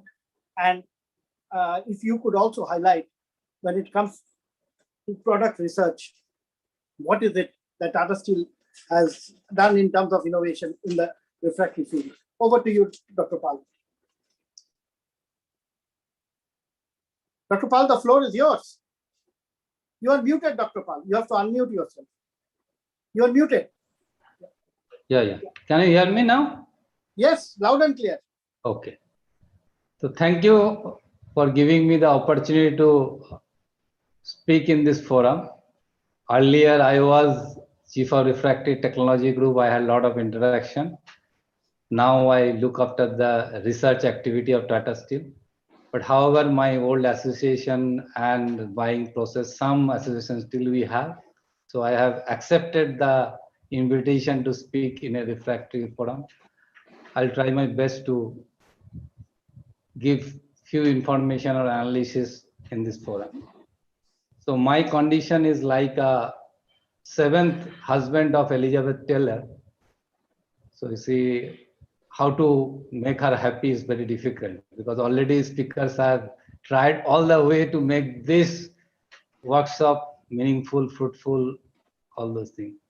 So I'll try to bring some new perspective, what others have not talked of. And being a head of research in Tata Steel, what we feel the pain, what the refractory industry also feel it. Recently, I was going through some management lectures. One of the lecture was by M.S. Krishnan of the Ross School of Management.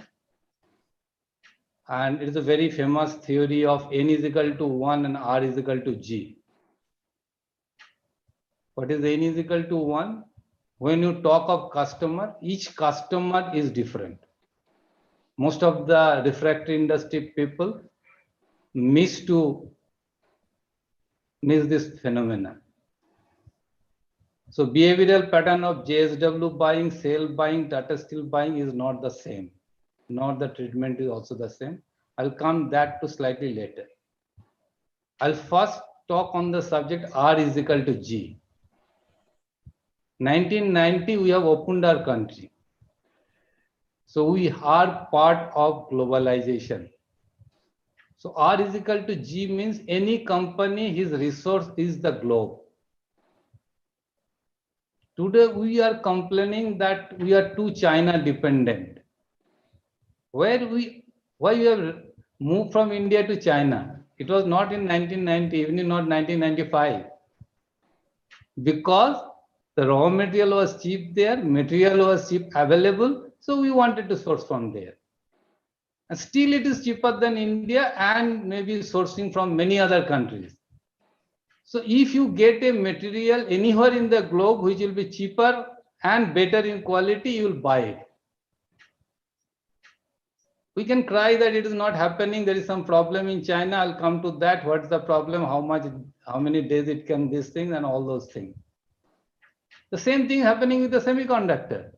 Entire world is dependent on the China, and now there are, due to certain reason, there is some shortfall and people are crying. Auto industry is crying, which is a big industry.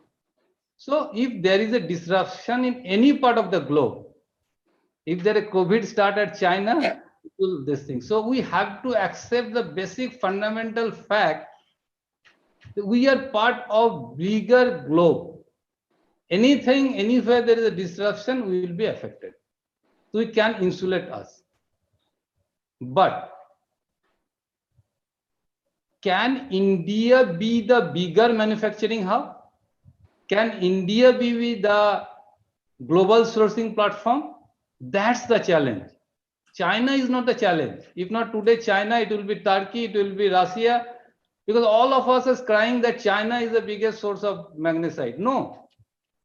Russia is much bigger. Turkey is enough to fit this thing. But everyone is shifted towards China because of the cost optimization.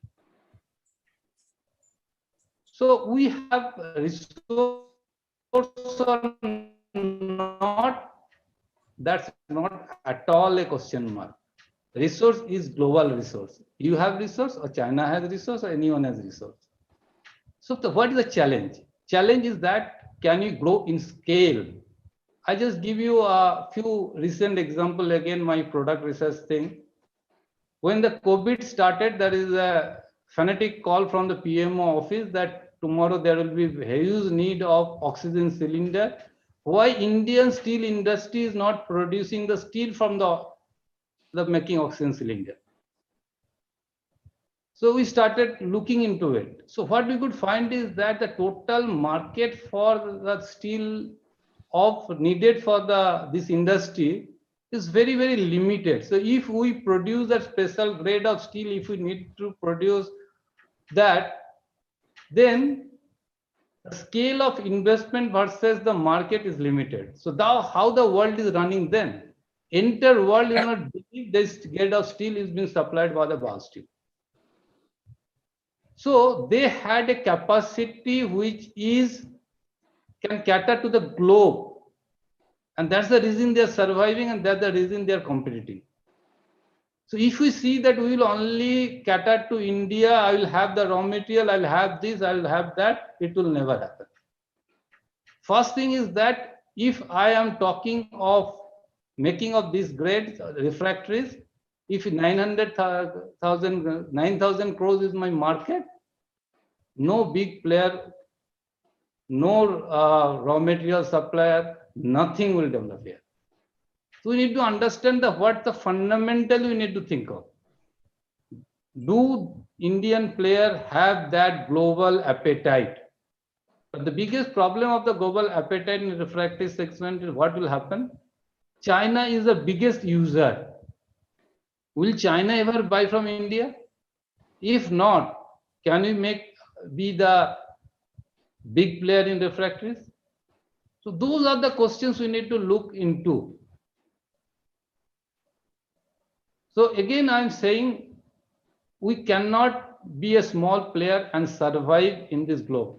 India will be, I'm very sure, is a good player in place of electronics chips and other things, the way the Indian government is supporting, because India not only will be producing for India, it will also supply to the globe. So that is going to happen. But the steel is so much China-centric in the volume, I have a doubt how much refractory industry is able to grow in a bigger scale. This is first point on challenge for the refractory industry. There's another point always we listen from my friend from the refractory industry is that steel industry is not ready to pay us. Again, I'll talk of theories.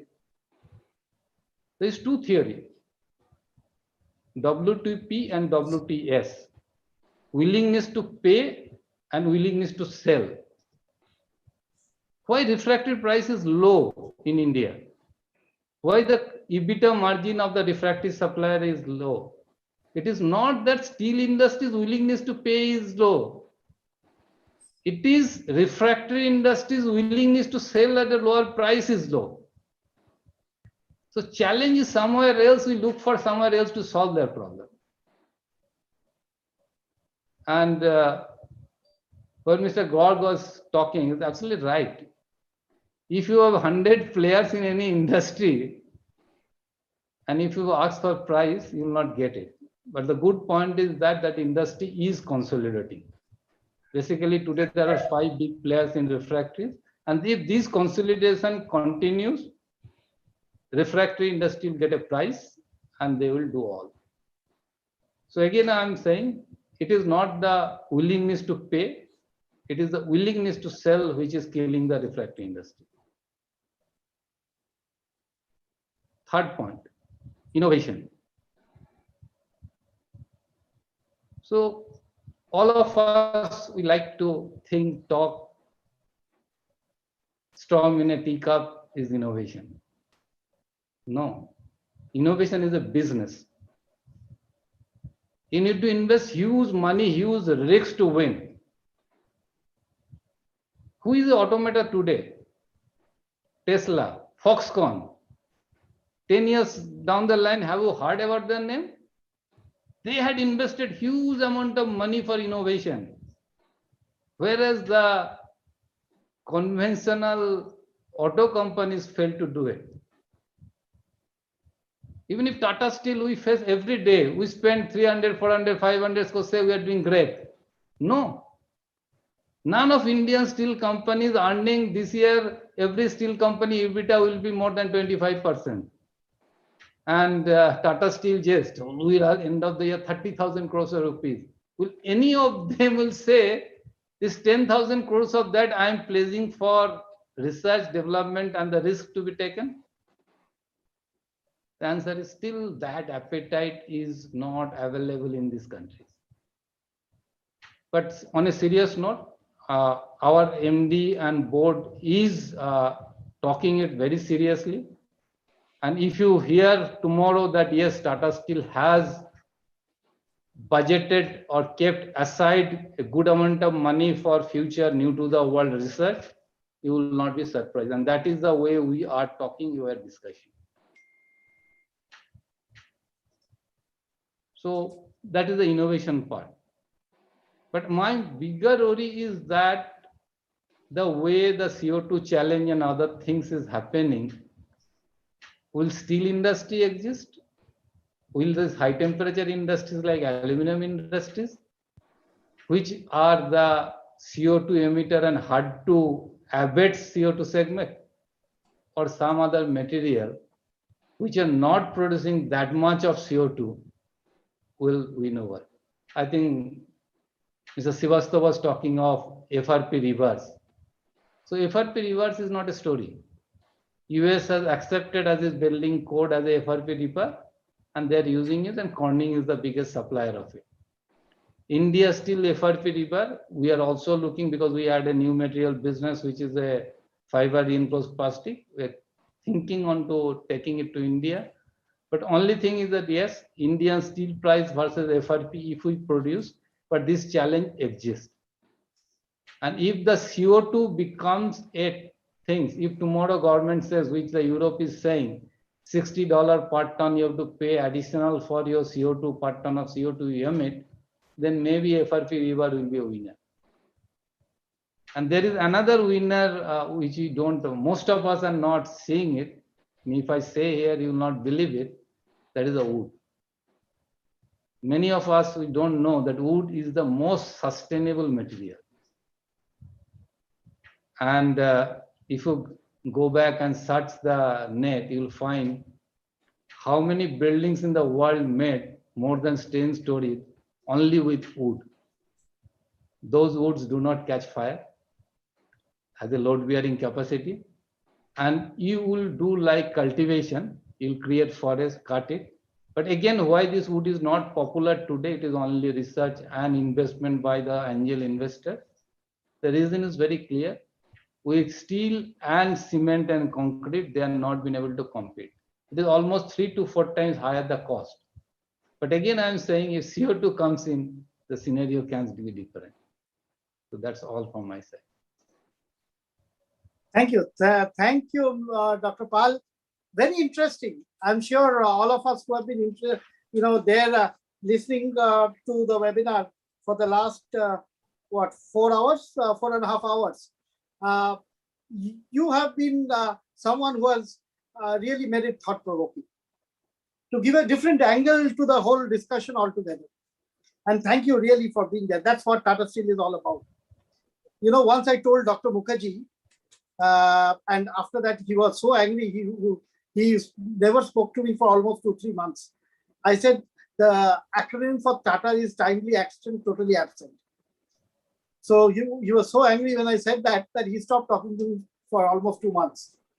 So I think that's a wrong perception of Tata Steel altogether. Tata Steel always thinks ahead of time. The only problem in Tata Steel is there is a process involved. So that, and I observed the same thing, believe me, after SR Steel was taken up by ArcelorMittal Nippon Steel India. I observed the same thing in AMNS, that the process takes a longer time. And that's, I think Mr. Vishwanath would agree, that is quite different from Sajanji's approach. Sajanji wants to solve the issue there and then itself. So that's why more than process, he believes in results. So Tata Steel, I think because of its legacy, was more process dependent. Anyway, hats off to Tata Steel for what it has done over the years. In fact, I remember in 2007, that's what, almost 14 years ago, when Mr. Muthuraman was the managing director, I went to take an interview of Mr. Muthuraman, and I asked Mr. Muthuraman, what has Tata Steel done in 100 years? Because 1907 to 2007 was 100 years. Just 4 million tons? And then again, Mr. Muthuraman was a little upset with me and he said, what do you mean? Then I said that look at what ArcelorMittal has done. I mean, those days, ArcelorMittal had already, I think, was close to 60 or 70 million tons. So he said that what has ArcelorMittal done except filling the pocket of one individual? Look at what Tata Steel has done. We paid those days, I mean, more than 100 crore in taxes, the amount of social responsibilities which Tata Steel carried out. So that's what Tata Steel is all about. It's about bringing the community together. So I think every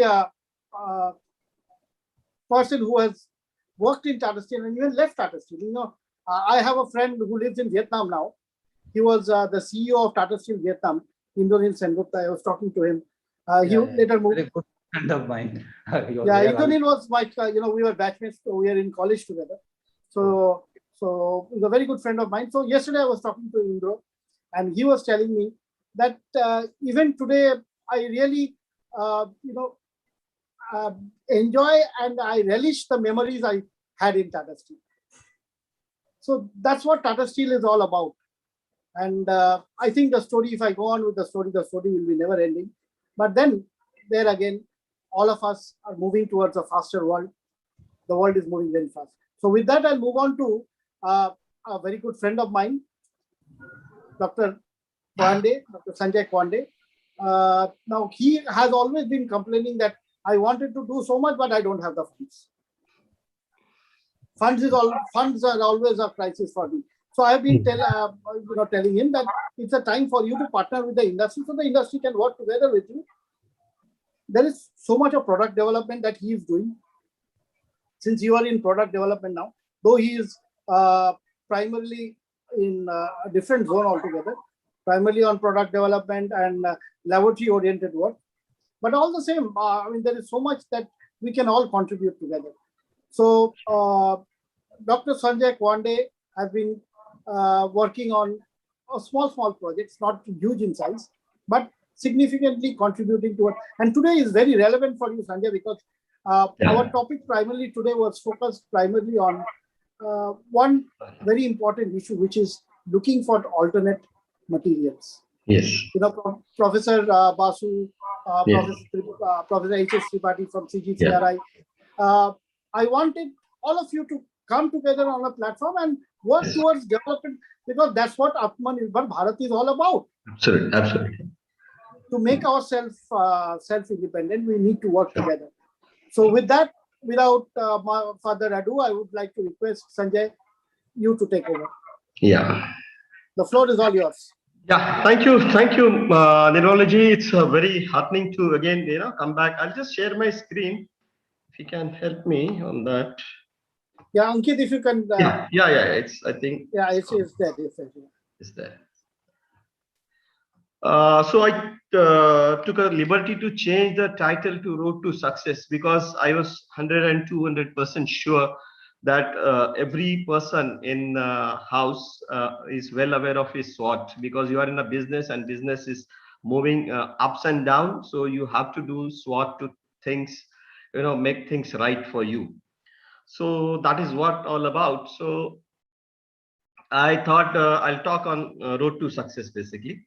And that is what I'm talking about. And the next slide, where I'm just going to, I'll just brief about CCRT laboratories so that people can understand what CCRT is going to contribute in Atmanirbhar Bharat or the refractory industry altogether.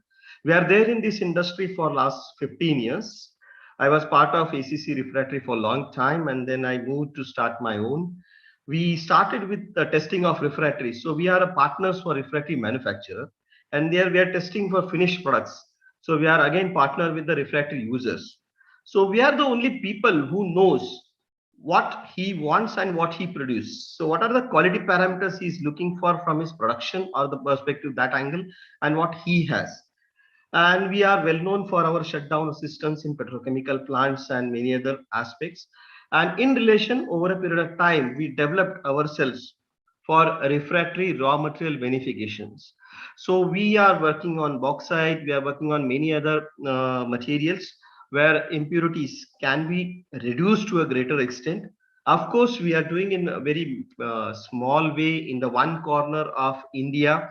It's called Maharashtra, that to Thane, where not much of a refractory manufacturer are available. But we are very close to refractory for all these 15 years.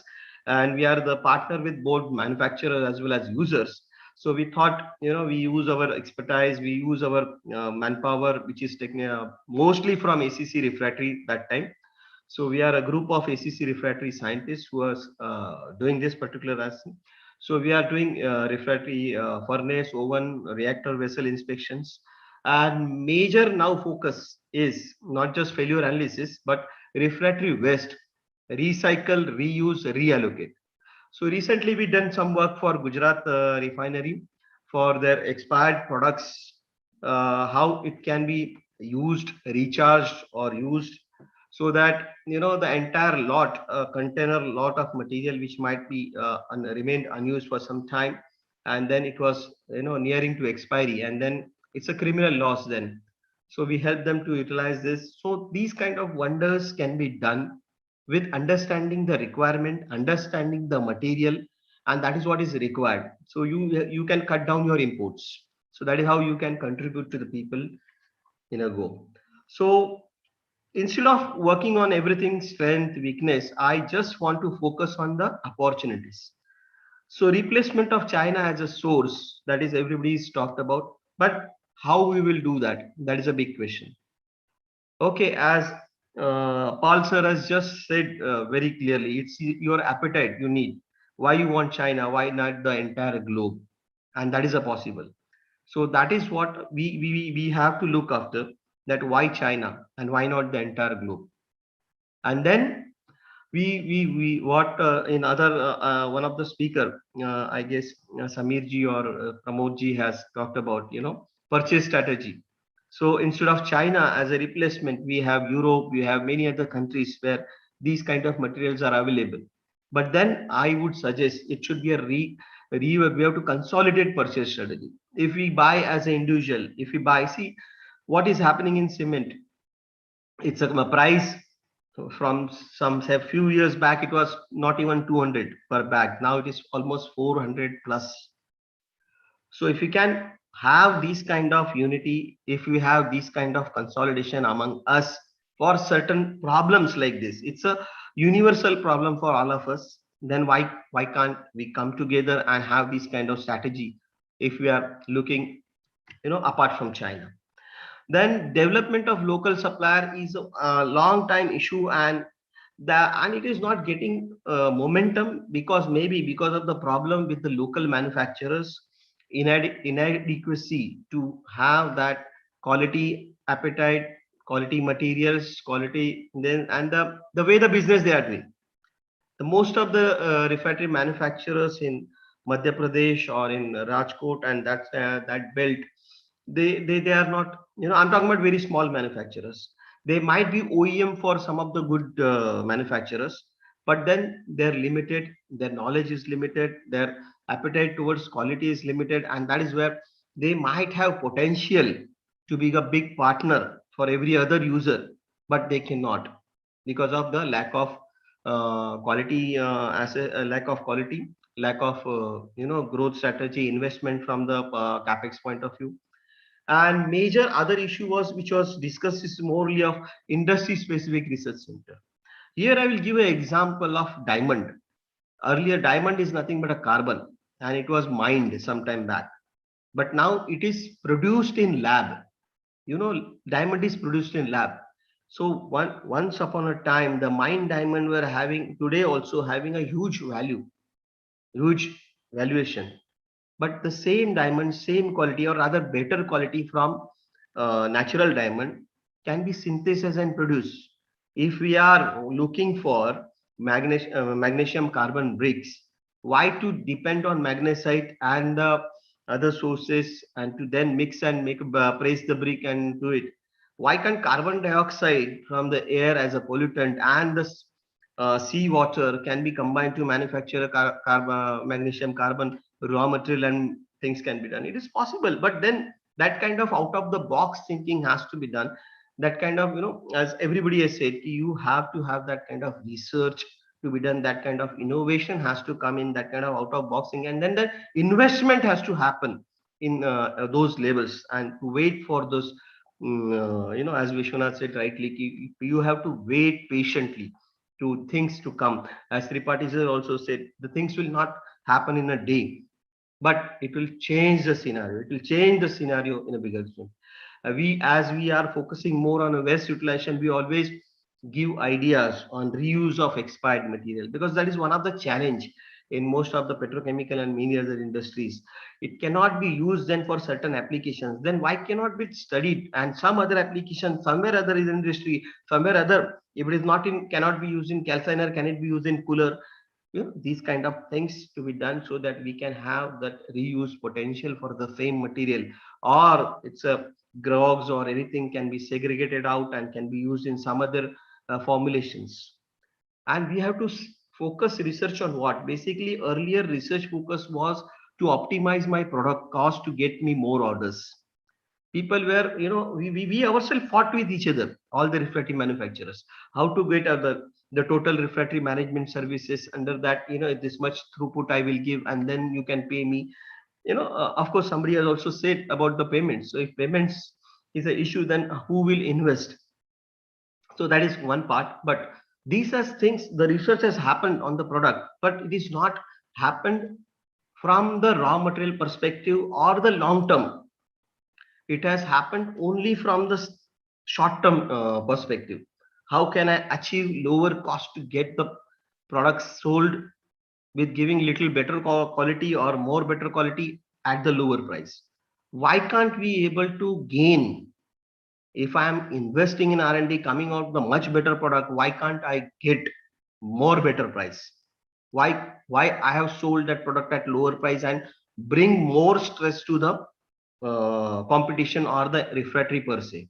So that has happened. So now we have to work more on a raw material, work more on this, so that the lower end of refractory raw material can be consumed easily. Of course, quality parameters, process parameters, those will be there. But the beneficiation processes should not cost me more. That product will become again uneconomical. So a lot of research has to go, lot of innovation has to happen. Out of thinking, box thinking should come out. And one of the speaker has mentioned logistical innovation. Mr. Gadkari is already planning for waterways. So cement has also, from bag, it has come to the bulkers. Can refractory people, it has to be sent in a ton lots or this thing. So can refractory be sold in a bulkers? Can refractory sold in those kind of packings or those kind of specialized corridor somebody has talked about? But then we can think of those kind of innovative logistical solutions, because it is consumed in a bigger way. I'm talking about the monoliths, because shapes cannot be, if there is a specific shape, then you cannot avoid that. But then at least monolithics can go into those bulk packs of maybe 1 ton or something, instead of bag of 25 kg or something. So if those possibilities are there, then the stability study has to be done. If that works out, then it can change to certain extent. But then these kind of thinkings, or these kind of things has to think of. Then ease of capital constraint. Basically capital, if business is profitable, then there is always a capex is always there. But business is not profitable, margins are less, payments are not coming in time, then the investment on capital goes on. Then you cannot have that kind of quality, that kind of product development. So it is a vicious cycle. Basically it's a vicious cycle. So we have to get through, we have to those investment beyond that. Just like in electronic industry, every year or every 2 months new model of mobile comes. This is already thought of, and one after the one it is released. Even though the first model has not established in a market, some other model comes, because we have to stay ahead. We have to be the market leader. We have to be there. Then in those cases, we cannot think of those capital constraint as things. So this is where we have to rethink the competition scenario. This is we have to, and that is another major issue, was a passionate and technical workforce. Somebody, madam might have talked about the people who are, they are going to IT, the ceramic engineers and this side. Yes, they will definitely go, because if you are paying them low, see, everybody wants good house, good life. And in my industry, refractory industry, if they don't get these kind of perks, these kind of salaries, this kind of remuneration, they will not stay. So this is something to be done. We all have to, refractory manufacturers and users have to come and think, because it's a long-term threat for all of us. Because then that kind of expertise manpower, that kind of qualified technical manpower will not be available. And this industry is very technical industry. Once upon a time, मैंने alumina check कर लिया, अभी सब कुछ बराबर है. This is not the time. Now that impurity of 1% or 0.5%, that makes the hell of a difference into the entire production cycle and the throughputs. So this is the things have changed from 99% purity to 1% impurity. So this is what is everybody has to think of, everybody has concentrated to, and that is why I'm coming about industry specific research center. Yes, we are a private player. We are doing some research. We worked on, Mr. Khedekar is there or not, we are working on red mud and how it can be used in some kind of manufacturing, not just refractory. Yeah, it is getting used in construction, I guess so. But yes, it is almost having almost 18 to 20% of alumina, I guess so, as a waste. So it's a thing. We have to think what best products can be done, and we are thinking of a research project to go ahead on that. Apart from what beneficiation work we are doing for bauxite and many other minerals. So we are open from our side to contribute. We are looking for steel waste also that can be used in construction industry in a different way to have a long strength, a very high strength highways. Because we have used some slags in our recent research.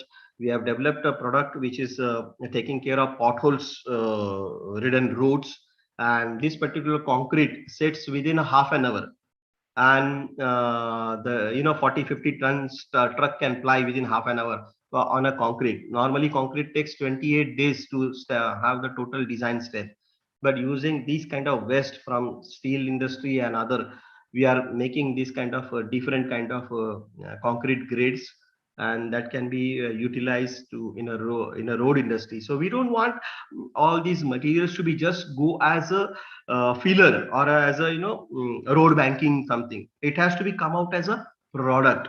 It has to be come out as a product, and which will add value to the nation. If not in my refractory industry, then my refractory waste, can it be used in some other? My steel waste, can it be used in some other industry, and it will have its value.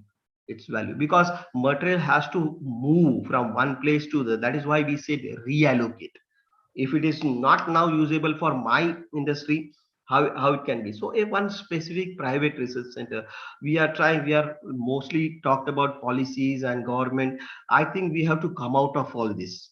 We have to come out of all this. We have to come together. We have to set up one fund. We as a private research partner, we can come, and everything can be a professional thing, and we can work on timeline deadlines, and then we cannot depend on this thing. MIT or CGCRI, they can be a good knowledge bank for us, and then we together we can resolve these issues, I guess so.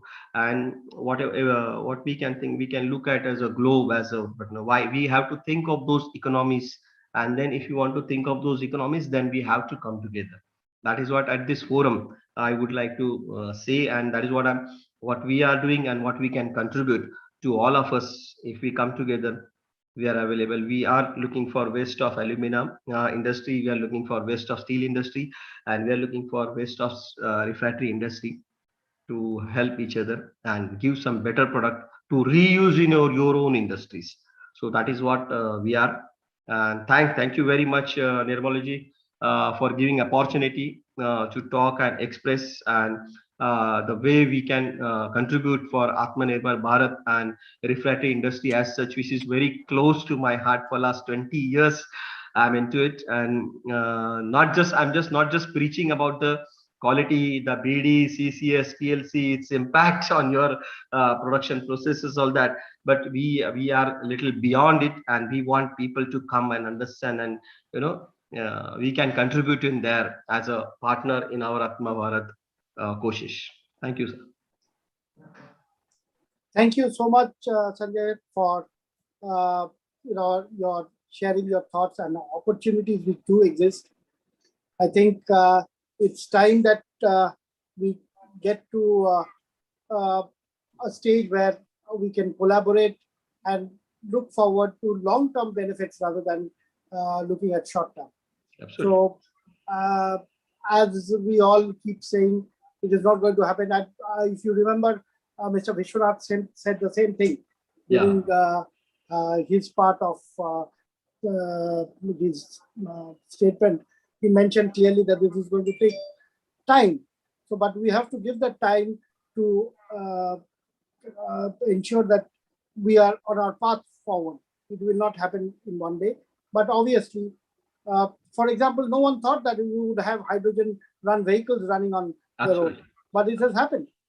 It has happened, and even in steel plants, we have seen 100% production coming out using hydrogen as a fuel, and there are plants like SSAB in Sweden, which has produced steel which is available in the market today using hydrogen as alternate fuel.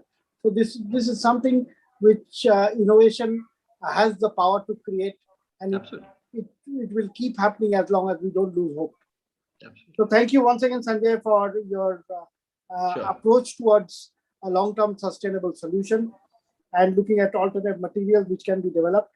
Now with that, we'll come to Mr. P.K. Rath, who's the Chief General Manager of East Coast Steel Plant at CGM Refractories. Though CGM MM has already spoken, I'm sure CGM Refractories will have something to add today. So, Mr. P.K. Rath, over to you. Mr. Rath, are you there? I'm Amitav Srivastav. Rath Sahab is attending a very important breakdown in CDCP. So, unfortunately, he's not available. Okay, then we'll move forward. No problem. I think ISCO has already addressed, so I think you both of you have covered together. So even if he's not there, we will not have much of an issue. So you have covered it very well. Though you are CGM MM, but I think you are more in direct touch with the customer than, I mean, with the refractory industry than even CGM Refractories, because you look at the commercial aspect as well. So as a MM man. So thank you so much. And once again, please convey my special thanks to your CEO, Kamlakar ji, because Kamlakar ji right from the beginning said Amitabh ji will be the right person to do justice on the subject. So my special thanks to Kamlakar ji for requesting you to be there. So with that, we'll move on to our next speaker, Mr. Ambika Prasad Panda, who's a ED NALCO, and along with him, I think it's Mr. Sheikh Maksud Ali, Group General Manager, Operation and Maintenance of the Smelter at NALCO. So either of you, I think, who is there? Ankit, can you see whether it was Mr. Maksud Ali or Mr. Panda? So I don't see either of them in the panel. Both of them, okay. Yeah. So I think. Am I audible?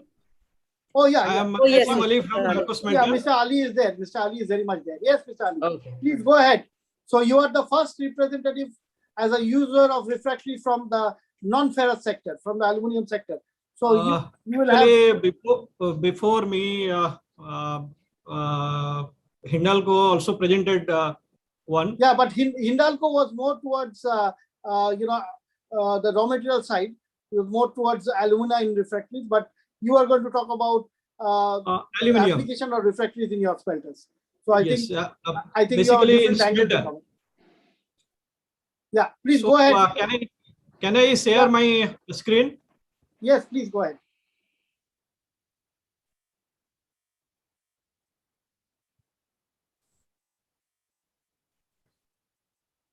Okay. First of all, I thank Mr. Mukherjee for giving this opportunity to be speaking to the luminaries of refractory experts. So as NALCO, what we have done, actually we came up in the early 80s for the very cause, this Atmanirbhar in aluminium. That time Government of India thought of going for aluminium industry, a smelter, as well as other operations as well, like bauxite mining and to refine into alumina, then also smelt aluminium and export also alumina as well as aluminium. So we are a Navaratna CPSE, Government of India, and our operations are like this, that we produce around 68 lakh metric ton of bauxite annually, 21 lakh metric ton of alumina we refine, and then around 4.6 lakh metric ton of aluminium. And also we produce or generate around 1200 megawatt electricity. So here we have means proud to say that we are the lowest cost producer of alumina in the world. Our alumina price is the benchmark, and at the same time we are also the lowest cost producer of bauxite in the world. And most of the time our exports are quite good, and we are the second highest net foreign exchange earning CPSE in India. So that is what we do. But at the same time, when we started our operations in the early 80s, actually our technological principle is from of Europe, that is France, and the company is Aluminium Pacific. So because we got the technology from them, so most of the material, equipments, you can say the refractory, all things were from mostly from Europe. But over the years,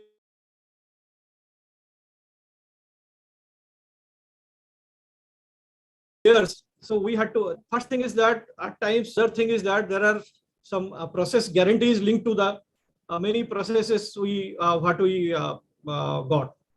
So that's why there was a need to import refractories as well. So our operations, as I said, alumina refinery, there we have calcination, and we also produce this special grade alumina, and we have a steam generation plant there to operate the plant. And smelter plant, we have 3 areas where we use our refractory. That is carbon plant, pot lines, as well as the cast houses, or we call casting area. And then power plant also, we have got boilers where you use that. So this is a picture of one of our bake oven or anode baking furnace, where we use major quantity of refractory. If you see, we have installed quantity. We have 3 actually furnaces like this, and this is a open ring dot furnace where we used different kinds of refractory, and the installed quantity is 190,000 metric tons, and annual consumption is around 10,250 metric tons. And these were initially imported, and a part quantity, very small quantity, was indigenous. And in rodding shop also, where actually the aluminium electrolysis requires 2 things. One is cathodes and one is anodes, because all electrolysis has to have anodes, and the anodes are consumables, and we produce our anodes in our carbon plant.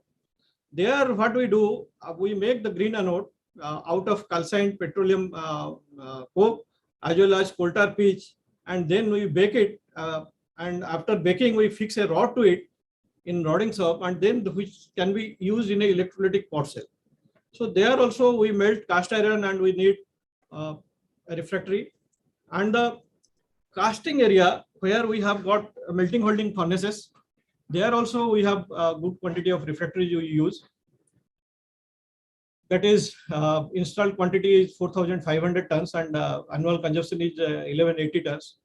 And the largest area, which is called pot lines, or the cell houses, you can say, where we have a different kind of refractory, not only the regular insulating refractory, and we have got the carbon blocks or cathodes. Those are also used there.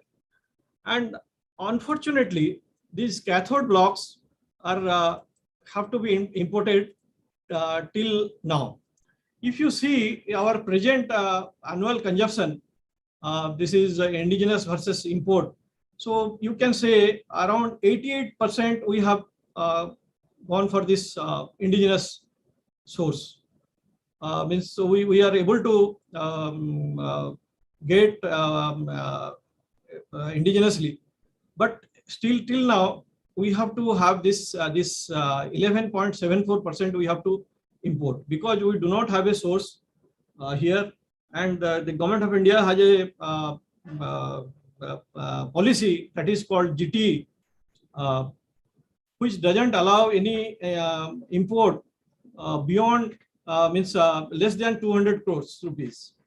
So for that also we face difficulty, but again we have to manage, and these are the type of refractory we use. Medium to high alumina refractories. In our bake oven flue wall bricks, we have a type of brick which has a alumina content of 43 to 58%, and we have got phosphate funded bricks, which is 85% alumina content, that is used in our melting molding furnaces.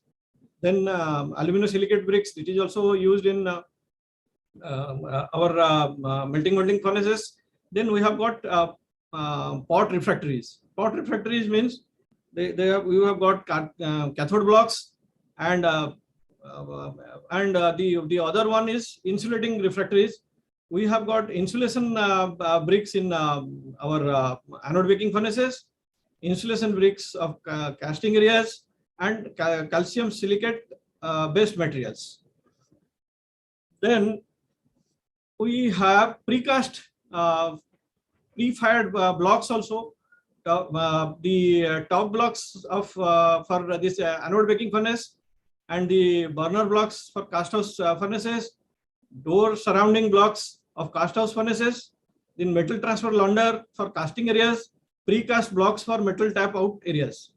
And we have got the on-site refractories like conventional castables that we use for many applications, insulating castables, then calcined bauxite, ramming mass, that is silica and high alumina and carbon, and high alumina cement also. Then ceramic fiber-based material also used in many areas in anode baking furnaces and as well as cast houses. We also use mastics. We also use some sealants. Actually, if you see this cathode blocks for pots, these are mostly imported from France, Germany, or Japan. Otherwise, we do not get these materials in other places. Maybe actually we have developed it. Initially we were using anthracite material. Later on we switched on to semi-graphite material, and then now we are using graphitized these cathode blocks. There is a region, actually every smelter in India and abroad, they have shifted to this kind of cathode blocks because of this energy saving. Because you must be knowing this aluminum smelting is very power guzzling, and around the cost of, if you see cost wise, around 40% of cost is this electricity. So that's why the development, whatever development happens in the world, that we have to adapt to remain competitive. And there also we have also changed to this graphitized, and our graphitization process is almost complete. You can say almost 90% of our pots out of 960 pots are graphitized, and we are quite comparable to modern plants in energy consumption. And side slab carbon blocks also are imported, and graphite blocks for degassing units are also imported. Metal transfer launder blocks are also imported, and tundis of different shapes also are imported. These are because these are not available in India, we had to import. Then actually very little refractory is used in our refinery and as well as our captive power plant, but most of the refractory requirement is in our smelter plant. Then if you see, as we evolved in the early 80s, so we had the cast house refractory was 98% imported materials, and we started this substitution 95, 96 onwards, and presently we are 100% indigenous. Similarly, metal transfer launders also mostly we have replaced, and we have a special product called tea ingot. That is, we only in India we produce that. That is also replaced by indigenous material. And all other efforts are still there. There are indigenization of metal transfer launder as well as wire rod mill launders, then billet casting facility and strip casters. Then carbon plant, the zero phase, when we started, it was almost 60% imported material was there. Expansion project, it happened in 2003 and 2010. That time also it was 60% import bricks were there, but those are from mostly from Netherlands. And right now we have made it all indigenous. Then coming to pot line, they are insulating bricks. We started indigenizing in mid 90s and gradually replaced, and present source is totally indigenous. and this consumption is around 4.5 lakhs numbers per annum. Then there is something called carbon ramming mass, or we call it tepid ramming paste. That is almost 100%. That also you used to import from mostly from France, and now we are 100% indigenized. Then this is something actually in our anode baking furnace, we conceptualized, designed and developed a flue wall top blocks. We call it LCC monoblock, which was actually we started it, and now this is industry norm. Almost everywhere any anode baking furnace are using that kind of thing, because we started using it with totally indigenous material. The innovation also was this has been adopted by our technological principle, aluminum pacini. Then import substitution, actually we are trying our to do whatever possible. This graphitized cathode block per pot cell annual consumption is around 120 sets. We have to sell out this kind of for the import. And the semi-graphite side block, what I said, that is annual consumption is almost around 12 crores rupees. Then metal transfer launder is also 1.2 crore rupees. Graphite block for degassing units, we have got quite number of snip degasser where we use this graphite blocks. That is per unit we have to spend at least 80 lakh rupees. So this is where we need the cooperation of the refractory industry, where we can manufacture these materials, what is elaborated as cathode blocks in India, graphitized cathode blocks in India. If we can do, then we can save a lot, and that is a very good opportunity. And we have a very ambitious expansion plan. That is, we are upgrading our pot lines from 180 kA to 220 kA, and we have also a very energy efficient technology, that is AP2XN project on pot cell. And then we are going for a new alloy wire rod mill. Then we have a expansion that is very energy efficient, that we call aluminum pacini XC for 0.5 million tons of aluminum smelting. That is there. Then addition of fifth stream of alumina refinery, which is presently undergoing. And then we also have plans for our expansion of captive power plant. And we have also, with partnering with government of Odisha, we are also going for this Angul Aluminium Park, where the different industries for downstream products, they are coming, so that we can produce downstream products from our aluminium. So this is what is our plan, and that way I can say that we have quite good opportunity, and the refractory requirements will be increasing like anything for us. And we also expect that more of indigenization. Thank you. Thank you so much. Thank you so much for valuable inputs. And since we belong to the steel industry, for us, it is definitely a learning experience, Mr. Maqsood Ali. And our sincere thanks to you and Mr. Panda for your consent to be present today and give us an insight into the refractory requirement in an aluminum plant. So with that, we come to, thank you so much once again, and we come to the end of the session almost, with someone who will have a greater responsibility because he has to sum up the entire day's program.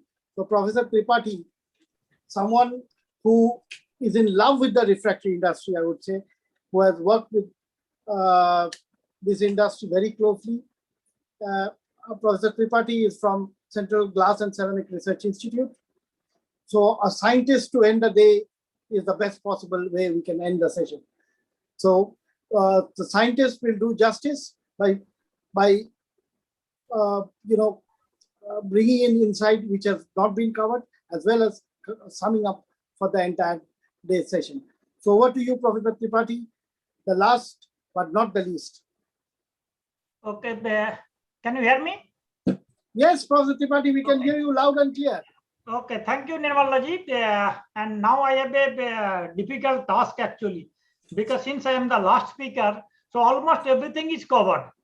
So I don't want to repeat the same thing, because this earlier Professor Basu also from the research organization, our IIMT, he also covered some of the things. So one thing I just mention few things particularly. If you just consider the Atmanirbhar Bharat for the refractory industry, so number of speakers, they emphasized on the raw materials. So either we have to use our own resource, or we have to find out the alternate materials, keeping the same use. So just find out the alternate materials, and if you want to use our own resource to the indigenous material, then there is no other option than the value addition or the beneficiation. So, but the beneficiation work, so to some extent is carried out in different research organizations, different academic institutions. But the one thing I must say, in India, so that this linkage with the industry, the academic institution, research institution, and industry, the linkage is very low. Even most of the R&D project, even if you see the financial the support for the research, in whether it is an educational institution or in a research institution, the most of the supports come from the government organization. The industry support for the research is very low, and particularly for the if you want to solve the raw materials problem, the issue, because we have the magnesite reserves also, but they are not good. They are not suitable for high temperature application. But if we submit a project proposal to a government funding agency, then the funding agency will ask, where is the support from the industry? And except few refractory industry, because most of the refractory industry, except few the small industry, they cannot give you the financial support also. And unless there is a industry support, the government also not supporting this from the R&D. So as the trained manpower, we are also facing the same problem in the trained manpower, because if the project is sanctioned for 1 year or 2 years, we will not get a good quality student. So that we cannot train a good quality student, or that you will not be trained in proper R&D or so that's the main thing. So this research project actually, it should be at least for a long-term plan. So as I mentioned earlier also, so we need a long-term plan, and it needs a active collaboration between the research lab, educational institute, refractory manufacturers or the industry, and the end user. So major end user in the steel in India, the 70 to 75% the refractory is used by the steel.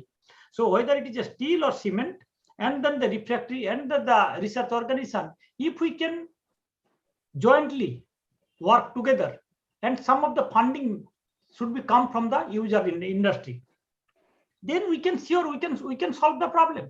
We can solve the problem to some extent. Actually, we have the materials, but we have to utilize it. We have to beneficiate it. At our institute also, we developed we developed few high alumina aggregate from the Indian bauxite, up to even in the tonnage level also. We have tried in a plant also. The property is good. So to some extent, we can improve the thermomechanical properties so that the material can be useful for the high temperature application. The same thing also we have started. We carried out some work on the magnesite, the value addition of magnesite to improve its high temperature properties. But unless we enrich the magnesia content, we cannot improve the corrosion resistance. So for magnesite, so for alumina silicate, if it is a bauxite, so the alumina silicate, maybe if it is 80%, 85%, 90%, we can find out some of the application. But for magnesite, we have to enrich, we have to increase the magnesia content. So then there is no other alternative than the beneficiation. We have tried some work. This is the fused magnesia, just to develop the fused magnesia from the Indian magnesite. We got some preliminary good result. So there is a possibility we can develop the fused magnesite and remove the impurity. Just now, I just forgot someone mentioned whether we can remove the silica. We have tried something also that the silica can also be removed by when we are developing the fused magnesia from the magnesite. Or maybe if you using the Almora and the Salem, both the region, we can remove both the iron and silica also together and develop a good quality. We got some preliminary result, but now we have to long way to go. It is not just about 1 year or 2 year, and right now it may not be economical also. Right now it may not be economical, but today it may not be economical, but we don't know whether it may be economical after 5 years or 10 years, because anyway we have to keep the technology portion in ready. And because in our institute we are working particularly on the high alumina side, just bauxite, sillimanite, magnesite also in some value addition. And last 2 years we are trying to improve enrich the magnesia content in the fused magnesite.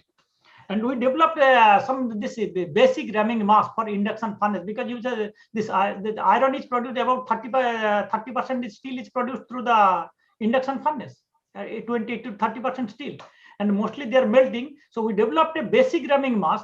Then that ramming mass that can be utilized to refine the steel, so that we can produce the people can produce the quality steel through the induction furnace route also. So the refining is possible. So using that, at the lab scale, we developed it. We got the good result, and I just want to share it. So maybe within 2-3 months, we are going to take a trial in the tonnage level, so the 8 to 10 ton induction furnace. So that we can get some. So at CGCRI, at CGCRI, we have an excellent facility, almost all the refractory processing facility, even using even the standard refractory press also that is used in the industry. We have most of the characterization facility, so excellent characterization facility we have. So I am just requesting all this refractory industry. We carried out a lot of work with the refractory industry also in the last few years. So if we can jointly do something, just please come forward. So maybe at the CSL lab, not only the CSL lab, not only the IIMT or CGCRI, maybe some other institute also, just like Calcutta University, NIT Rourkela is there, BHU is there. So we can jointly work together. And to sort out the raw materials issue of the refractory industry. And I'm sure, I'm hopeful it is possible. It is possible we can do these things. So from my side, that's the main need. Thank you, sir. Thank you so much, Professor Tripathi. When Mr. Muralitharan was your director, the first time I told him that I want you to be there for the webinar on refractory. He said, our refractories man is Dr. Tripathi, please, whatever you have to ask him. So you are known as the man from the refractory industry at CGCRI. Yeah. So if anyone wants from CGCRI, the refractory wants any help, including Mr. Sanjay Kwande. So Dr. Kwande, you are most welcome to get in touch with Professor Tripathi and work together. And the same goes for all the refractory producers. The industry is there. CGCRI is there to help the industry. And I think it was Mr. Vishwanath who mentioned that academia industry interaction is so very important today. So if the academia and the industry come together, then only we can achieve what we need to achieve in the days to come. Yeah. And once again, thanks to all the speakers and authors today, and my special thanks to those who have stayed back this late. We started at 3:30 and it is 8 o'clock. So 4.5 hours of heavy duty session. And unfortunately, this pandemic has forced us to reach out online. Otherwise, madam, I would like to tell you, every year I make it a point to organize a conference at Vizag. Yeah. In Vizag, every year I used to do a conference at the Taj Gateway, and all the CMDs. I mean, right from Mr. A.P. Chowdhury, then Mr. Sagar Rao, Mr. P.K. Rath, You name the CMD, they have been there. Mr. Bishnoi, all the CMDs for that matter, have always been there. Mr. Madhusudan has been there. Mr. Madhusudan has been there more than once. So Vizag, as I said, is a plant close to my heart, and I would like to see Vizag at the pinnacle of success, even with the disinvestment being on. And I know how difficult it is when the workers are demoralized. You have to pep them up. You have to get the output done. And it is such a big challenge for you, and my full-hearted support goes out to the entire RINL collective. But then at the end of the day, I feel maybe Mr. Vishwanath is watching, but maybe for all you know, Mr. Sajan Jindal could be the one bagging Vizag Steel Plant, because he has a lot of, I would say, personal interest in that asset, or for that matter, whoever takes charge of Vizag Steel Plant. I just pray that it is in good hands, that the plant gets into good hands and performs at the peak. When I give an example, I can talk about ArcelorMittal Nippon Steel, which was acquired by SR Steel of late. And if you look at the results of ArcelorMittal Nippon Steel, it has completely turned itself around. The plant is doing exceptionally well. The CEO of AMNS India, Dilip, is a very good friend of mine, Dilip Omen. So I keep talking to him, and I interviewed him recently. So, I have seen how you can turn around an entire plant, because Vizag, in spite of not having captive raw materials, the challenge for Vizag Steel Plant is not having captive raw materials. Water availability of water is a challenge before Vizag Steel Plant. But in spite of all that, I believe this is a plant. I remember in 2005, I was there when Panda Sahab was CMD, Mr. BK Panda. We had a turnaround celebration in Vizag. So that was what, 15, 16 years ago. And Mr. BK Panda was also someone with whom I used to spend a lot of time. So those days, Mr. Sagar Rao was GM Steel and Mr. Panda was the CMD. And we had a turnaround celebration because Vizag Steel Plant was a zero-debt company that. So I still believe it can turn itself around and come back to its glorious days and become a positive company in the days ahead. It is the spirit which has to keep going, the spirit of RNL team. And I'm so proud of RNL team. You see, I have a lot of friends. Mr. L. Bhaskar, who was earlier ED project. Mr. Dr. S.N. Rao, a very good friend of mine. So there, Dr. S.N. Rao was EDMM before, at the time of his retirement. Mr. L. Bhaskar was ED projects. So all these people, Mr. N.S. Rao, who was director project, even your present DO, Mr. Saxena, we interact so much. Mr. Saxena has been in so many of our webinars. So I get carried away when I talk about Vizag Steel because I am so proud of the plant. I'm so proud of Team RINL and the RINL collective. So that is why, I perhaps would go for hours talking about RINL and its capabilities. Thank you so much, madam, for being there. Thank you, Mr. Vishwanath. Thank you so much for your very kind words, sir. Thanks a lot. Yes, madam. I am still, though I have never worked in RINL, but I am always a pro RINL man. Yes, sir. Thank you, sir. So I still believe that this plant can do wonders. Yes, sir. Definitely. And my best wishes to you and RINL collective for so that the plant, even after disinvestment, goes into good hands, and it should be in the proper hand because it is a gold mine. There is no second thought that RINL is a gold mine. With the amount of land you have, you can build another plant. So with that, I would like to conclude. And Ankit, I would request my son Ankit to propose a vote of thanks before we depart. And Ankit, this is our 35th webinar? 34th. 34th, okay. So 34th webinar since the pandemic began. And let me tell you once again that we are really grateful for the participation that we have. And on Zoom itself, we had a close to 200. And with YouTube together, I'm sure it must have been more than 350 or 400 audience together. So it was a good audience, I would say, today. And those of you who have missed a part of it, it is available on YouTube. Please go to Steel and Metallurgy channel, and you can. And I think, Ankit, you have posted the link also of the YouTube in the group, Yes, right? yes. It is there in the group and also in the chat I had posted. I can repost it again.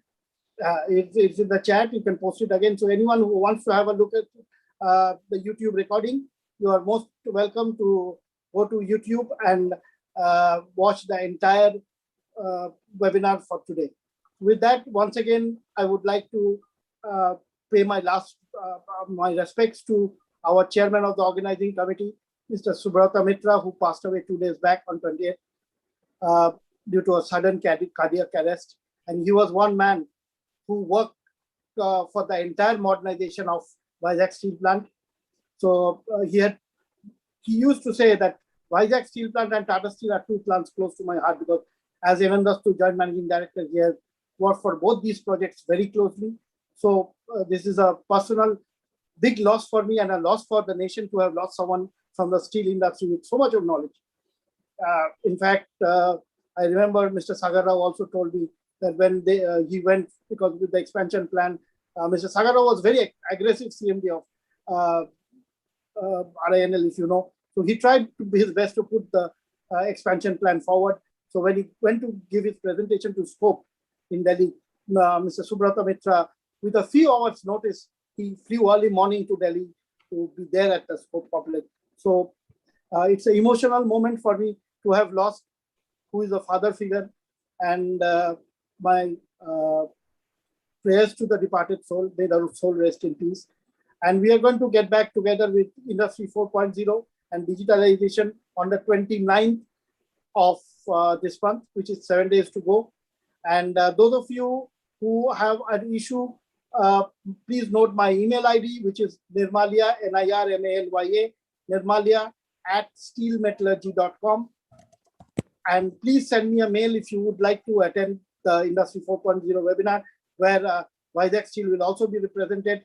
And in fact, Vizag Steel has done a lot of work in this segment, Industry 4.0. So I'm sure you'd be interested in joining this webinar. This is on the 29th, next week. So we look forward to your presence, and a warm thanks to all of you again.